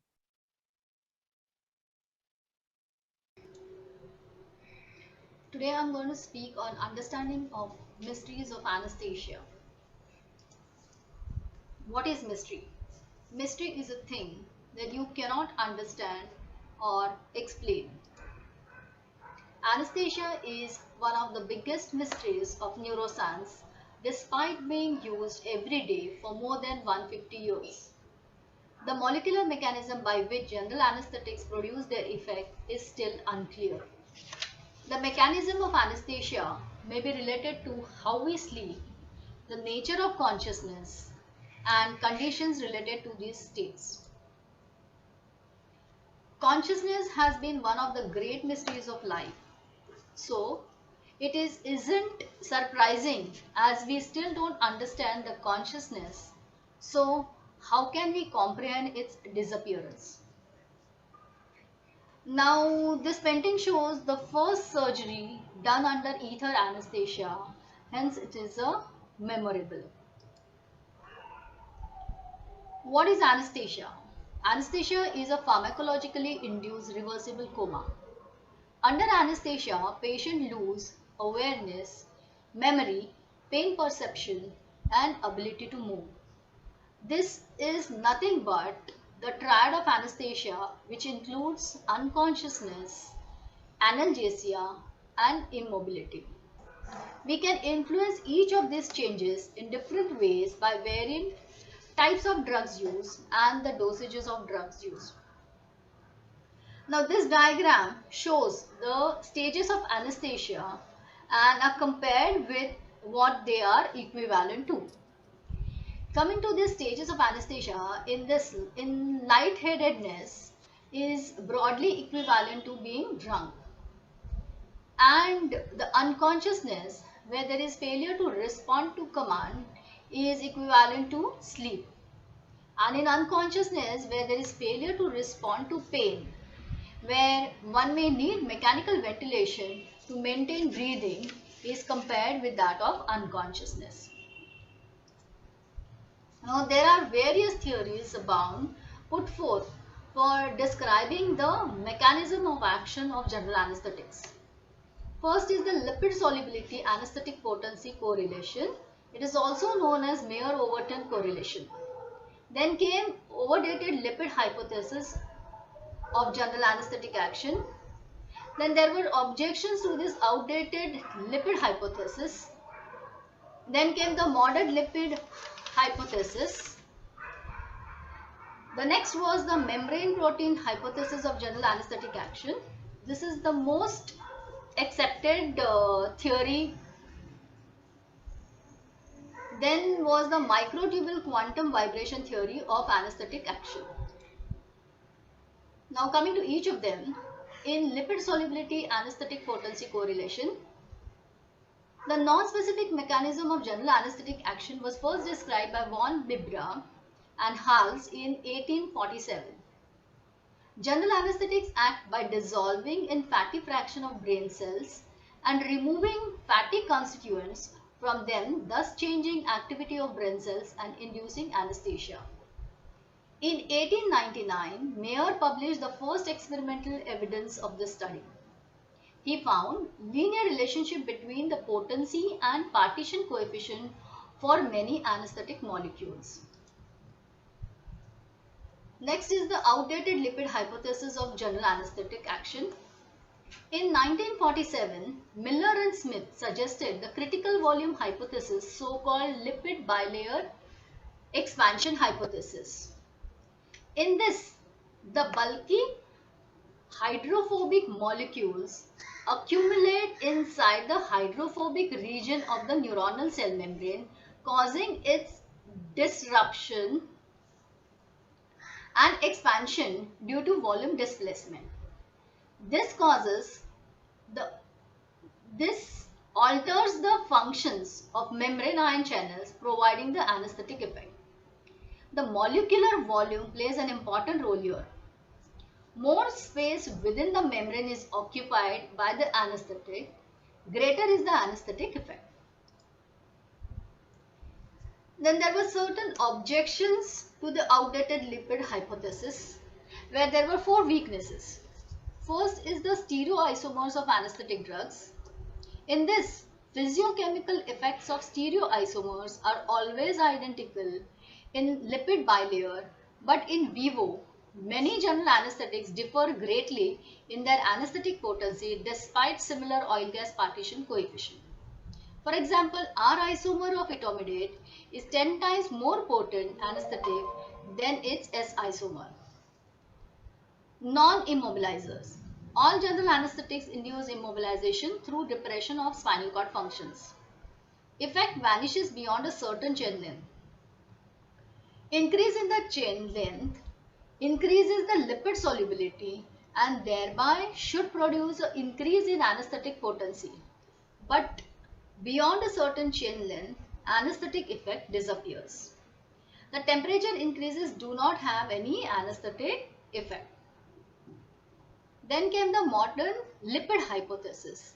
It states that anesthetic effect happens if solubilization of general anesthetics in the bilayer causes the redistribution of membrane lateral pressure. The membrane protein hypothesis is the most accepted theory. In early 1980, Frank and Leaf described it. They found 2 classes of proteins are inactivated by clinical dosages of anesthetic in total absence of lipid. The anesthetic bind directly only to small number of targets in central nervous system, mostly ligand-gated ion channels in synapse, and G proteins coupled receptors, altering their ion influx. There are inhibitory receptors like GABA A, GABA C and glycine receptors, while there are excitatory receptors like acetylcholine receptors and 5-HT3 serotonin receptors.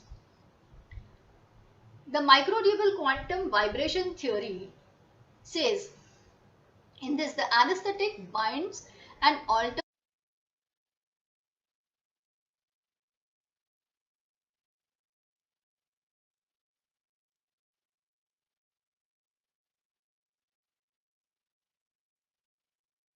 the function of cytoplasmic protein inside neurons, including cytoskeletal actin and tubulin in microtubules. Polymers of tubulin microtubules direct neuronal growth, regulate synapses, and are theoretically proposed to encode memory and mediate consciousness. Consciousness is based on quantum vibration in tubulin microtubules inside the brain neurons. Anesthetics dampen tubulin terahertz oscillation proportional to their potency. The most accepted mechanism of action of general anesthesia is they inhibit or block the excitatory ligand-gated ion channels and enhance the sensitivity of inhibitory ion channels such as GABA receptors.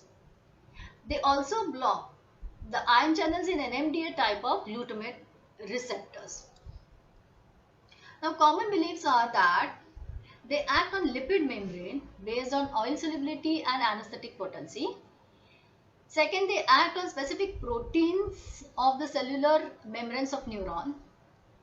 They inhibit the excitatory or stimulate inhibitory neurotransmitter receptors. So receptor specific agonist and antagonist modify the effect. And the intercellular channels are also affected by these agents through direct interaction with some of their protein subunits. Thus, anesthesia would result from a combined effects on specific protein acting on neural cell excitability, transmission, and propagation of nerve impulses. Anesthesia is said to be granddaddy of medicine mysteries. This is as per the Dr. Richard Lerner, who was the main researcher in these theories.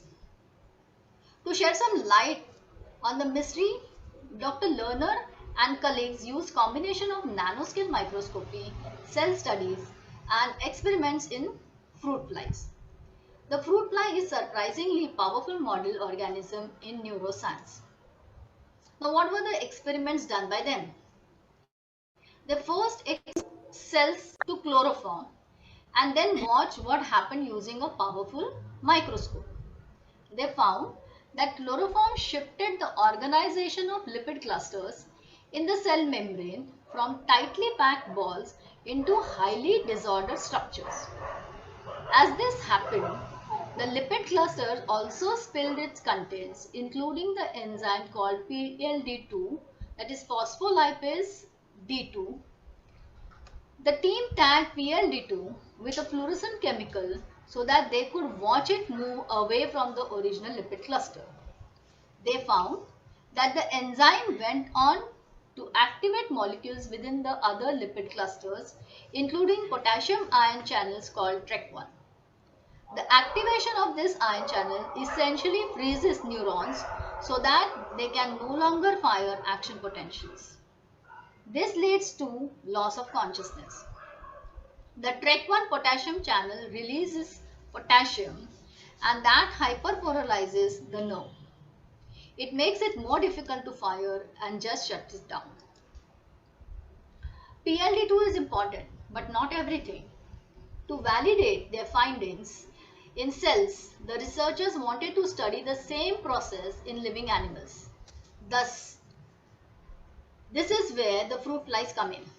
They genetically deleted the key enzymes PLD2 in some of the flies. They found that flies without this enzyme were more resistant to chloroform. They needed almost twice as much of the anesthetic as the normal flies to become sedated. This shows that although PLD2 is important in generating the effects of anesthesia, it is not the only mechanism at play. Then came brain imaging techniques such as functional MRI scanning, which tracks changes in blood flow to different areas of brain, were being used to see which regions of brains are affected by anesthetics. Such studies have been successful in revealing several areas that are deactivated by most anesthetics. Unfortunately, so many regions have been implicated, it is hard to know which, if any, are the root cause of loss of consciousness. Marshall's group published EEG work showing this to be important in people too. Both propofol and inhaled anesthetics like sevoflurane inhibited the transmission of feedback signals from the frontal cortex in the anesthetized surgical patients. The backward signals recovered at the same time as consciousness returned. The hypothesis is whether the preferential inhibition of feedback connectivity is what initially makes us unconscious.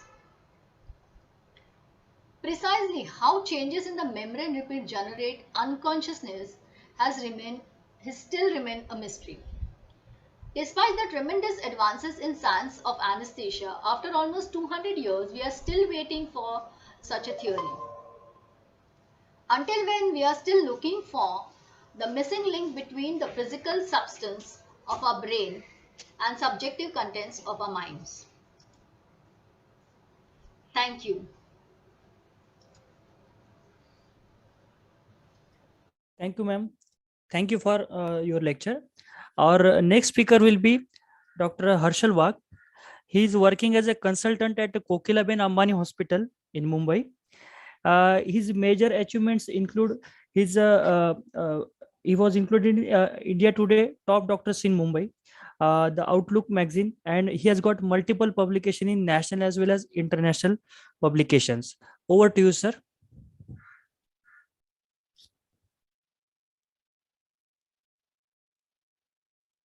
Namaste. I'm Dr. Harshal Wagh. I'm one of the consultant anesthetists at Kokilaben Ambani Hospital. And actually, our institute has been one of the first hospitals to start the robotic surgery program in Mumbai. And so far, we've done about 3,750 cases in total, of which the majority of the chunk of the cases do belong to uro-oncology, which have about 2,300 cases. Gynec, which is benign as well as cancer, is about 600 patients, head and neck about 200, general surgery, colorectal 80, thoracic about 47, bariatric 25, and pediatric cases, which have been 76. So yes, we have a fair degree of experience under our belt. And as we have gone along our journey, we have sort of come to know that robotic surgery causes reduced postoperative pain. They recover rapidly. Obviously from minimally invasive point of view, improved cost message, ease in obese patients. I think that can be a point of debate in terms of whether it is actually better to do a minimally invasive or quick open procedure.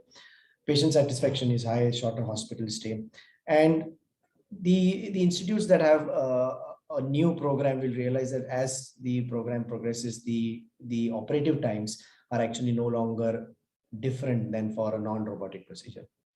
So surgical advantages of a robotic surgical procedure is that the precision of surgery, especially in restricted areas. So for example, if it's pelvic surgeries or surgeries around or supraglottic areas where access is difficult, they become extremely important. The surgeon hand tremors and fatigue are filtered through the robot. The movement of the robotic arms is 7 degrees as opposed to 4 degrees of laparoscopy. The movements of the robotic arms are intuitive, so they don't move by themselves. Operative visibility is better because you get a 3-dimensional vision and there is a depth perception for the surgeon sitting on the robotic console. Dexterity is improved, and obviously the surgeon is sitting while doing the procedure, so the surgeon comfort is good. So this is what is at the end of the surgical robotic arms is the endo wrist, and that is designed to have 7 degrees of freedom, which approaches identical articulation of the human wrist. So 7 degrees of freedom include 3 arm movements, 3 wrist movements, and the 7th is actually the grasping or cutting. So one can see that the surgical movements of the robotic arms are performed with this pincer-like grip and the wrist movements at the surgical console. And I have a couple of videos to show what it looks like. Okay, so from the robotic equipment point of view, there are 3 parts to the robotic equipment. One is the surgeon's console, one is the viewing cart, and one obviously is the robot itself with the robotic arms. So if I play this video where I'm sitting on the surgical console, and this is where the surgeon sits and operates from a remote distance. The viewing box is where the surgeon puts his head into to see a 3-dimensional view of the operative field and gets a depth perception as well. And the robotic arms are moved by the joysticks which are shown here. And he sort of operates and moves the surgical robotic arms by using those joysticks. And as you can see at the leg part of the console, on the right side is the cautery control, and then the left side is the control for the movement of the camera of the robot. Now, as we play another video, we'll probably realize if you keep an eye on the rest of the OT layout, this is the main part of the robotic system where the robotic arms are coming into position as the patient is already induced and the surgical position is given. Just behind that cart is the viewing cart where we can see the screen here, and the rest of the equipment, which is the CO2 insufflator, the attachment to the light source, etc., is there on that viewing cart. These robotic arms are then attached to the specific robotic ports. As one can see, the surgical assistant is attaching those ports to these robotic arms. So from this, we can realize that the cost issue is significant. So obviously the robot costs quite a bit, but also the consumables, that the covering of the robotic arms, which is a single use, then the robotic instruments that are specific to the robots are the cost of them are again high. So the cost factor is an important hindrance to widespread application of robotic surgeries and institutions getting the access to robotic surgeries. Now, one can also see as the video progresses is the amount of space that is required for not only the robot, but also the rest of the equipment in terms of the surgical trolleys or anesthesia workstation. So we are lucky in our institute to have fairly big size OTs, but it will be a problem when the OT sizes are not as big. So the point to be noted is the access to patients is going to be difficult in case of an emergency, and the OT area is quite cramped with so much of equipment being inside the patient. Again, with the surgical position, you can also see that access to airway, access to IV is difficult, and in case of an emergency de-docking is something that should be practiced by the team, and everyone in the team should be aware of what the procedure is to be done in case of an emergency de-docking.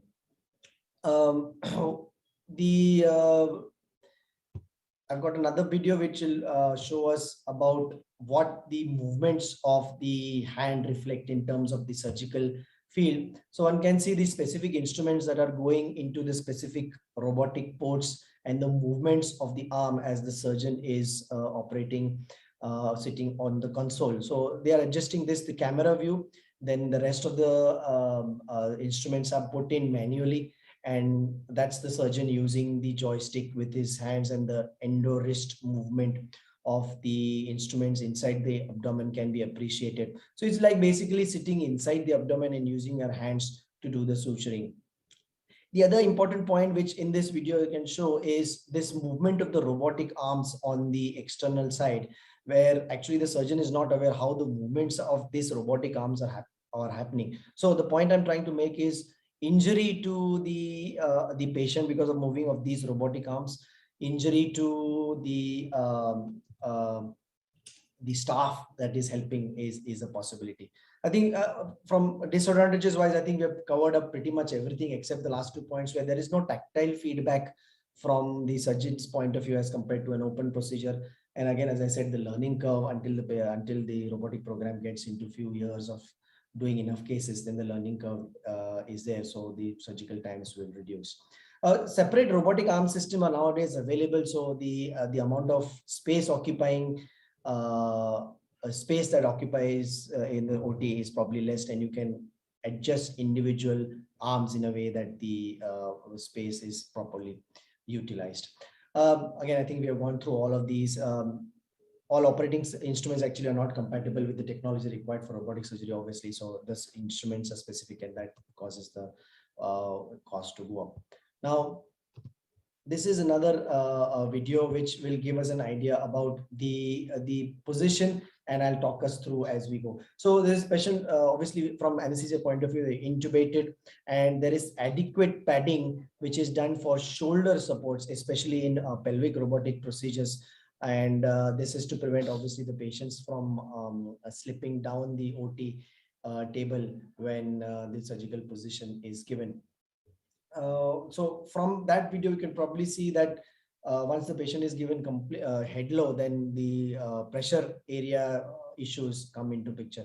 Now, if for a robotic procedure or a pelvic procedure, one can see how much the head low is given in terms of a uro-oncology or a gynec onco procedure, where the head or steep head low is almost 37 to 45 degrees. So basically the head is almost literally touching the floor. So one can imagine the amount of pressure that is applied on the shoulders because of the head low position, the possibilities of things that can happen in terms of position, and in addition to that pneumoperitoneum that is insufflated while doing the surgical procedure. So the problems of laparoscopy will probably be increased a bit in terms of the position and the procedure for robot.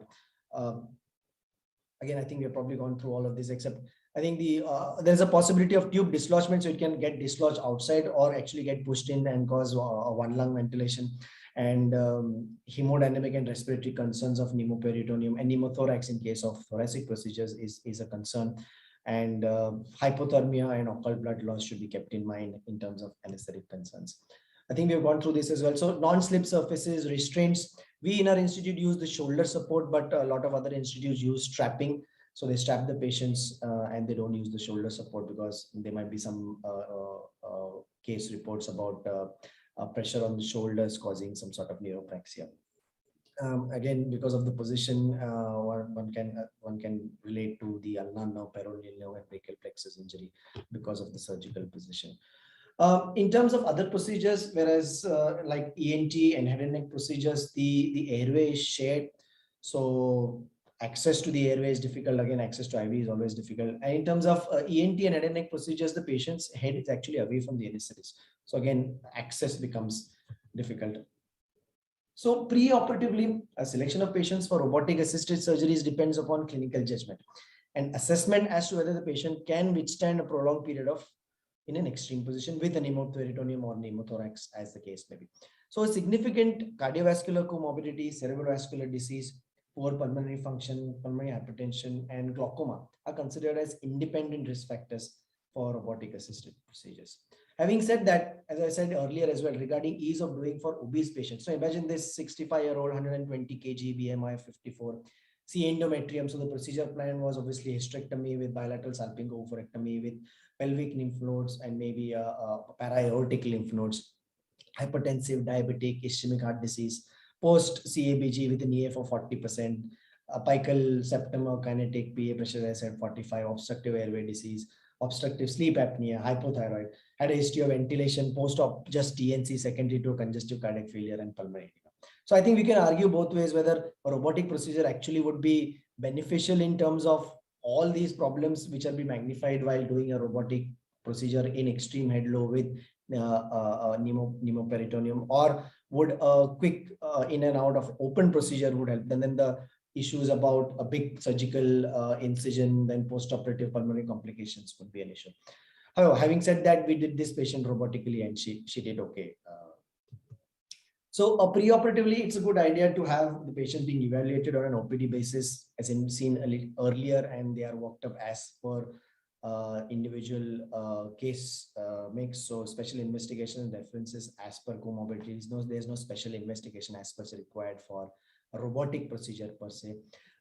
As regards to starving protocols, I think because of the eras evolving every time, liquid diet 24 hours prior to surgery is usually what is done for abdominal procedures.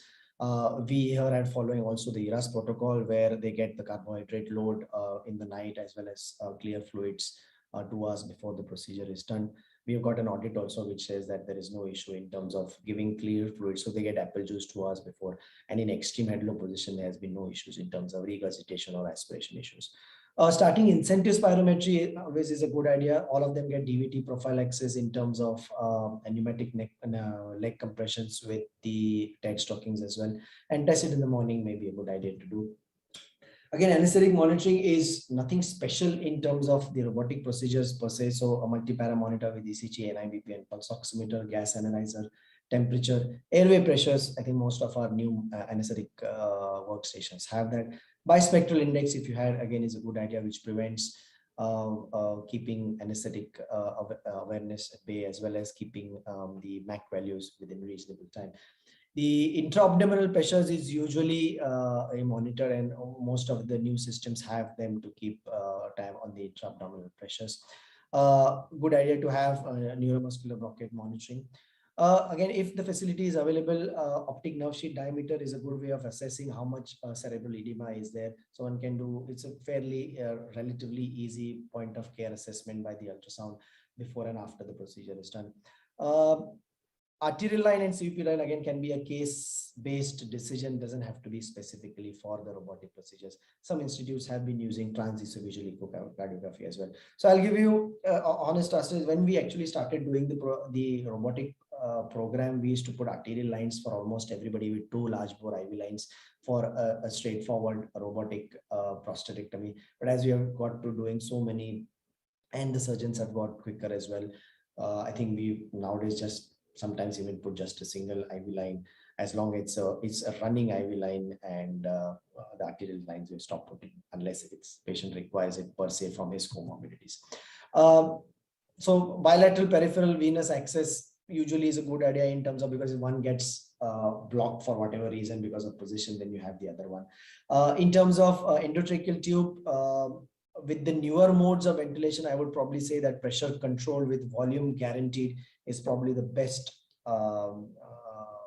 ventilation modality, with PEEP being about 4 to 7, depending upon how the patient tolerates it.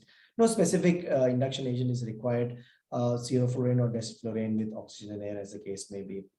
The whole idea of this anesthetic management would be to keep shorter acting anesthetics as far as possible, so that they wake up relatively clear-headed, because there is going to be a little amount of immediate post-operative confusion, delirium because of the extreme head low and some degree of cerebral edema as well. Propofol dexmedetomidine infusion is an option.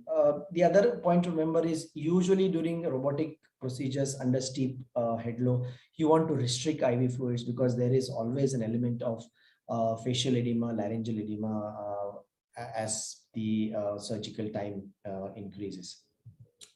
Warm fluids must be done. There was an argument to use mannitol earlier in terms of protection from kidney surgery's point of view. I don't think there is enough evidence nowadays to use it, so I don't think anybody is using the mannitol as well. Furosemide, again, this is in case one thinks that there is any amount of laryngeal or cerebral or fluid overload as in terms of, but not routinely indicated to give it just as a prophylactic things.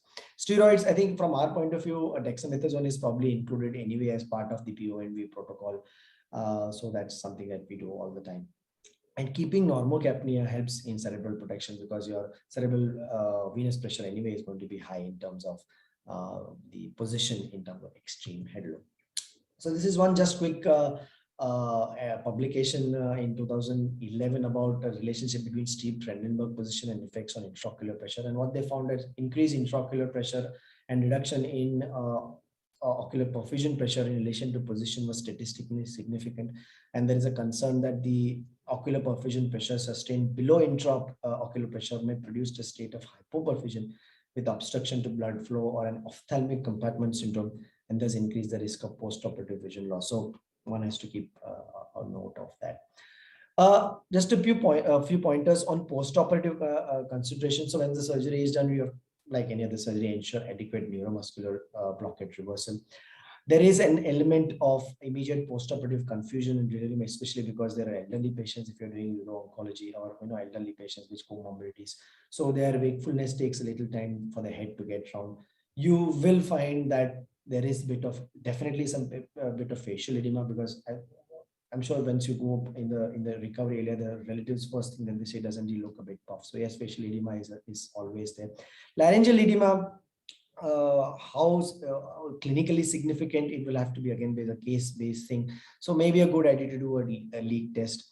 Always remember to restore hydration. Yeah, it might sound contradictory that in spite of facial and laryngeal edema, but you're going to keep restricted IV fluids during the procedure. So any hypotension that is not related otherwise to any other things, it probably restore hydration at that point of time. Few cases which we thought immediate after post extubation because of the head low and the position, the chances of basal atelectasis and hypoxia or low saturation is probably treated best with, if you have the facility of using Thrive or high frequency nasal oxygen, because that gives you an option of giving PEEP without non-invasive ventilation, which might be difficult in the OT scenario, and prevents re-intubation for patients.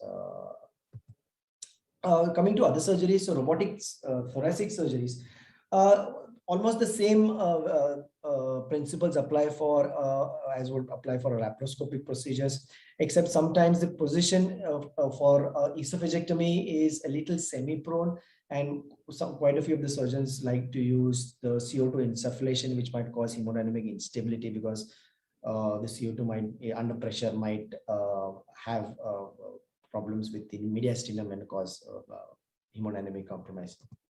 So that's the position and the port sizes for robotic thoracic procedures, and this is for esophagus.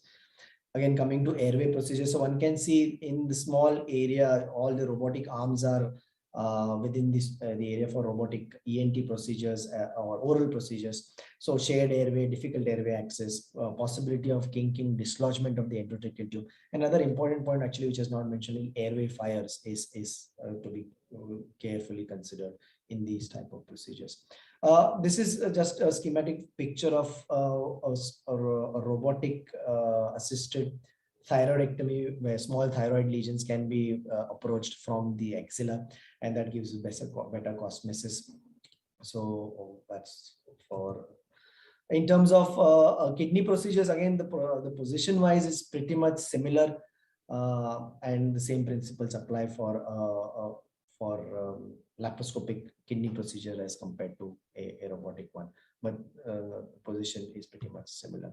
A pain relief postoperatively, so as any other recommendation, it has to be multimodal technique. So paracetamol, non-steroidals wherever not contraindicated.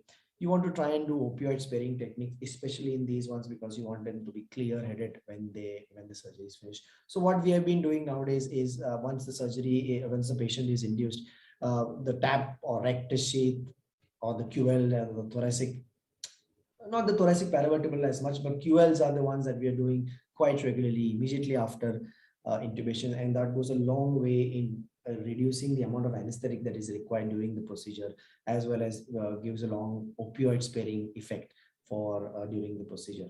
Local infiltration, LIA, some institutes to epidurals and intrathecals as well, but I think because it's a minimally invasive, that may be a little over the top. Future is here. So this is just a point about an anesthetic robot called McSleepy that acts like an anesthesiologist, analyzes biological information, constantly adapts its own behavior, and even recognizing monitoring malfunction.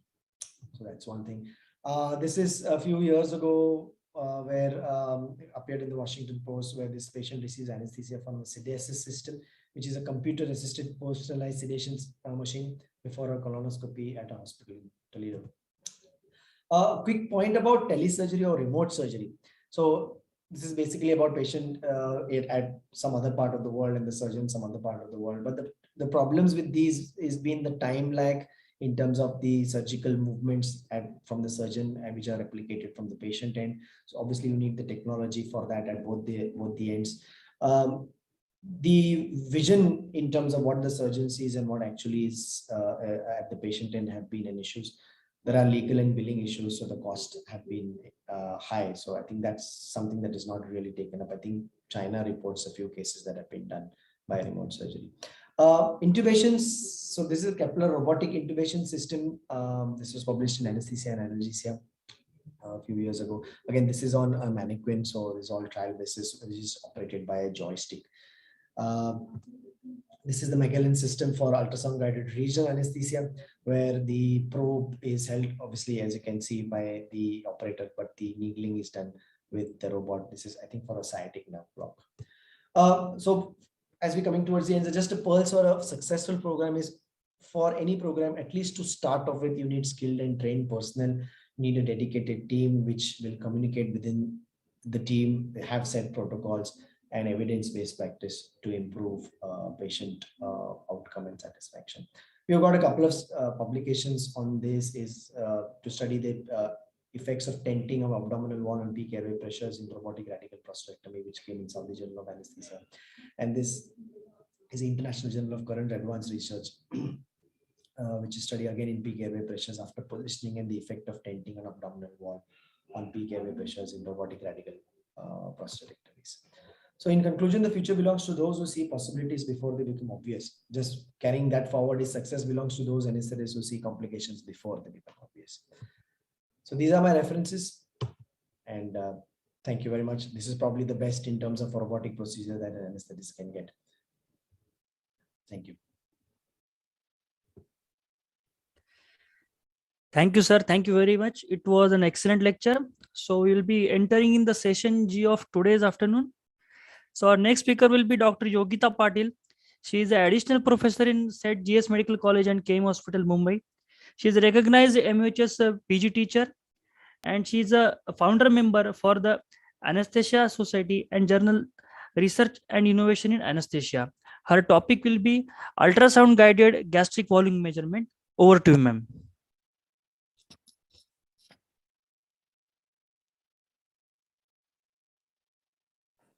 Hello, myself Dr. Yogita Patil, Additional Professor, Department of Anesthesia, St. GS Medical College and KM Hospital, Mumbai.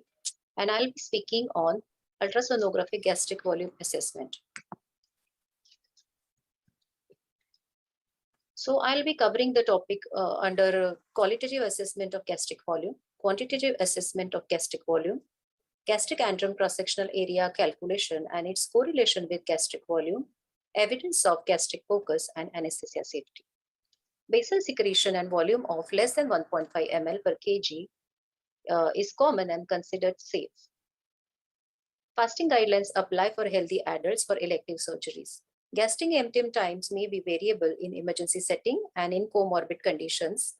Fasting history may be unreliable in certain class of patients. So gastric ultrasound is an emerging point of care assessment tool for gastric content, gastric volume, and prediction of risk of aspiration of gastric content. Gastric ultrasound is performed first in supine position, then it is done in the right lateral decubitus position. Generally, low frequency curvilinear probe is utilized. Probe position is kept in the cephalochordate in sagittal plane in epigastric region, and scanning can be performed from right to left side to optimize the image. Here we can see when the probe is in the sagittal plane in the subgastric area, the beam of ultrasound passes through left lobe of liver, antrum, pancreas, superior mesenteric artery, and aorta, and it gives a typical image. Here we can see the left lobe of liver. Just below the left lobe of liver, the antrum is visualized. SMA is pulsating, and below the abdominal aorta is seen. When on gastric ultrasound, the contents are empty, it typically gives that ring in ring appearance, which looks like that bullseye appearance because there are no contents in the antrum. When the gastric antrum has liquid content, it casts a hypoechoic shadow, giving that typical starry night appearance because of air bubbles present inside the liquid content. When the gastric antrum has solid content, it gives that heterogeneous appearance, hyperechoic structures is seen, and below that, no structures are visible, giving that typical frosted glass appearance. Here I have done a gastric ultrasound scan in a volunteer, where I have given a volunteer to have a 200 ml of liquid, and I scanned him after 3 minutes in a right lateral decubitus position. Here we can see the hypoechoic structure and the air bubbles are seen, giving the typical starry night appearance to gastric content. In this scan, we can see the gastric antrum is having a heterogeneous look with hyperechoic content and hypoechoic content. Probably it is filled with solid as well as liquid content. Again, here we can see the solid content in the antrum, giving that frosted glass appearance. The cross-sectional area of the antrum has linear correlation with gastric volume. To measure the cross-sectional area, identify the antrum at the level of aorta in RLD, obtain a still image of at the rest in between peristalsis, use free tracing tool of UAG machine, or manual calculation of the craniocaudal and AP diameter is possible, and then predictive model to assess the gastric volume is utilized to calculate the gastric content and volume. Here in this diagram image, we can see the manual method has been utilized to calculate the diameter of AP and craniocaudal diameter. Here the free tracing tool has been utilized to calculate the cross-sectional area of gastric antrum. So here in manual calculation, we can see the figures, and that can be utilized to fill in the formula to calculate the cross-sectional area. Validation of a mathematical model of ultrasound assessment of gastric volume by gastroscopic examination. In this, Perlas et al. Have done first the antral scan in right decubitus position, and they have taken 3 images. An average of 3 images cross-sectional area has been utilized in this formula to calculate the gastric volume. After the calculation, they have used gastroscope to do the manual suction, and they have measured the gastric content, and they have found that this formula has very good correlation with gastric volume. IAIM framework of point of care gastric ultrasound, it shows the indication, acquisition, interpretation, and medical decision making in point of care ultrasound. Pre-anesthetic aspiration risk assessment in the setting of questionable per-oral intake, elective procedures, but NPO guidelines are not followed, urgent or emergency procedures where NPO status is not sure. Image acquisition relates to patient, probe, picture, and protocol consideration. Patient position is supine followed by RLD, and ambient light is adjusted to have a best image. Curvilinear probe is utilized in adults, and novology and depth and gain is utilized to capture best image. Interpretation of gastric antrum and content is done. We classify as grade 0 antrum when there is minimal clear fluid and antrum is looking flat, giving that typical bullseye pattern in both supine and RLD. When the contents are hypoechoic and antrum is distended, we classify as grade 1 antrum when fluid is visible only in RLD, suggestive of low gastric volume. We classified grade 2 antrum when fluid is visible both in supine as well as RLD, suggestive of high gastric volume.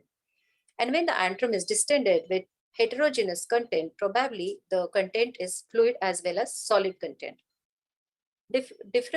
Volume estimation can differentiate clinically significant volume if it is more than 1.5 ml per kg, and if it is less than 1.5 ml per kg, probably it is clinically not significant. Here again, the qualitative examination based on antral grading can be seen. When the antrum is empty, we classify it as grade 0 and there is low possibility of risk of aspiration. When the contents are clear fluid and the volume is less than 1.5 ml per kg, we classify it as grade 1 antrum and there is low risk of aspiration in such patients. When the contents are more than 1.5 ml per kg, we classify it as grade 2 antrum and probably there is high risk of aspiration. Again, when the contents are solid, there is again high risk of aspiration during the procedure. Medical decision making based on the image analysis and clinical context, how we utilize. When the contents are high, we can decide the timing of anesthesia, whether to proceed for anesthesia or delay or cancel the procedure. Equally, we can decide on anesthesia technique, whether to go ahead with regional anesthesia or to go ahead with general anesthesia, depending on the gastric content and its quality. Again, we can decide on need of aspiration precautions when and how we can prevent aspiration by doing either rapid sequence intubation or medications like prokinetic antacids are given and repeat scans are done. And in spite of that, if the contents are still high, we can put a NJ tube and do the suctioning and go ahead with the procedure. Ultrasonic ultrasonographic evaluation of gastric content and volume, a systematic review. Here, in that 20 articles were included. Out of that 20 articles, 19 chose the antral region as the best site for qualitative analysis of gastric content, and 8 articles utilized this transverse section of gastric antrum as the qualitative measurement for the measurement of gastric antrum and its content, and depending on that, it is extrapolated. So they have found a good correlation in adult patients. Gastric point of care ultrasound during pregnancy and the postpartum period, a systematic review. Here, the evidence shows that gastric focus is a reliable and feasible method in pregnancy. Qualitative assessment via the PERLA's grading system provides rapid assessment of gastric volume status, and the cutoffs are little high, 608 millimeter square and 960 millimeter square in the semi-recumbent and RLD positions. So, role of gastric ultrasound in anesthesia. Can it determine the nature of gastric content? Yes, it can determine whether the contents are liquid or solid. Quantification of gastric volume and contents is possible. It can differentiate between high and low volume status, and we can reduce the aspiration risk depending on the volume status. Cutoff threshold of CSA is a reliable method provided standardized population and standardized tools are utilized for calculations.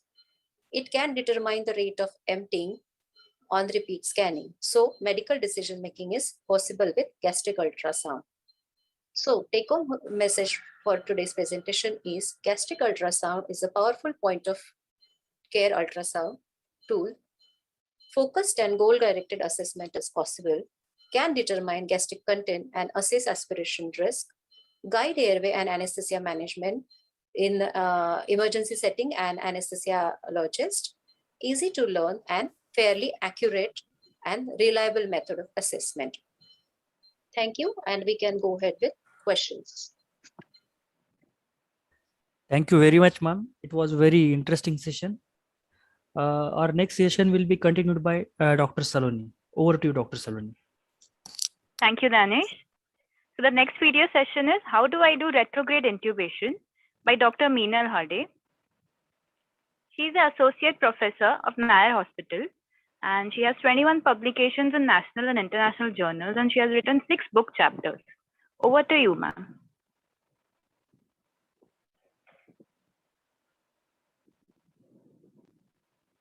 And greetings. Retrograde intubation is a technique of guided intubation, can be done by orotracheal or nasotracheal route in unanticipated difficult airway and anticipated difficult airway situations. It has a secure place in all societies' difficult airway.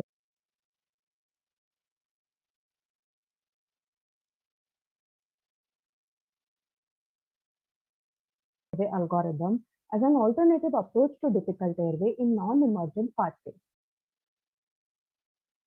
The retrograde technique of intubation, also known as transpharyngeal or guided glide intubation, consists of percutaneously passing a narrow flexible guide into the trachea from cricotracheal or cricothyroid membrane and advancing this guide through the larynx and out of the nose or mouth. ETT is then railroaded over the guide into the trachea and the guide is removed.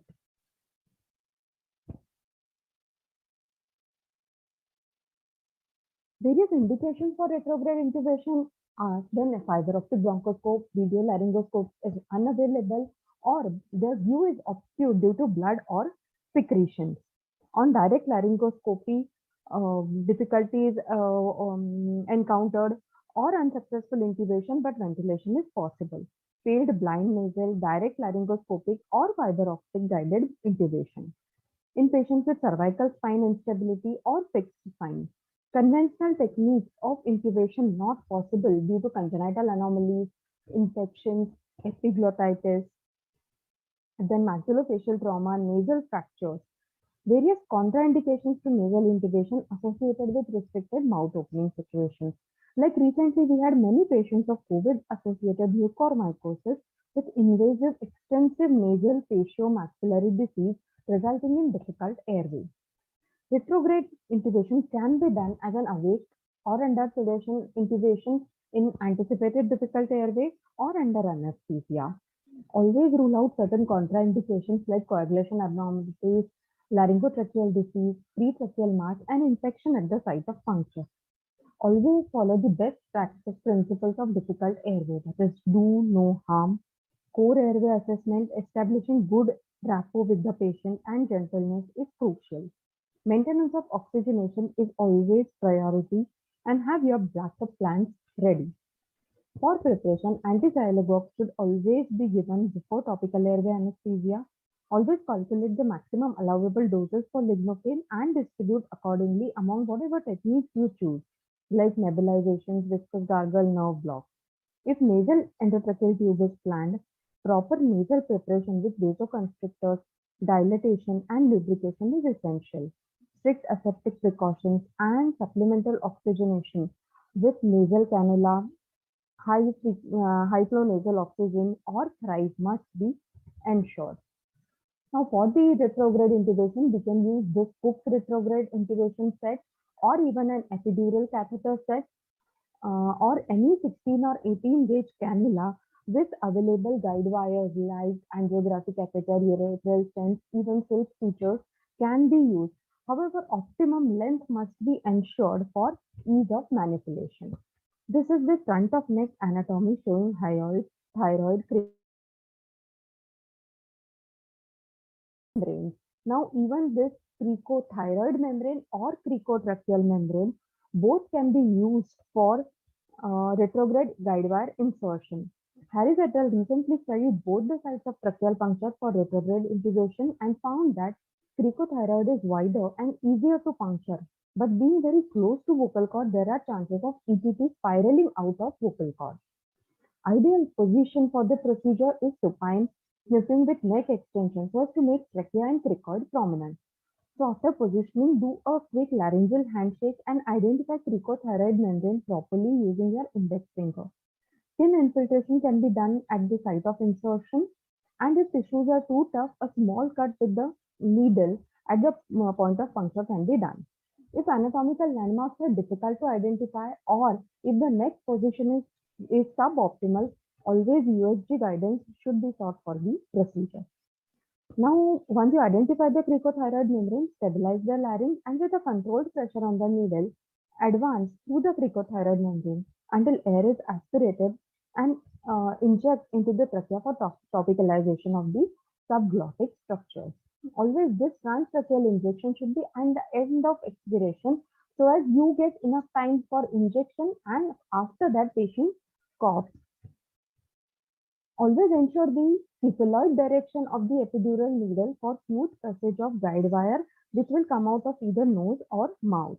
Usually epidural catheters and sutures are to be retrieved from the mouth using this thin forceps, and for nasal tube, a lubricated feeding tube can be passed through the nose and retrieved out of the mouth.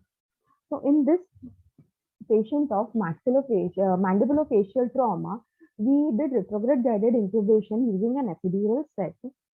After topical airway preparation, lubricated nasal rise tube was passed through the nose and brought out of mouth. And superior laryngeal nerve block using 2% lignocaine was given in between the greater cornu of hyoid and superior cornu of thyroid, and the drug was injected bilaterally after negative aspiration. And then a transtracheal block was performed after a local infiltration, and you can see the air aspiration is reconfirmed. Now, using an epidural needle in the kypheloid direction, again the position of the needle is reconfirmed by aspirating air. The epidural catheter is threaded in the kypheloid direction through the epidural needle, and then it is, as soon as the catheter reaches the mouth, here the patient himself can spit it out or you can retrieve it using a thin forceps. Now the clamp is attached to the distal end of the epidural catheter and the catheter is threaded through the nasal rise tube and brought out of the nose and pulled up as much as possible. Now the epidural catheter is threaded through the endotracheal tube through the Murphy's eye, and after optimum lubrication of the nasal cavity, epidural catheter is railroaded over the epidural ETT is railroaded over the epidural catheter Here, the most practical tip is holding the epidural catheter at optimum stretch.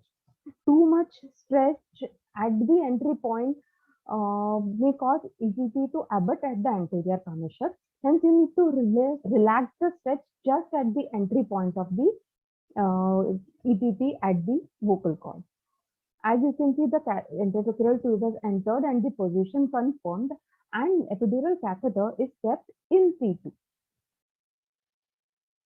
Now we threaded the epidural catheter through the Murphy's eye of the endotracheal tube because, as you can see clearly, the endotracheal tube has advanced at least 1 centimeter more beyond the entry point. So the chances of accidental tube spiraling out of the vocal cord is less. Various techniques have been described for epidural catheter threading. Even you can tie the epidural catheter through the tube to the tube and pull the tube downwards. Too much, as the epidural catheter being soft and flexible, it permits advancement of ETT past the puncture site. That is the biggest advantage of using epidural catheter. It fits easily between the connector and ETT and breathing circuit, connector of the ETT and breathing circuit, and can be left in situ after extubation. However, there are certain chances of kinking. Now, too much tension may cause cheese wire effect and tube may abut at the anterior commissure. So, relax the stretch on the catheter for the tube to enter the larynx. Now, availability of the Cook's retrograde intubation kit had made retrograde intubation even easier and more successful. It has an atraumatic J-tip retrograde guide wire of 120 centimeter, which can pass through an 18-gauge intravenous catheter. There are available intravenous needle and catheter given with an hollow anterior guide and 2 rapid fit adapters, which are there for oxygenation and jet ventilation if at all required during the procedure. In this patient of COVID-associated rhinomaxillary mucormycosis, mouth opening was severely restricted and nose was unavailable for intubation.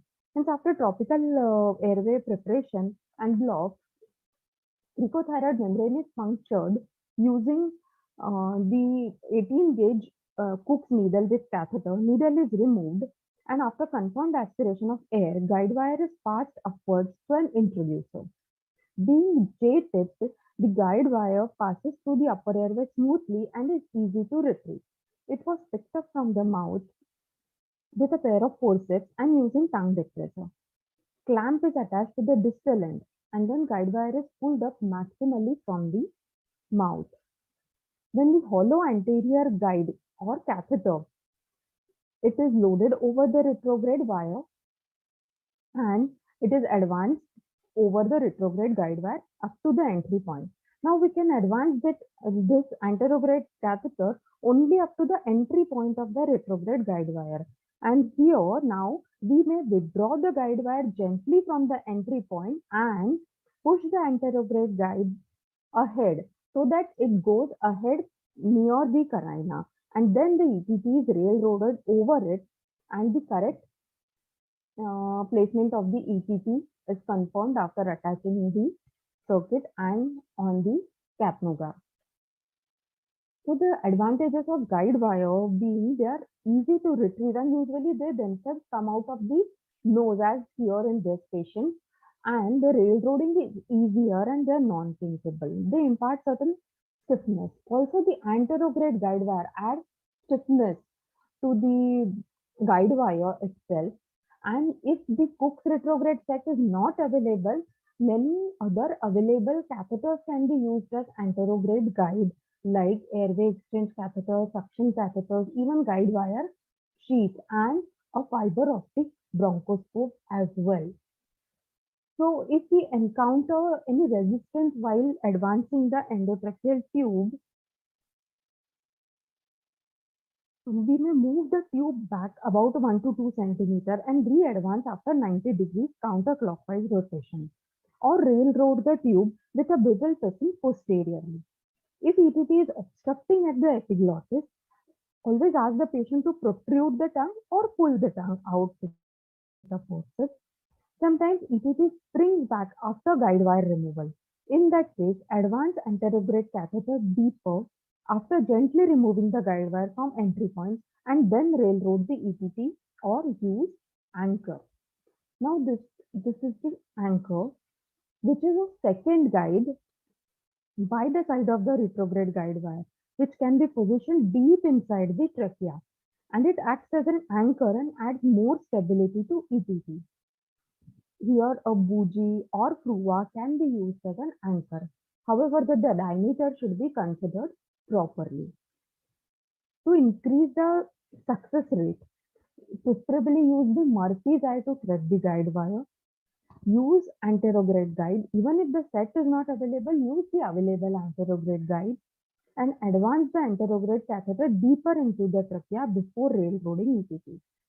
Use of concomitant FOB technique has been reported near 100% success when previously either of the technique, like either FOB has failed or either retrograde has failed. But if you combine both of them, there are almost 100% chances of success. As the outer diameter of the guide wire, of the retrograde guide wire, and the internal diameter of the suction port of the FOB form a tight fit, allowing the FOP to form a straight path through the vocal cord. So here we first load the endotracheal tube on the FOB as usual, and the retrograde guide wire is passed through the cricothyroid membrane as discussed. This guide wire is threaded through the suction port of the FOB, and then FOB follows a straight path through the vocal cord, and the guide wire can be withdrawn under vision. Always watch out for probable complications of any procedure like sore throat and hoarseness. These are common, but others are uncommon. The evidence and guidelines suggests and emphasizes that retrograde intubation is a safe and successful technique in both anticipated as well as unanticipated difficult airway situations, and reported successful in all age groups and even in the world full of digital gadgets. It comes as a successful rescue technique, and hence it is a recommended technique in difficult airway for specific indications. Preferably use a Cook's retrograde intubation set, but if unavailable, epidural and other whatever available guide wires which are handy in the OT can be used. Anterograde guide wire over retrograde or anterograde guide as an anchor increases the success rate. Master the technique and it will save your day one day. Thank you very much. Thank you. Thank you, ma'am, for such an informative video. It will be very beneficial in anticipated difficult airway. So we move on to the next video. How do I do fiber optic bronchoscope by Dr. Dipali?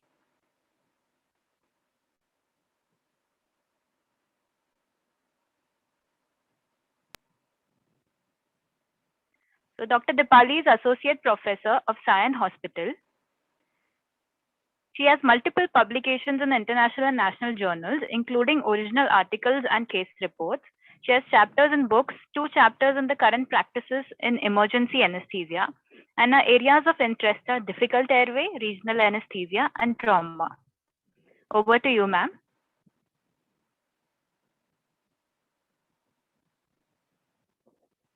Hello everyone. I am Dr. Deepali Thakur, Associate Professor in Lokmanya Tilak Medical Municipal College, Mumbai. Let's see all practical aspects for successful fiber optic intubation.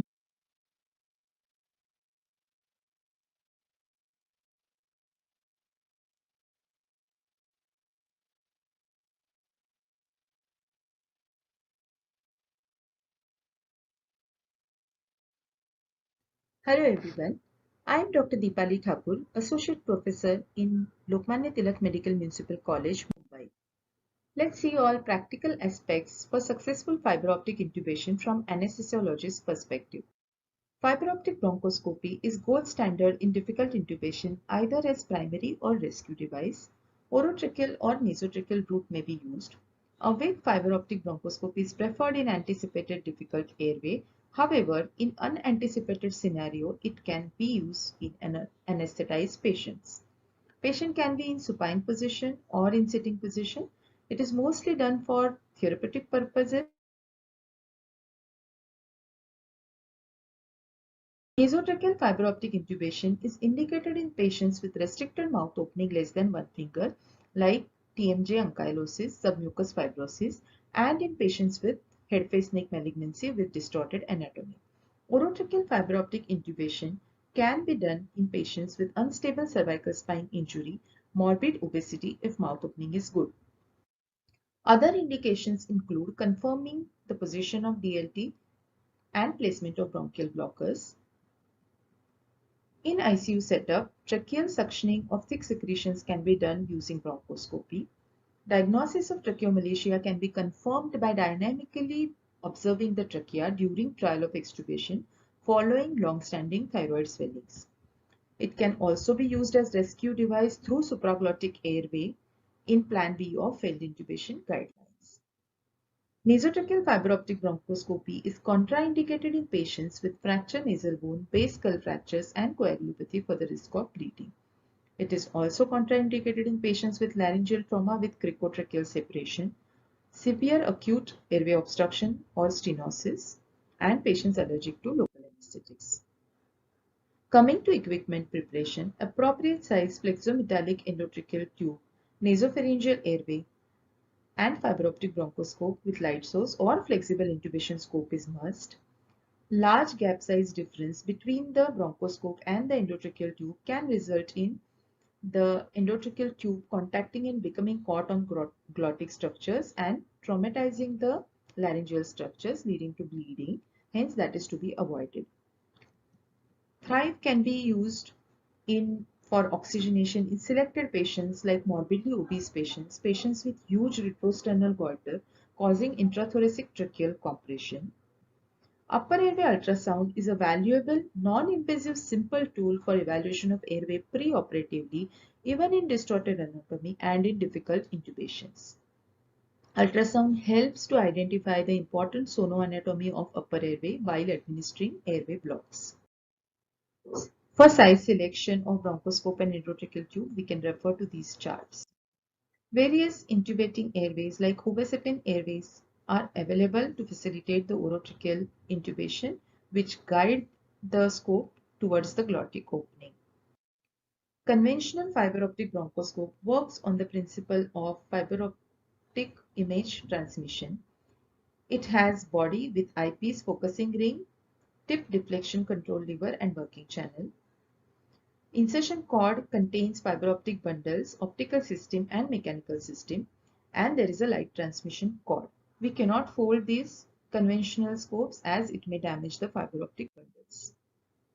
With advancing technology, now we have 5 scope, which is a flexible fiberless video endoscope with CMOS chip-on-tip technology, which has CMOS sensors, LEDs, and mini lenses at the tip. They transmit the video image from tip to the display monitor. Before using the scope, white balance is to be checked.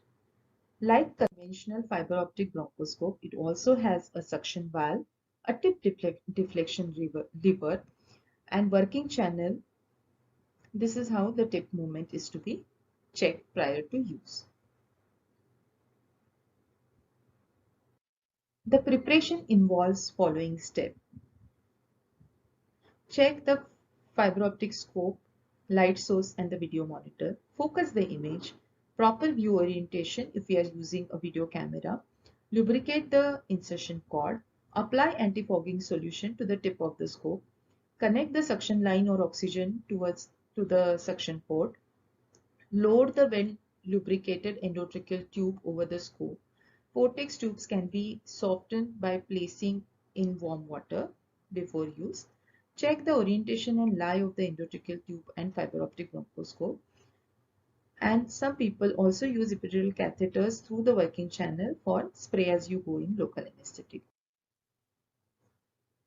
Recently, these Ambu scopes are also available in different sizes. They are single-use, lightweight, and low-cost flexible intubation scopes. So whichever scope you use, the preparation of airway is very important. This is our patient with CA buccal mucosa with no mouth opening. Hence, we have planned awake nasotracheal fiber optic intubation for him. So patient preparation includes confirming the NBM status, consent, explain the procedure of airway blocks and fiber optic bronchoscopy properly to the patient. Good IV access is to be secured. We usually decongest the nasal mucosa using xylometazoline nasal drops 15 to 20 minutes prior to procedure. Antisyllagogues in the form of glycopyrrolate 4 microgram per kg is given intramuscularly 30 minutes prior to procedure. Though various drug combinations are available, we prefer using dexmedetomidine with fentanyl for conscious sedation. The aim here is to have a comfortable patient responsive to verbal commands with maintained airway and spontaneous breathing. The airway is anesthetized using topical anesthesia and airway blocks, lignocaine in the form of 2% nebulization, 4% lignocaine viscous gargle, and lignocaine for airway blocks is used. Lubricating jelly and 10% spray also can be used. Any of the combination can be used. However, we need to remember not to exceed the toxic dose of lignocaine, 5 mg per kg. So we usually give nebulization in sitting position. We have administered xylometazoline drops and a well lubricated 7-number nasopharyngeal airway we have inserted. We usually give supplemental oxygen with nasal cannula 2 liters per minute during the procedure. All ASA standard monitors are attached. Superior laryngeal nerve block is given by operator standing by the side of the patient. Give neck extension, palpate the hyoid bone laterally to feel for the greater conum, fix the hyoid bone by giving pressure from the opposite side, puncture with 24 gauge needle, hit the greater conum of the hyoid, withdraw a needle bit and on the inferior border of the greater conum, inject 2 ml of 2% lignocaine. The internal branch of this superior laryngeal nerve supplies the sensory fibers to laryngeal mucosa above the vocal cords, and external laryngeal nerve supplies the motor fibers to cricothyroid muscle. So paralysis leads to hoarseness of voice. That is how we give the superior laryngeal nerve block on both the sides. Transtracheal block provides the anesthesia of vocal cords and trachea by blocking the sensory fibers of recurrent laryngeal nerve. This is the site of ingestion. Palpate the thyroid cartilage and cricoid cartilage. Identify the cricothyroid membrane. Fix the trachea between thumb and index finger. Insert the 22 gauge needle in perpendicular direction. Puncture the cricothyroid membrane. Confirm aspiration of air to assure that the needle is in the trachea. Do not advance the needle further. Inject 3 to 4 ml of 2% lignocaine. This will induce coughing, which will help in spread of the local anesthetic. We can use 22 gauge angiocath for the same purpose. Coming to insertion of preloaded flexible scope, the two techniques can be used, the fiber optic bronchoscope first or the endotracheal tube first. We usually prefer inserting fiber optic bronchoscope first and we guide the endotracheal tube over it. The operator is standing on an elevated platform holding the preloaded fiber optic bronchoscope with well lubricated flexometallic endotracheal tube. Here we have used 5.5 size 5 scope with 7.5 number flexometallic tube in left hand. The scope and the assembly is held in the left hand and the monitor is on the right side of the operator. The bronchoscope is inserted from nasopharynx to visualize the vocal cords. Once the bronchoscope has successfully positioned in oropharynx, the epiglottis and the vocal cords can be visualized with slight anterior deflection of the tip of the scope. We can use spray as you go in technique on visualization of cords in case if you want to avoid the airway blocks in case of distorted anatomy. So here we can spray our local anesthetic. After this, the scope is to be advanced to the vocal cords and trachea. So the bronchoscope is aimed towards the anterior commissure of the vocal cords.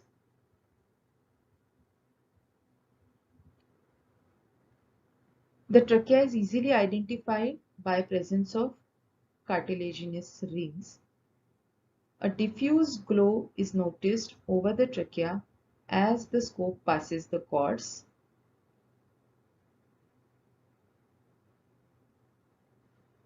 That's how we have entered the vocal cords, and these are the beautiful tracheal rings we can see. So we have confirmed that the bronchoscope is into the trachea. After confirming the entry of bronchoscope into the trachea, it is advanced distally until a point just above the carina. So visualize the carina, and endotracheal tube is advanced over the flexible scope while continuously visualizing the trachea through the flexible bronchoscope.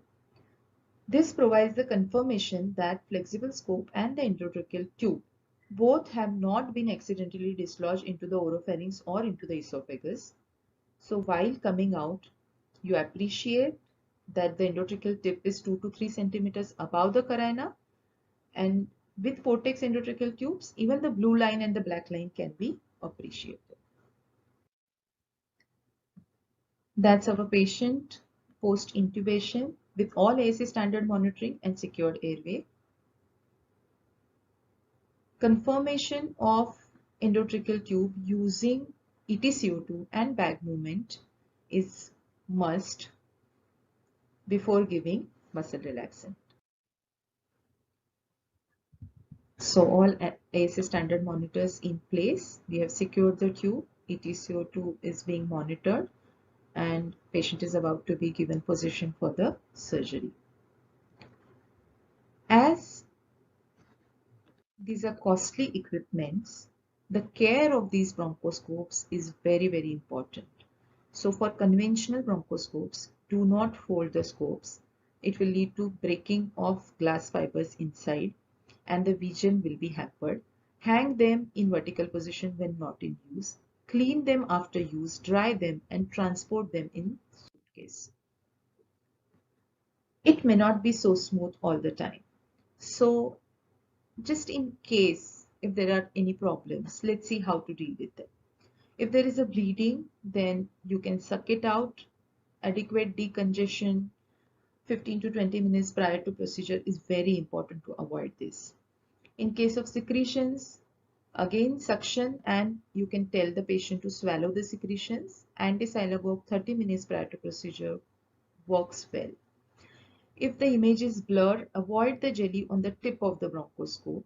Focus the image and white balance before itself, before starting the procedure.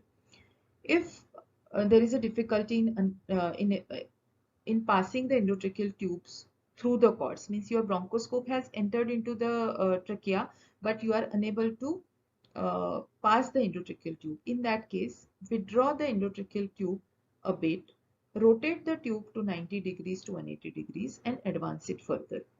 Usually, the endotracheal tube slides in, and do not forget to lubricate the tube. In case of esophageal intubation, tracheal rings or carina will not be seen. There will not be any ETCO2, so you have to redo the procedure. These are the clinical pearls for successful fiber optic bronchoscopy. Anticipation and planning the patient, airway, and equipment is very important. Good sedation, dexmedetomidine is a wonderful drug for that. Do not touch the mucosa while advancing the scope. Keep target in the center. Follow the black hole. Visualize the tracheal rings and carina while reloading the endotracheal tube. And confirmation of endotracheal tube with ETCO2 before giving muscle relaxants is must. Thank you.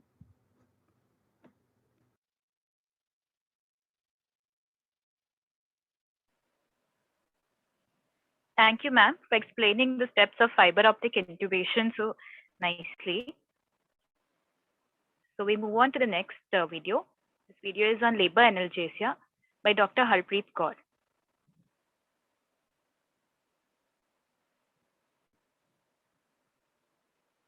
Can I have a CV, please?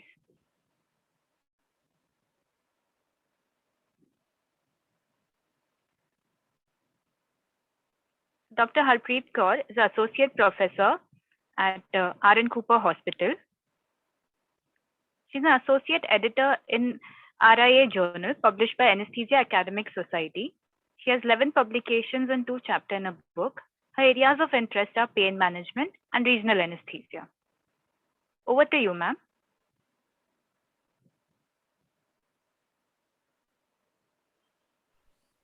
Respected seniors and my dear friends, my study is a pressure control volume guaranteed mode for ventilation in lab call patients in comparison to the volume control mode and the pressure control mode for the respiratory dynamics. It's a prospective randomized study. Hemoperitoneuum and altered positioning in laparoscopic cholecystectomy predisposes to alteration in the hemodynamics, pulmonary renal sampling, and the endocrine pathophysiology.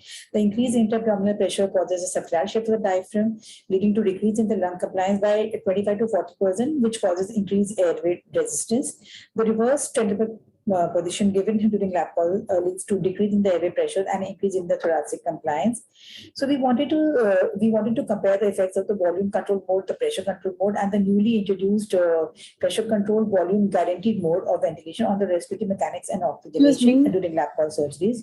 We hypothesized that the PCV-VG mode is a better mode for ventilation than the VCV and the PCV for maintaining the respiratory mechanics and improved ventilatory outcome in lap call patients. Shilpi, this is the wrong video. Can you change the video? So PCV-VG mode is a new... Is the wrong video.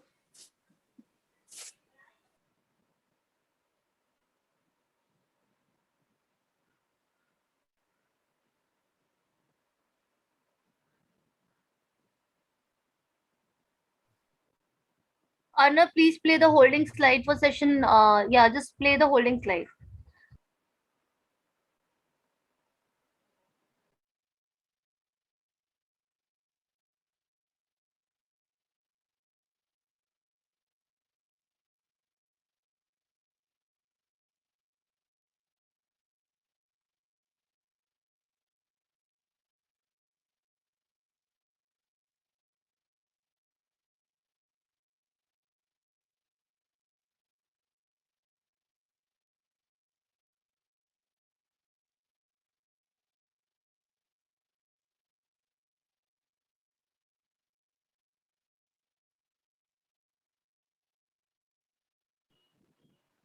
Sorry for the delay. We'll get back to you with the right video.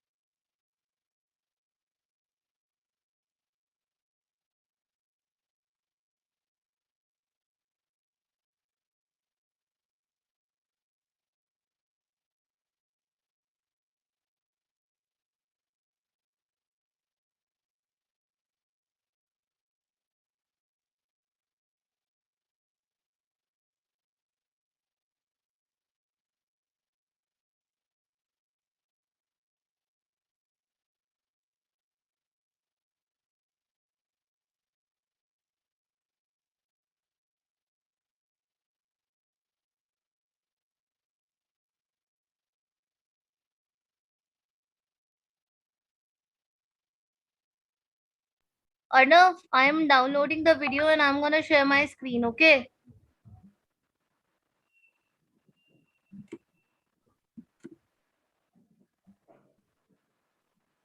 Arnav, you there? Okay. Yeah, I just spoke to Rohit. He's downloading the correct one now.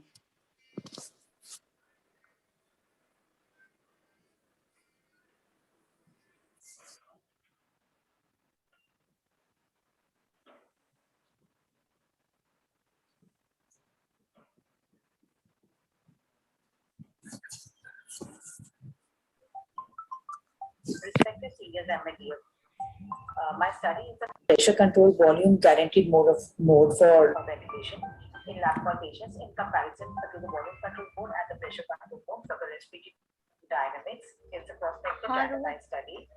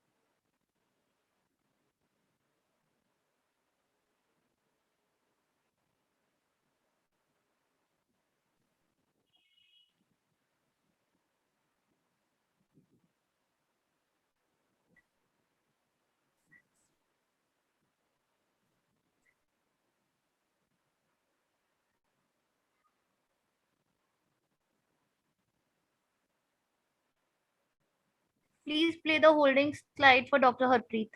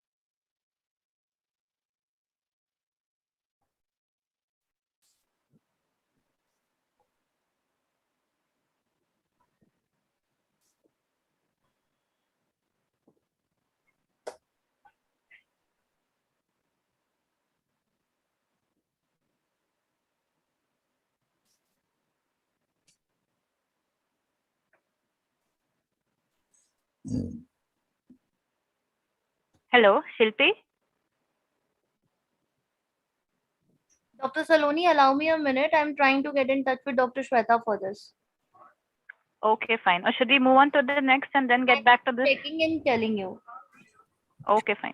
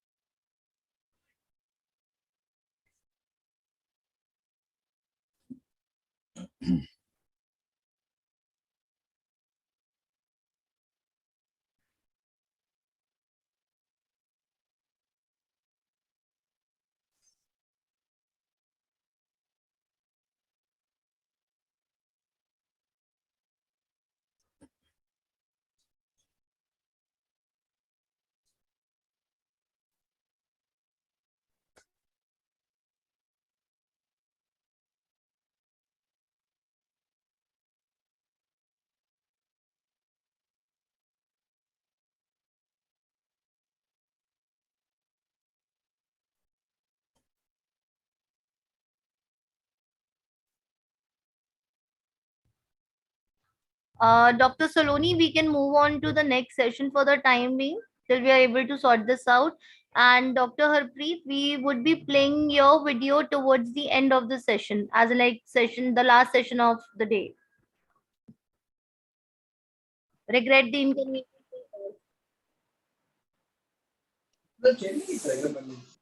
Okay, so we'll move on to the next session. We'll move on to session H. Yeah.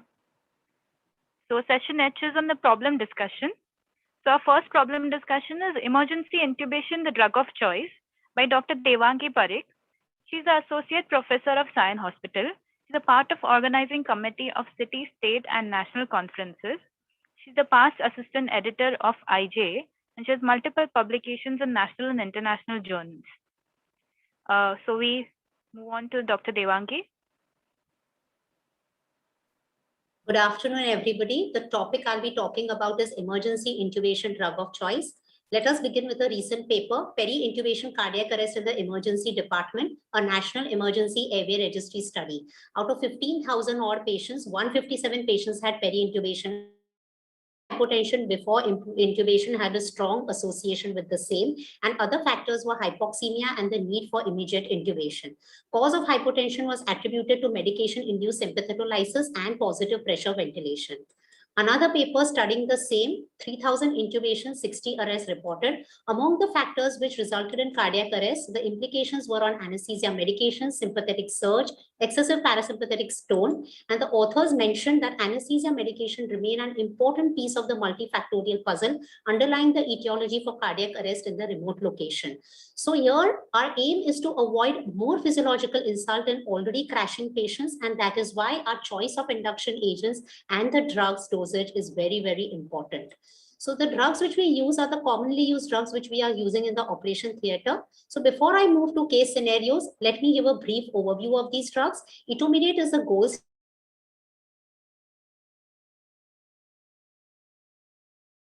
suppression, which we will be discussing later. Propofol, another good drug, it's a bronchodilator, can be used in certain situations. However, there is a propensity for myocardial depression, and that is why it is difficult to use this drug in patients with shock, perforation, patients who are hypotensive. Ketamine is an attractive choice to etomidate. It is a sedative as well as an analgesic. It preserves the respiratory drive. It's a bronchodilator. It causes hypertension and tachycardia. So it is good for use in emergency situation where blood pressure is an issue. So all in all, to avoid the side effects of ketamine as well as propofol, the combination of ketofol can be used where low doses of either agents can be used. Ketamine and etomidate continue to be the most promising agents for emergency tracheal intubation. So let us compare the two. In a multi-center observational study of emergency department patients requiring emergency intubation, 18% of the patients sedated with ketamine sustained peri-intubation hypotension compared with 12.4% of those sedated with etomidate. A study using the same airway registry database reported a higher rate of post-intubation hypotension among patients sedated with ketamine as compared to etomidate. These were the patients in sepsis. Now, why does this happen? Basically, ketamine has a problem that when you use it in a fully sympathetically stimulated patient who is catecholamine depleted or a patient who has blunted autonomic response, then ketamine has a negative inotropic and a chronotropic effect, and it causes hypotension as well as bradycardia. This limitation of ketamine we always have to remember while conducting emergency tracheal intubations. Somewhat obsolete agents are thiopentone, not used much because of profound hypotension as well as allergic potential. Midazolam is a potent anticonvulsant, so can be used in status epilepticus. However, at doses of 0.2 to 0.3 milligram per kg, there is hypotension. So this is something we have to be careful about. Neuromuscular blocking agents are very important for improving our success rate in the first attempt in emergency tracheal intubation. The most commonly used is succinylcholine and rocuronium. Rocuronium, the only problem is that in a difficult airway, if we have committed ourselves to rocuronium, then there is no going back to patient spontaneous respiration. In comparison, choline is very promising, but however, there are side effects like bradycardia, hyperkalemia, and it is contraindicated in certain situations.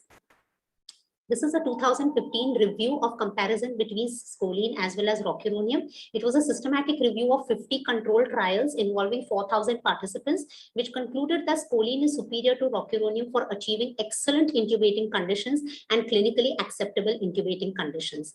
However, a note of caution, scoline is contraindicated in these situations. There can be dangerous arrhythmias, hyperkalemia leading to cardiac arrest. So we avoid this in hyperkalemia, malignant hypothermia, extensive burns, crush injuries, and multiple trauma, muscular dystrophies, prolonged bed rest, spinal cord injury, stroke more than 72 hours old, and open eye injuries.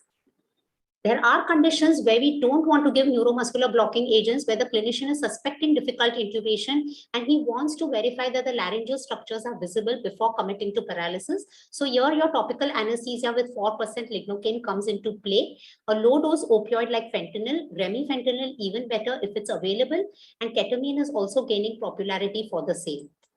Then there are very, very rare instances where there are no intravenous access and emergency tracheal intubation has to be done. So here we opt for the intramuscular route. Scoline 4 milligram per kg IM along with an induction agent like ketamine or midazolam can be used. It has a mean onset time of 2 minutes in adults and 4 to 5 minutes in children. So here, because of the slow onset of neuromuscular blockade and a longer period of respiratory inadequacy, we have to ensure full pre-oxygenation and oxygenation with a nasal cannula at a rate of 15 liters per minute throughout the procedure. There have to be adjuncts available for emergency tracheal intubation to avoid the physiological responses to intubation as well as to maintain hemodynamics. Opioids are the most commonly used. Fentanyl is used to blunt the laryngoscopic response.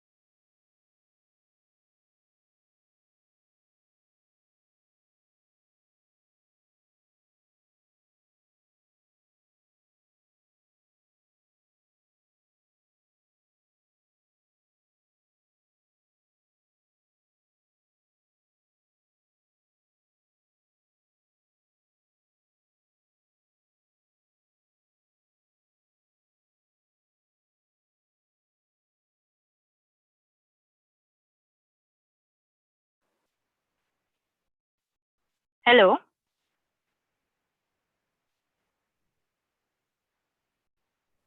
Arnav? Hello, what's happening? The video stopped. Yeah, that is what I'm checking with the tech guy. Arnav, are you there? Arnav?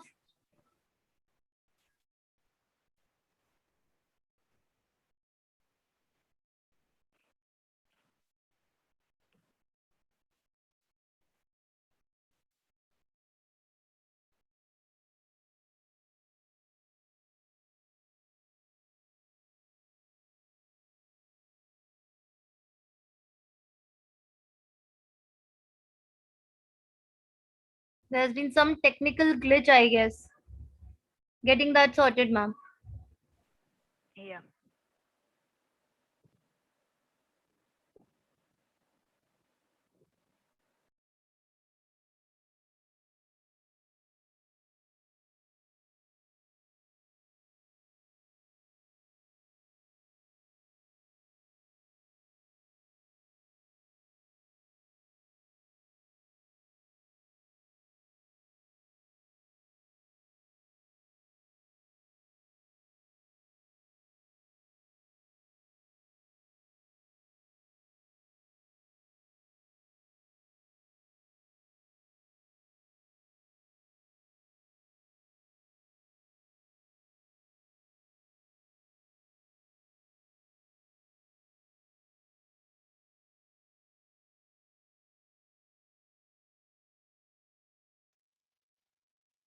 Not anticipated. We can use choline. However, there is a possibility of raised ICP by choline. But let us say if it's a difficult intubation and we want to avoid rocuronium, then rather than intubating a struggling patient, it is better to use choline because the ICP increases of choline are short-lived. So the hypoxemia also is a problem in these patients, and we have to maintain the cerebral perfusion pressure. What about ketamine in these patients? Now, ketamine has historically been always associated with raised ICP, so nobody is using it. And there are multiple editorials, reviews, which are questioning this bias, this historical bias. Now, ketamine, because of its sympathetic stimulation, is known to cause raised ICP. However, if it is used with a benzodiazepine or an opioid, then in fact, ketamine can even reduce ICP, and it is favorable in using in these patients in critical care as well as in emergency tracheal intubations. Moreover, ketamine in a normotensive or a hypotensive patient will raise the blood pressure. So the cerebral perfusion pressure will be managed, and there will be avoidance of secondary neurological injury in these very delicate patients. Coming to another scenario where we may be called for emergency intubation is an aneurysm rupture, where patient usually presents with a hypertension, a convulsion, and a deteriorating GCS. So here again, we are using the same drugs because they have a similar effect on cerebral blood flow and cerebral metabolic rate. Opioid midazolam combination is also acceptable because these patients usually have a high BP, so midazolam can be given. We avoid ketamine here because the patient usually has a convulsions.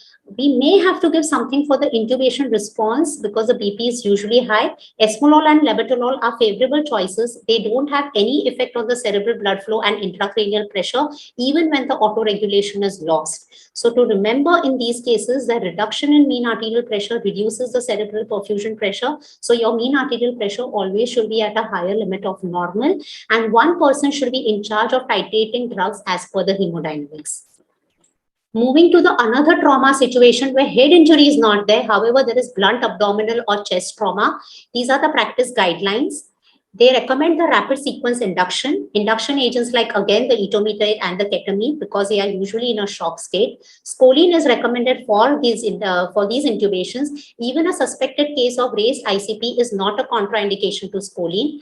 Retrospective reviews say that single-dose etomidate is associated with adrenal suppressions, ARDS, and multi-organ dysfunction. However, there is no contraindication to use. The whole idea is we want to avoid the peri-intubation hypotension leading to cardiac arrest. Coming to the intensive care unit, these are the 2018 guidelines for management of emergency tracheal intubation in the ICU. The choice of induction agent is dictated by the hemodynamic condition. Again, the ketamine and the etomidate are the heroes. Here, the palaretics are recommended, but rocuronium is preferred over scoline because they may be the prolonged bedridden patients. They may be having electrolyte imbalances. Another important consideration is vasopressor pre-treatment because most of these patients are on inotropic support, and further induction will lead to hypotension. So maybe we have to give bolus doses of vasopressor, and pre-oxygenation is also an absolute must. Maybe there is an agitated patient, there can be difficult pre-oxygenation, but we cannot compromise that step. So delayed sequence induction is recommended where a small dose of ketamine is administered and pre-oxygenation for 3 minutes is given, and then the final induction and intubation is done using sedation and paralysis. What about etomidate and sepsis? Now there are again 3 schools of thought. Basically, etomidate and sepsis does cause adrenal suppression, yes, but the cortisol suppression is lasting up to 24 to 48 hours. It causes cortisol suppression, but usually it is in the physiological range. However, if there is a doubt, then we don't give etomidate. We optimize the hemodynamics and use ketamine and propofol combination. If we are giving etomidate, we can give it with a steroid cover. And if we are giving etomidate, we inform it to the entire ICU team so that the repeat doses are not given. Coming to the burn situation, a 45-year-old has sustained burns on his face, chest, and extremities. He is admitted in the burns ward 4 days back. Now he has labored breathing. His saturation is low and a call is sent for intubation. Now here we need to remember that early phase of burns is associated with cardiovascular instability along with respiratory instability. So as per our airway assessment, maybe it's a difficult airway also. So maybe we want to do a awake intubation or maybe just a sedate look without relaxants. In either case, ketamine is going to be useful. If hemodynamics are favorable, propofol can be used. Remember, volume of distribution of almost every drug is increased in the burns. So higher doses of propofol and opioids are required. And there is upregulation of NMDA receptors. So ketamine requirement also increases. What about neuromuscular blockers in the burns patient? Up to 48 hours, choline can be safely administered. More than 48 hours, there is acetylcholine receptor proliferation. There can be prolonged depolarization leading to hyperkalemia and cardiac arrest. So choline is best avoided after 48 hours up to 2 years after burns. Even after 3 to 7 days of burn injury, there is decreased sensitivity to non-depolarizing neuromuscular blockers, so the doses have to be increased. The recommended dose is usually rocuronium of 1.2 to 1.5 milligram per kg, which is higher than our recommended dose. And in spite of this, we have to anticipate an increased onset of 90 seconds in comparison to 30 seconds when we are using for non-burns patient. In the emergency room, another scenario of a 56-year-old hypertensive patient with intestinal obstruction, abdominal distension, tachypnea, use of accessory muscles for breathing. BP is on the higher side and a call is sent for intubation. Here we are again going to do a rapid sequence induction because of abdominal distension and obstruction. We are going to obviously avoid ketamine. Drugs which we use for emergency control of blood pressure will be nitroglycerin and labetalol. We have to additionally give drugs to attenuate the laryngoscopic response. That can be lignocaine, fentanyl, and esmolol. Invasive BP monitoring is recommended, and we have to realize that these patients can have occult hypovolemia. We always have to optimize the fluid management before we intubate these patients. Coming to the labor room, there is a full-term pregnant patient presents with convulsions in the labor room. BP is on the higher side. Magnesium sulfate is started. The convulsions have stopped. However, the diastolic BP is more than 110 millimeter mercury, and there is a fetal distress which is present. Urgent cesarean section is planned. Now, in these patients, we have to intubate the patients and give the plan for urgent delivery. What do? We give the aspiration prophylaxis. We give magnesium sulfate to control the convulsions. To control the blood pressure, labetalol is the best drug. Induction will either be with thiopentone or propofol. Muscle relaxant will be choline, and we may have to give drugs for intubation response. However, we have esmolol is contraindicated in the pregnant patient. This is something we have to remember. A 25-year-old male receiving local anesthetic for brachial plexus block for forearm surgery. 20 minutes later, he had seizures and arrhythmias progressing to hypotension. Now, this is a case of local anesthesia systemic toxicity. First, the airway has to be managed. SOS, we may need to intubate this patient in emergency. Lipid immunoemulsion has to be administered immediately, and propofol is not a substitute for the same. There could be varied presentation of LAST. It could be a obturated comatose patient where we intubate without drugs. Most of the patients, 1/3, present with only CNS toxicity and convulsions. So we control the seizures with benzodiazepine and thiopentone. SOS, we may need to intubate. 1/5 of the patients do not have CNS problems. They only come with CVS toxicity. So we have to manage arrhythmias. Remember, we have to avoid lignocaine in these patients. We have to give vasopressors. Again, if we have not given lipid emulsion immediately, we may have to progress to intubation and paralysis. So here we need to remember which drugs we are supposed to be avoiding. Now, this is a scenario where we need to re-intubate after we have extubated in the operation theatre and we have already administered reversal agents. For example, a thyroid surgery, which has bled in the recovery room, and there is a huge hematoma compressing the trachea. So what are we going to do here? We have to immediately intubate, but the patient is agitated and awake.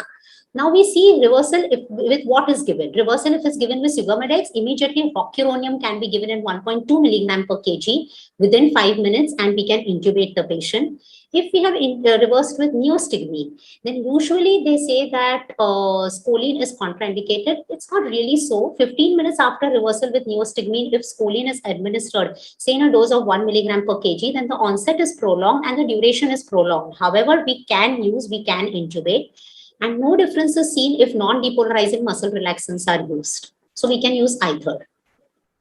Another case, a 31-year-old female in emergency room for fever and pain in abdomen, awaiting blood and CT scan report. IV fluids, paracetamol and antibiotic is administered. Suddenly she had breathing difficulty progressing to stridor, tongue and face swelling, and there are rashes on the chest. So what do you think this is? This could most probably be anaphylaxis, maybe due to antibiotic. Now, airway presentation and anaphylaxis could be a rapidly developing obstruction or a more gradual angioedema. Now, rapidly developing obstruction, we don't have to do anything, just an emergency cricothyrotomy or a surgical technique. But in a more gradual developing edema, we may be called for intubation, where first thing, we have to diagnose the condition and administer epinephrine intramuscularly. If intubation is required, then we avoid serious depressant medications for induction, because can be considered. Here is a situation where we avoid paralytics because mask ventilation can be impossible in a situation of upper airway edema.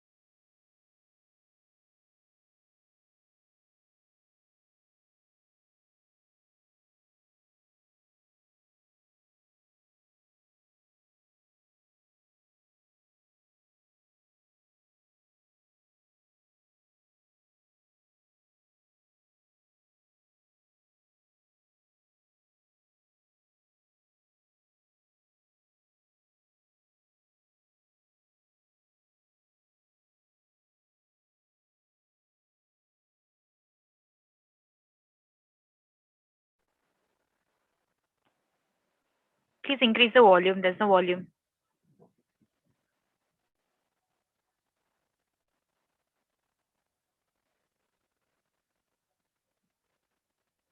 Hello, the sound can't be heard. Patient is strongly linked to cardiac arrest. So your choice of drug and dosage is very important. Choice of drug depends solely on the current and the past clinical status of the patient, and choose drugs as per familiarity and experience. I thank the WAD organizers for giving me the opportunity to present this lecture. Thank you.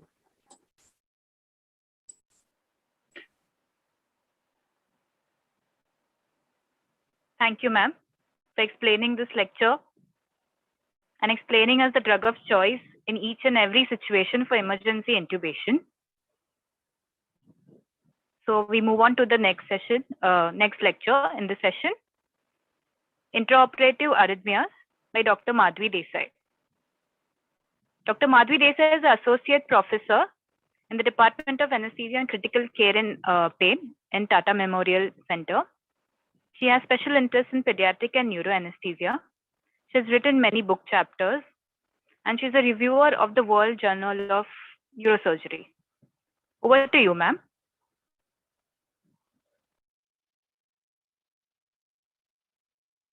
Good afternoon and welcome to the last session of the day, or rather the conference. We'll be discussing few cases regarding intraoperative arrhythmias. So in the older literature, the incidence of intraoperative arrhythmias is recorded as high as 60 to 70%. But most probably that is following the older inhalational agents which were halogenated. But now the incidence has come down to around 10 to 16%. The common types of intraoperative arrhythmias are junctional and VPCs. The causes, of course, we know the lighter planes of anesthesia and surgical stimulus happening simultaneously. The rare cause is intraoperative medications, but the most common are electrolyte disturbances, acid-base imbalance, hypoxia, and there are few pre-existing medical conditions which will predispose the patient to have intraoperative arrhythmias, mainly the ischemic or infarcted myocardium, or a patient with cardiomyopathy. So for identification and management of intraoperative arrhythmia, the anesthesiologist should analyze the condition following way. He should know what is the heart rate, then is the rhythm regular or irregular, is each P wave followed by QRS complex, or is it a block pattern? Is the QRS normal or narrow complex? And is the rhythm associated with hemodynamic instability? Because this will decide whether this rhythm requires further treatment or no. After that, the most important again question for intraoperative scenario is whether you can continue in that situation or no. So let's discuss few cases. Our first patient is 50 years old male patient who is posted for laparoscopic cholecystectomy. He is ASA2 in view of hypertension. He is on 3 antihypertensive medications since 15 years, amlodipine, prazosin, and telmisartan. The preoperative BP is 150 by 74 millimeters of mercury. The other clinical examination and investigations are normal. So he was induced with IV propofol, fentanyl, and becuronium. He was intubated with 8 numbers cuffed Portex tube and controlled with volume control ventilation. During the trocar insertion, anesthetist, we see one occasional VPC. So this is the screen. And what we see on the screen is just one VPC in the screen. The blood pressure is 97 by 56. We are using oxygen and air, FiO2 of 66% with sevoflurane, and the MAC is 0.3. So clearly this is the lighter plane of anesthesia which is giving rise to VPC. So what is the appropriate treatment at this stage is to deepen the plane of anesthesia. Now, many times the junior anesthetist residents make mistake here that because they see the BP is less, and we keep telling them that do not accept blood pressures less than 20% of baseline in a known hypertensive patient. Their standard reflex action is to reduce or switch off the inhalational agent. And the lighter planes of anesthesia then invites the arrhythmias. So here we can give a small dose of mefentremine or phenylephrine and give some IV propofol, increase the fresh gas flows with inhalational to improve the max, and then proceed with the surgery. So after taking these measures, the pneumoperitoneum was initiated. Now the VPCs have disappeared, but the heart rate is 50 per minute. Blood pressure is 88 by 58 with normal ETCO2. So what will you do next? Maybe again the mefentremine, phenylephrine, check the depth of anesthesia, and then continue. The heart rate further drops to 44 per minute. ETCO2 is still normal and the BP is less for that hypertensive patient. At this heart rate, maybe we can consider glycopyrrolate or atropine, a sympathomimetic agent, and proceed. If the heart rate further drops, now we need to ask the surgeon to stop. This condition warrants IV adrenaline if the patient is bradycardic and dropping blood pressures along with ETCO2, that means the cardiac output is dropping. And this may warrant the CPR to restore the hemodynamics if the deterioration continues. Once the hemodynamics are restored, in this case, we can assess and continue with the surgery. Next case is about intraoperative or preoperative ventricular premature beats. So she is a 52-year female. with complaints of menorrhagia now posted for hysteroscopy and cervical biopsy. There is no other significant medical history. The effort tolerance is good. Preoperative blood pressure is 120 by 80 millimeters of mercury and the pulse is around 84 per minute. The ECG is normal. The creatinine is 1.5 milligram % with potassium of 4.9 milliequivalents per liter, and most probably this is because of the obstructive uropathy because of the cervical lesion.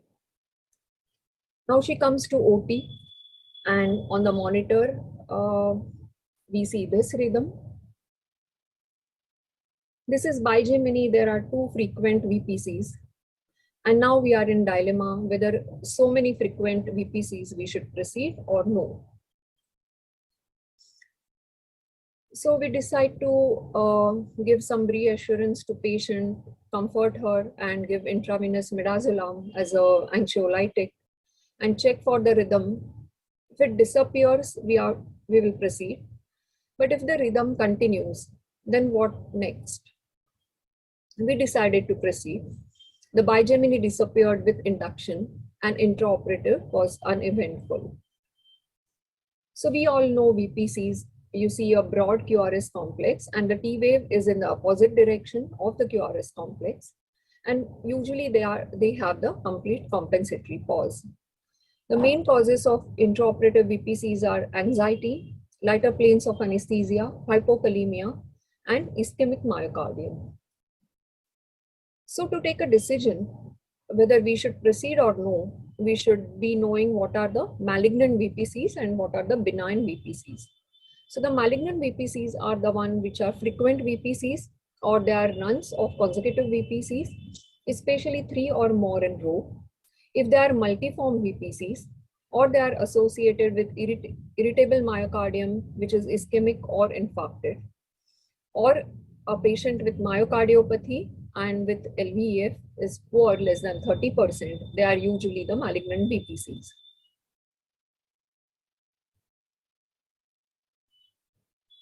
So how do we take a decision whether we can proceed with the further surgery or no?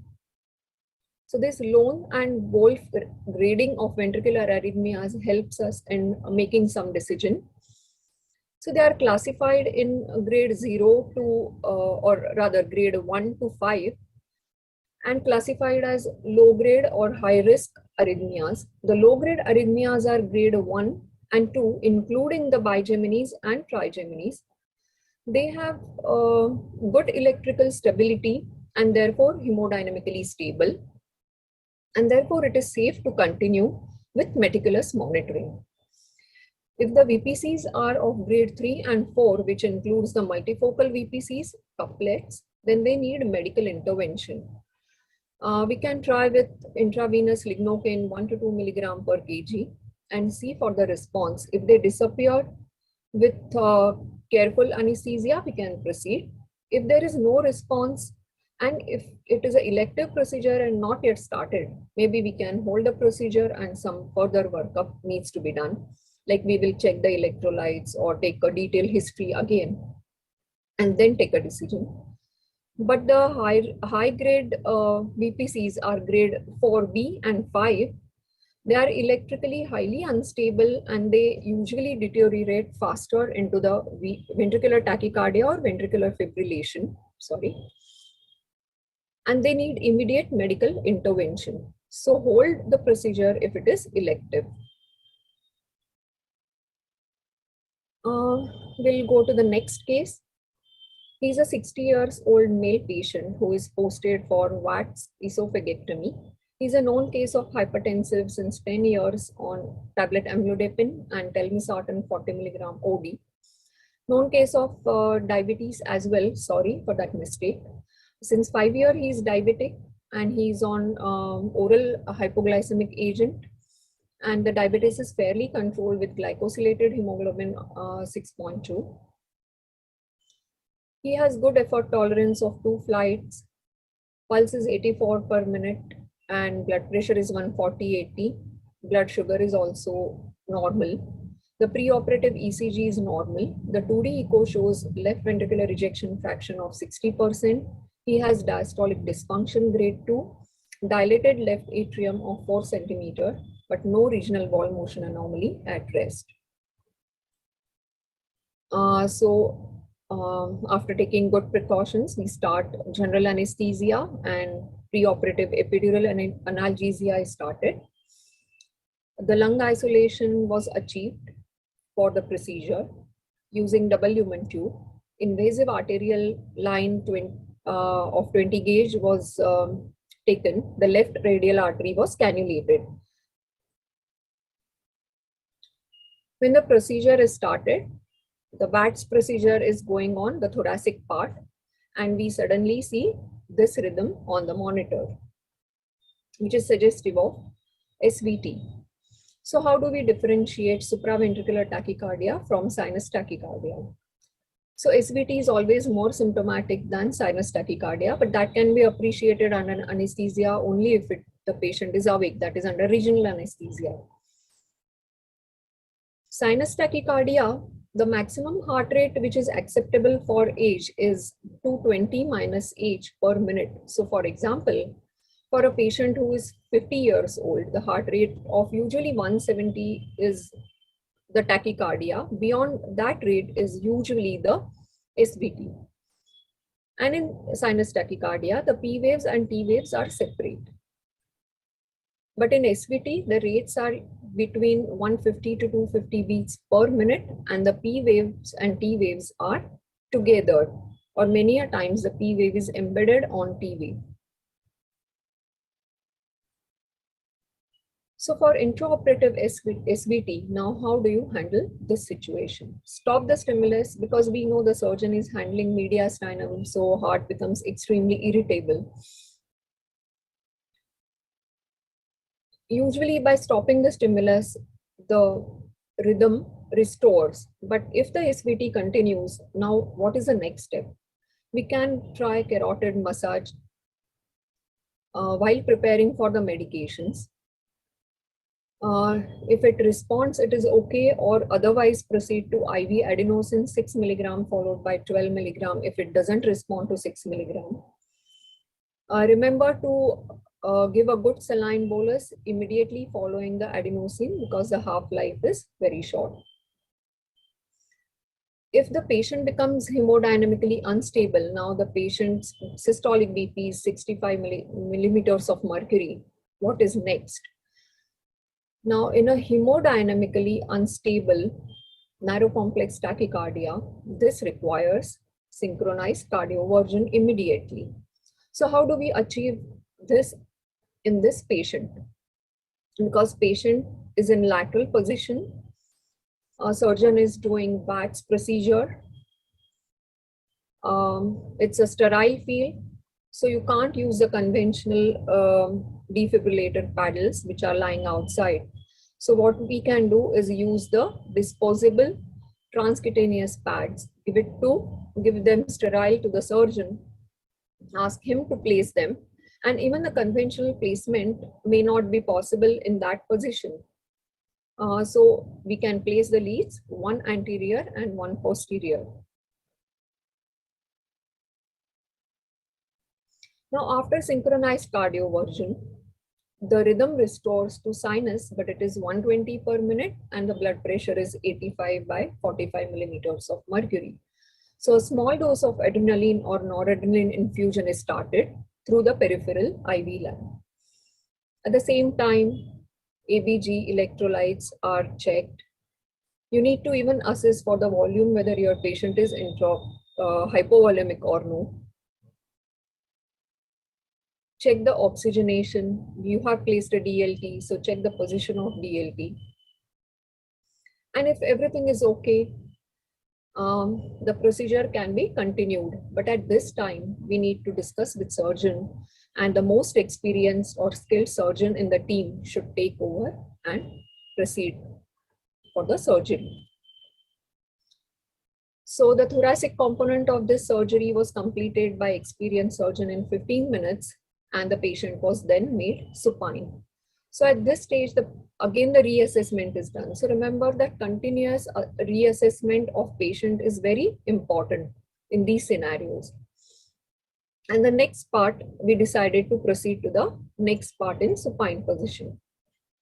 So 1 hour later, during intra-abdominal dissection, this is the rhythm which appears on the monitor. So this is intraoperative new onset atrial fibrillation. Here we need to check whether your patient is hemodynamically stable or unstable, whether ventricular rate is controlled or fast. Because the fast ventricular rate, we know that as the tachycardia increases, the ventricular filling decreases, and therefore the cardiac output decreases and they become hemodynamically unstable. So here the patient's BP was 110/68 millimeters of mercury, but with the ventricular rate of 140 per minute, that is a fast ventricular rate. And so we decided to give IV amiodarone 150 milligrams slow over 15 minutes. After some time, the blood pressure became 100/70. We had started noradrenaline. The requirement went increasing. The atrial fibrillation with ventricular rate continued, and the ventricular rate was 140 per minute. So this becomes this is becoming hemodynamic instability. So the blood pressure looks normal, but it is with the higher doses of noradrenaline or vasopressors. So we decided to cardiovert this patient with synchronized cardioversion, 100 joules biphasic, or you can use even the 200 joules monophasic, whichever is available. Now the blood pressure became 110/64. The ventricular rate settled to 76 per minute. The atrial fibrillation anyway continues. So the noradrenaline was continued, amiodarone infusion was started, 1 milligram per hour for rest 6 hours. After some time, the reassessment was done for the volume status, the intraoperative gases, electrolytes. The central line was inserted for the vasopressors. The surgery was completed. The patient was shifted then to ICU for elective ventilation and further assessment. At the end of the surgery, after shifting to ICU, it is very important to communicate with the relatives, inform them regarding the intraoperative critical events, and very important is the documentation of the event. So a little bit about the intraoperative ACLS. Around 5 to 6 patients under anesthesia require intraoperative advanced cardiac life support. Now these are witnessed events, and therefore early initiation of focused treatment is possible, and therefore it can be rapidly reversible. Usually it has better outcomes in terms of survival and residual neurological deficits. A word about intraoperative ACLS. How do we diagnose cardiopulmonary arrest under anesthesia? So the ECG shows some rhythms. Mainly the ventricular fibrillation, we know it is always the arrest rhythm. There will be loss of pulse for more than 10 seconds. And under anesthesia, how it is diagnosed, that there will be loss of arterial waveform if already the arterial line is secured or in place. The systolic pressures will be less than 40 millimeters of mercury. There will be loss of pulse oximetry graph, but that is usually less reliable because of many of the associated conditions like temperature of the patient or severe vasoconstriction. A very important marker is capnography. When the EtCO2 is less than 20 millimeters of mercury, it tells you about the reduced cardiac output. So can we give chest compressions and use defibrillator using intraoperatively? Yes, so the literature has shown that we can give successful CPR even in prone position and in lateral position if you use the hard surface behind the chest. If the patient is in any other abnormal positions, try to restore the patient to the supine position, but this takes time. So meanwhile, we can initiate the chest compression in whichever position we are. Use ultrasound for point of care and to diagnose the cause of arrest. What about return of spontaneous circulation? So if the diastolic pressure is more than 30 and ATCO2 is more than 20 during the CPR, then it is associated with good return of spontaneous circulation. But the ETCO2, if remains persistently less than 10 millimeters of mercury for more than 20 minutes, it is associated with failure of return of spontaneous circulation and is usually indicator of mortality. So intraoperative arrhythmias are testing times for anesthesiologists. It tests the hard skills as well as the soft skill of the anesthesiologist.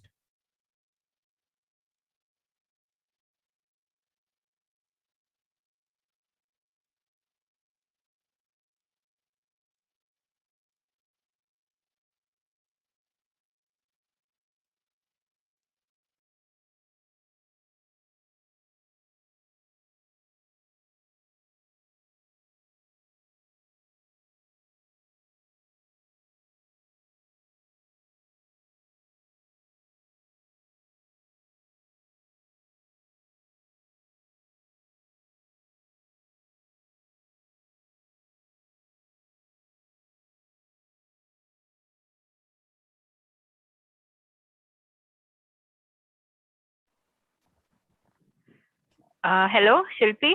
Are you there? The video stopped Yes, again. yes. I'm here. I'm here. Dr. Saloni, is there any question answers? Any questions that we have received? No questions in the chat box. Okay, then we can carry on with Dr. Harpreet's talk. Arnav, Okay. can you please put that screen on?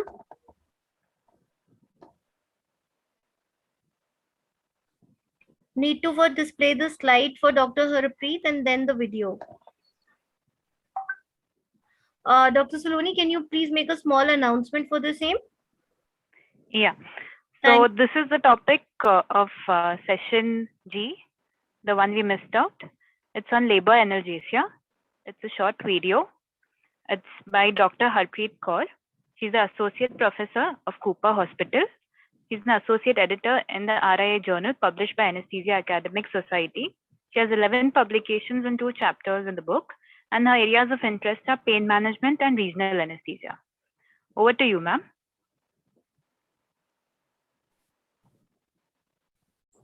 Respected seniors, my dear colleagues and my dear friends, I'm going to speak on labor analgesia. Labor pain is one of the most intense pain that a woman can experience. Maternal request is a sufficient medical indication for pain relief during labor. Our goals here are to provide adequate analgesia while preserving the ability to push, safe fetal outcomes without any adverse maternal effect, to provide an in situ epidural catheter for rapid conversion to surgical anesthesia if required. A quick recap on the stages of labor. In stage 1, that's from the onset of regular uterine contractions to full dilatation of cervix. Stage 2 is from full cervical dilatation to the delivery of the fetus. Stage 3 is from the delivery of the fetus to the delivery of the placenta.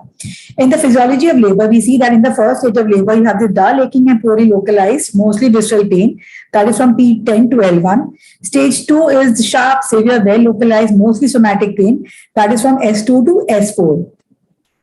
We generally put the catheter when the cervix is 3 to 4 centimeters dilated.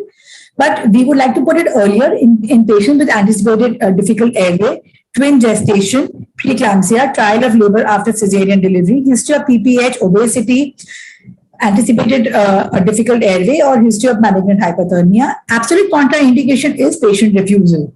But the risk and benefits have to be seen case by case. Relative contraindications would be coagulopathy, infection of the lower back, increased intracranial pressure due to an intracranial lesion. So the neuraxial techniques are what we are discussing here. One is epidural and combined spinal epidural, dural punctural epidural, then single short epidural and continuous epidural spinal. All these techniques can be initiated at any stage of labor. Epidural is a gold standard technique for providing the labor analgesia. The time of onset for adequate pain relief would be 15 to 20 minutes. In combined spinal epidural, the dura is punctured with the spinal needle, And generally, many anesthesiologists give fentanyl 25 to 50 mics in the intrathecal space. Then they put the epidural catheter and then they give the local anesthetic in the epidural space. The dural puncture epidural the dural puncture epidural. Here they create a single dural perforation with a 25 gauge needle inserted through the epidural needle, and they do not give any drug in this. This is followed by the epidural catheter. So if you see in the figure, the small space created here, from here the epidural drug is infused inside the spinal space. So DP technique has been shown to improve the caudal spread of analgesia compared with the epidural. Then the single shot spinal is limited by the duration of action of the intrathecal drug. This is especially indicated with patients in rapidly advancing labor, expected to deliver quickly, or where the epidural catheter placement is technically prohibited.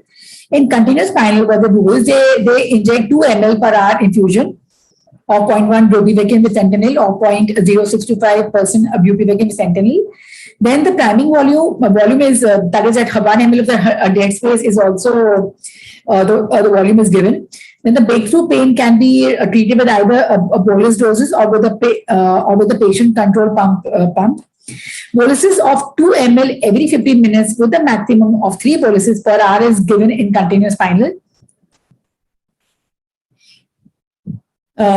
In the pre-analgesia evaluation, focused evaluation is done on patient's obstetric history, anesthetic history, general medical history. Physical examination includes the vital heart, airway, lungs, and the spine.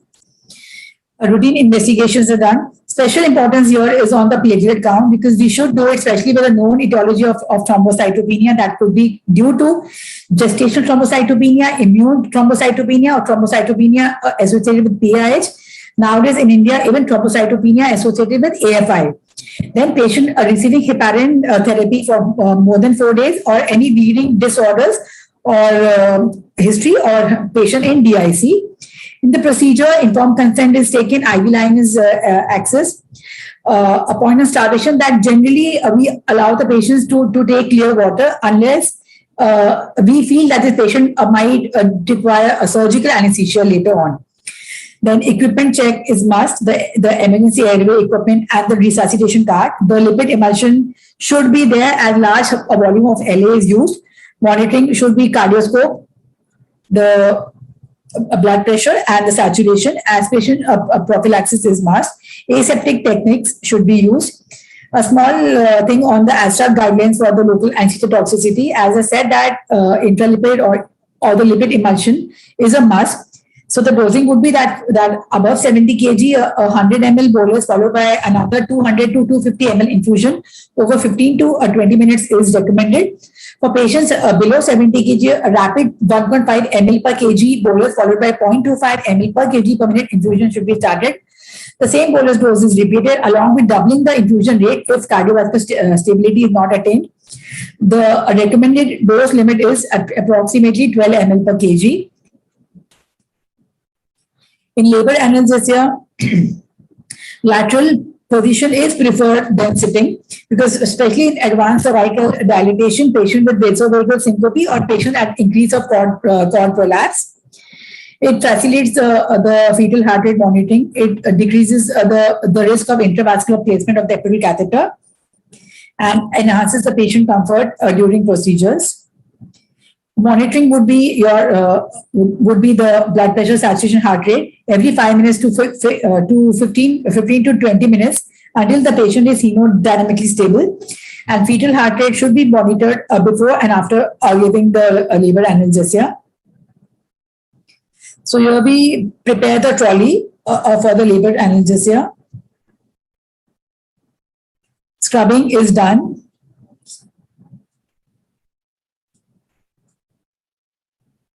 Draping is done, and then the L2 to L3 or L3 to L4 spaces are preferred here. Local anesthesia injected.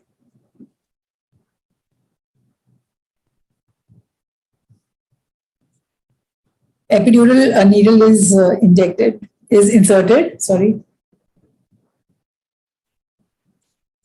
By the loss of resistance technique, the epidural space is confirmed.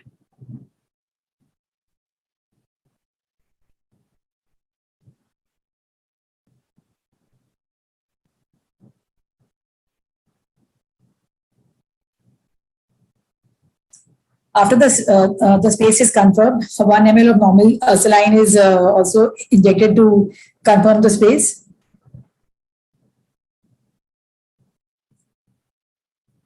A special point here is that the epidural catheter should not be deeply inserted. It should be 4 to 4.5 centimeters in only, apart from the needle length.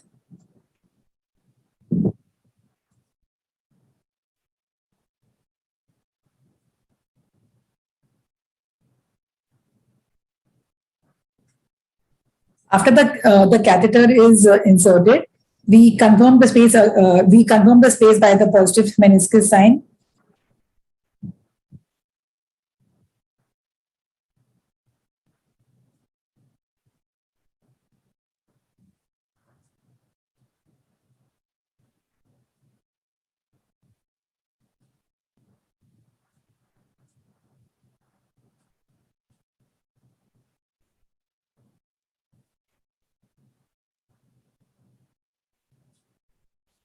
Epidural catheter is fixed here then.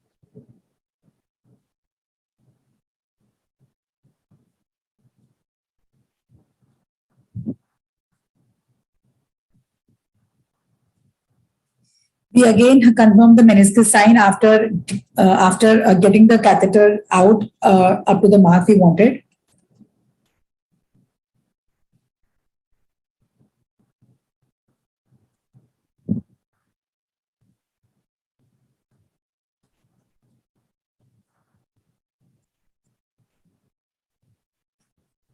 The catheter is properly labeled and fixed onto the patient.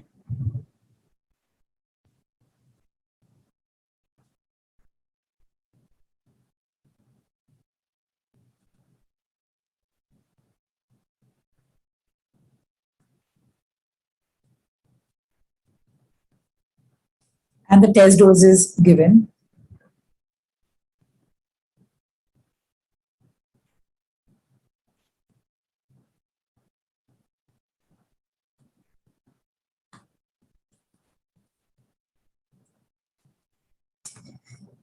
So many physicians give test dose and some don't, but test dose is given to evaluate the unintentional intravascular or the subarachnoid catheter placement. So here we give around 2.5 ml of lignocaine, 1.5% with 5 mics per ml of epinephrine. In case the patient gets a motor block after 5 minutes or something, then it's more towards the intrathecal placement of the catheter. And in case the patient gets increase in heart rate by 20 beats per minute, so that's more for the intravascular placement. After the catheter is placed, patients are typically positioned with left uterine displacement for up to 30 minutes to alleviate the aorta tubular compression. Drugs used in the labor analgesia are low doses of bupivacaine from 0.065 to 0.1 and ropivacaine of 0.08 to 0.2. With these low concentration solutions, the risk of systemic toxicity is very low, even with the inadvertent intravascular injections. But low doses, and low concentration also avoids the motor blockade. So once the labor is well established, with strong contractions lasting 1 minute each and occurring every 3 minutes, first dose is given. After negative aspiration, total volume of 10 to 20 ml in 5 ml increments is given of bupivacaine or ropivacaine. Then the sensory levels are checked. Assess the sensory levels bilaterally with cold stimuli and with sharp touch, or ask the patient to indicate where she is feeling the breakthrough pain. A low level that's below T10 may suggest a problem with the catheter or the inadequate dosing. The mode of drug administration here would be with a continuous infusion by a PCA with or without the background continuous infusion, or would be a programmed intermittent bolus with or without PCA and a clinician administered boluses. PCA permits the patient to self-administer a bolus or epidural drug solution with or without a continuous background infusion. So here the settings would be with a background infusion, it would be infusion rate of 8 to 12 ml per hour, bolus of 5 ml, and lockout would be for 10 minutes. Without the background infusion, it would be 8 ml bolus, a lockout would be 15 minutes, and no hourly limits here. They are programmed intermittent pump delivered boluses. They provide optimal analgesia with higher maternal satisfaction and enhance a sense of control during labor. PCA with continuous background infusion may reduce the need of unscheduled clinicians' interventions and improve the maternal analgesia when compared with the PCA alone. The programmed intermittent bolus is a technique of epidural anesthesia in which the bolus of local anesthetic are automatically injected into the epidural space at predetermined intervals. The advantages of continuous epidural infusions would be that they decrease the workload of the clinician, decrease the fluctuations in pain, contributes to greater patient satisfaction, may reduce the risk of local anesthesia toxicity and hemodynamic instability. They do not eliminate the motor block or the need for rescue boluses. The side effects of the relaxant analgesia are hypotension, pruritus, nausea, vomiting, fever, shivering, urinary retention, and delayed gastric emptying. A slide on ambulatory analgesia or walking epidural. Its advantages is that the gravity may affect the rate of cervical dilatation. The movement of the pelvis may encourage the correct positioning of the fetal head.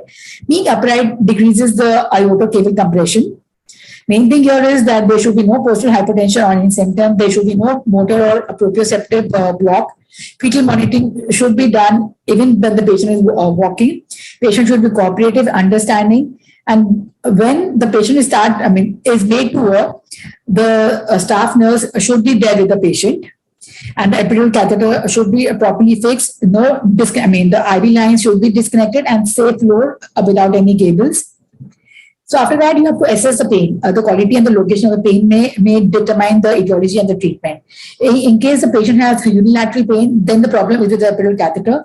Or increasing perineal pain means either the progression of labor is quick and there is inadequate sacral block. Mild pain, you can give 1 or 2 boluses of PCA or high volume top-ups with or without opioid. And consider increasing the background pump rate or decreasing the bolus dose interval. For moderate to severe pain, give a concentrated bolus of 3 to 5 ml or 0.25 bupivacaine. For unilateral pain, place the patient in a lateral position with an uncomfortable side down. Consider withdrawing the catheter 1 centimeter depending on how far the tip is in the epidural space. Give a bolus of 6 to 10 ml or 0.125 or 3 to 5 ml or 0.25 bupivacaine. If pain still persists, after 20 minutes, replace the catheter. Assess the epidural catheter and the equipment function also should be assessed. Confirm the pump is appropriately delivered, giving the medication, and the patient is using the bolus doses. The advantages of labor analgesia is that it attenuates the sympatho-adrenal response to pain, which results in greater maternal cardiovascular stability. It improves the uteroplacental perfusion and improved fetal outcome. It prevents the maternal hyperventilation, which causes the hypopapia-induced vasoconstriction and the reduction of the uteroplacental perfusion. The reduction in the work of breathing and the oxygen consumption also results in less maternal lactic acidosis. A quick slide on the today's scenario, that's labor analgesia with COVID-19. So COVID-19 is not a contraindication. Early epidural analgesia may reduce the need for GA and airway management should emergency section be required. Patients with COVID-19 are often given the venous thromboembolism prophylaxis. So consider checking the platelet count prior the block. Thrombocytopenia has been reported in both pregnant and non-pregnant females with severe COVID-19.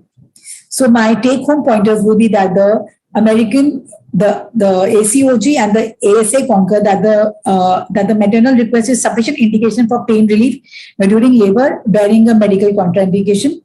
Block must be T10 to L1 in the first stage and S2 to S4 during the late first stage and second stage of labor. Thoracic anesthesia may be initiated at any stage of labor, including in early labor and at full cervical dilatation.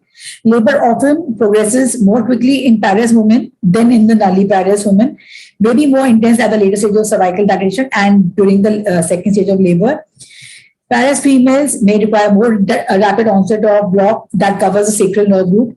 Once the catheter is in place, it should be reassessed frequently to ensure the functionality, minimize the motor block, preserve the ability to push, and maintain maternal satisfaction. Risk factors for the failed conversion of labor anesthesia to cesarean include one or two unscheduled top-ups during labor, greater urgency for the cesarean delivery, avoid maternal hypotension, all parenteral drugs cross placenta, so minimize it. Lowest effective total dose of LA and opioid should be used. Reduce the risk of LA toxicity for unrecognized intravascular catheters and for eye or total spinals. Thank you. Thank you, ma'am, for explaining labor analgesia in depth. And sorry for the technical glitches. Thank you to all the speakers. And here we conclude all the sessions. We'll move on to the short tea break, and then we'll have the valedictory function.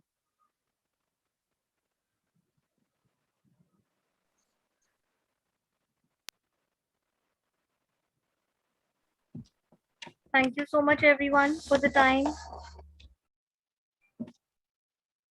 We have a valedictory function in Hall A, which is going to start after the sessions are concluded in Hall A, and maybe you can wind up from here and move to Hall A. Thank you, team. Thank you, doctors. Thank you, Shilpi. Thank you.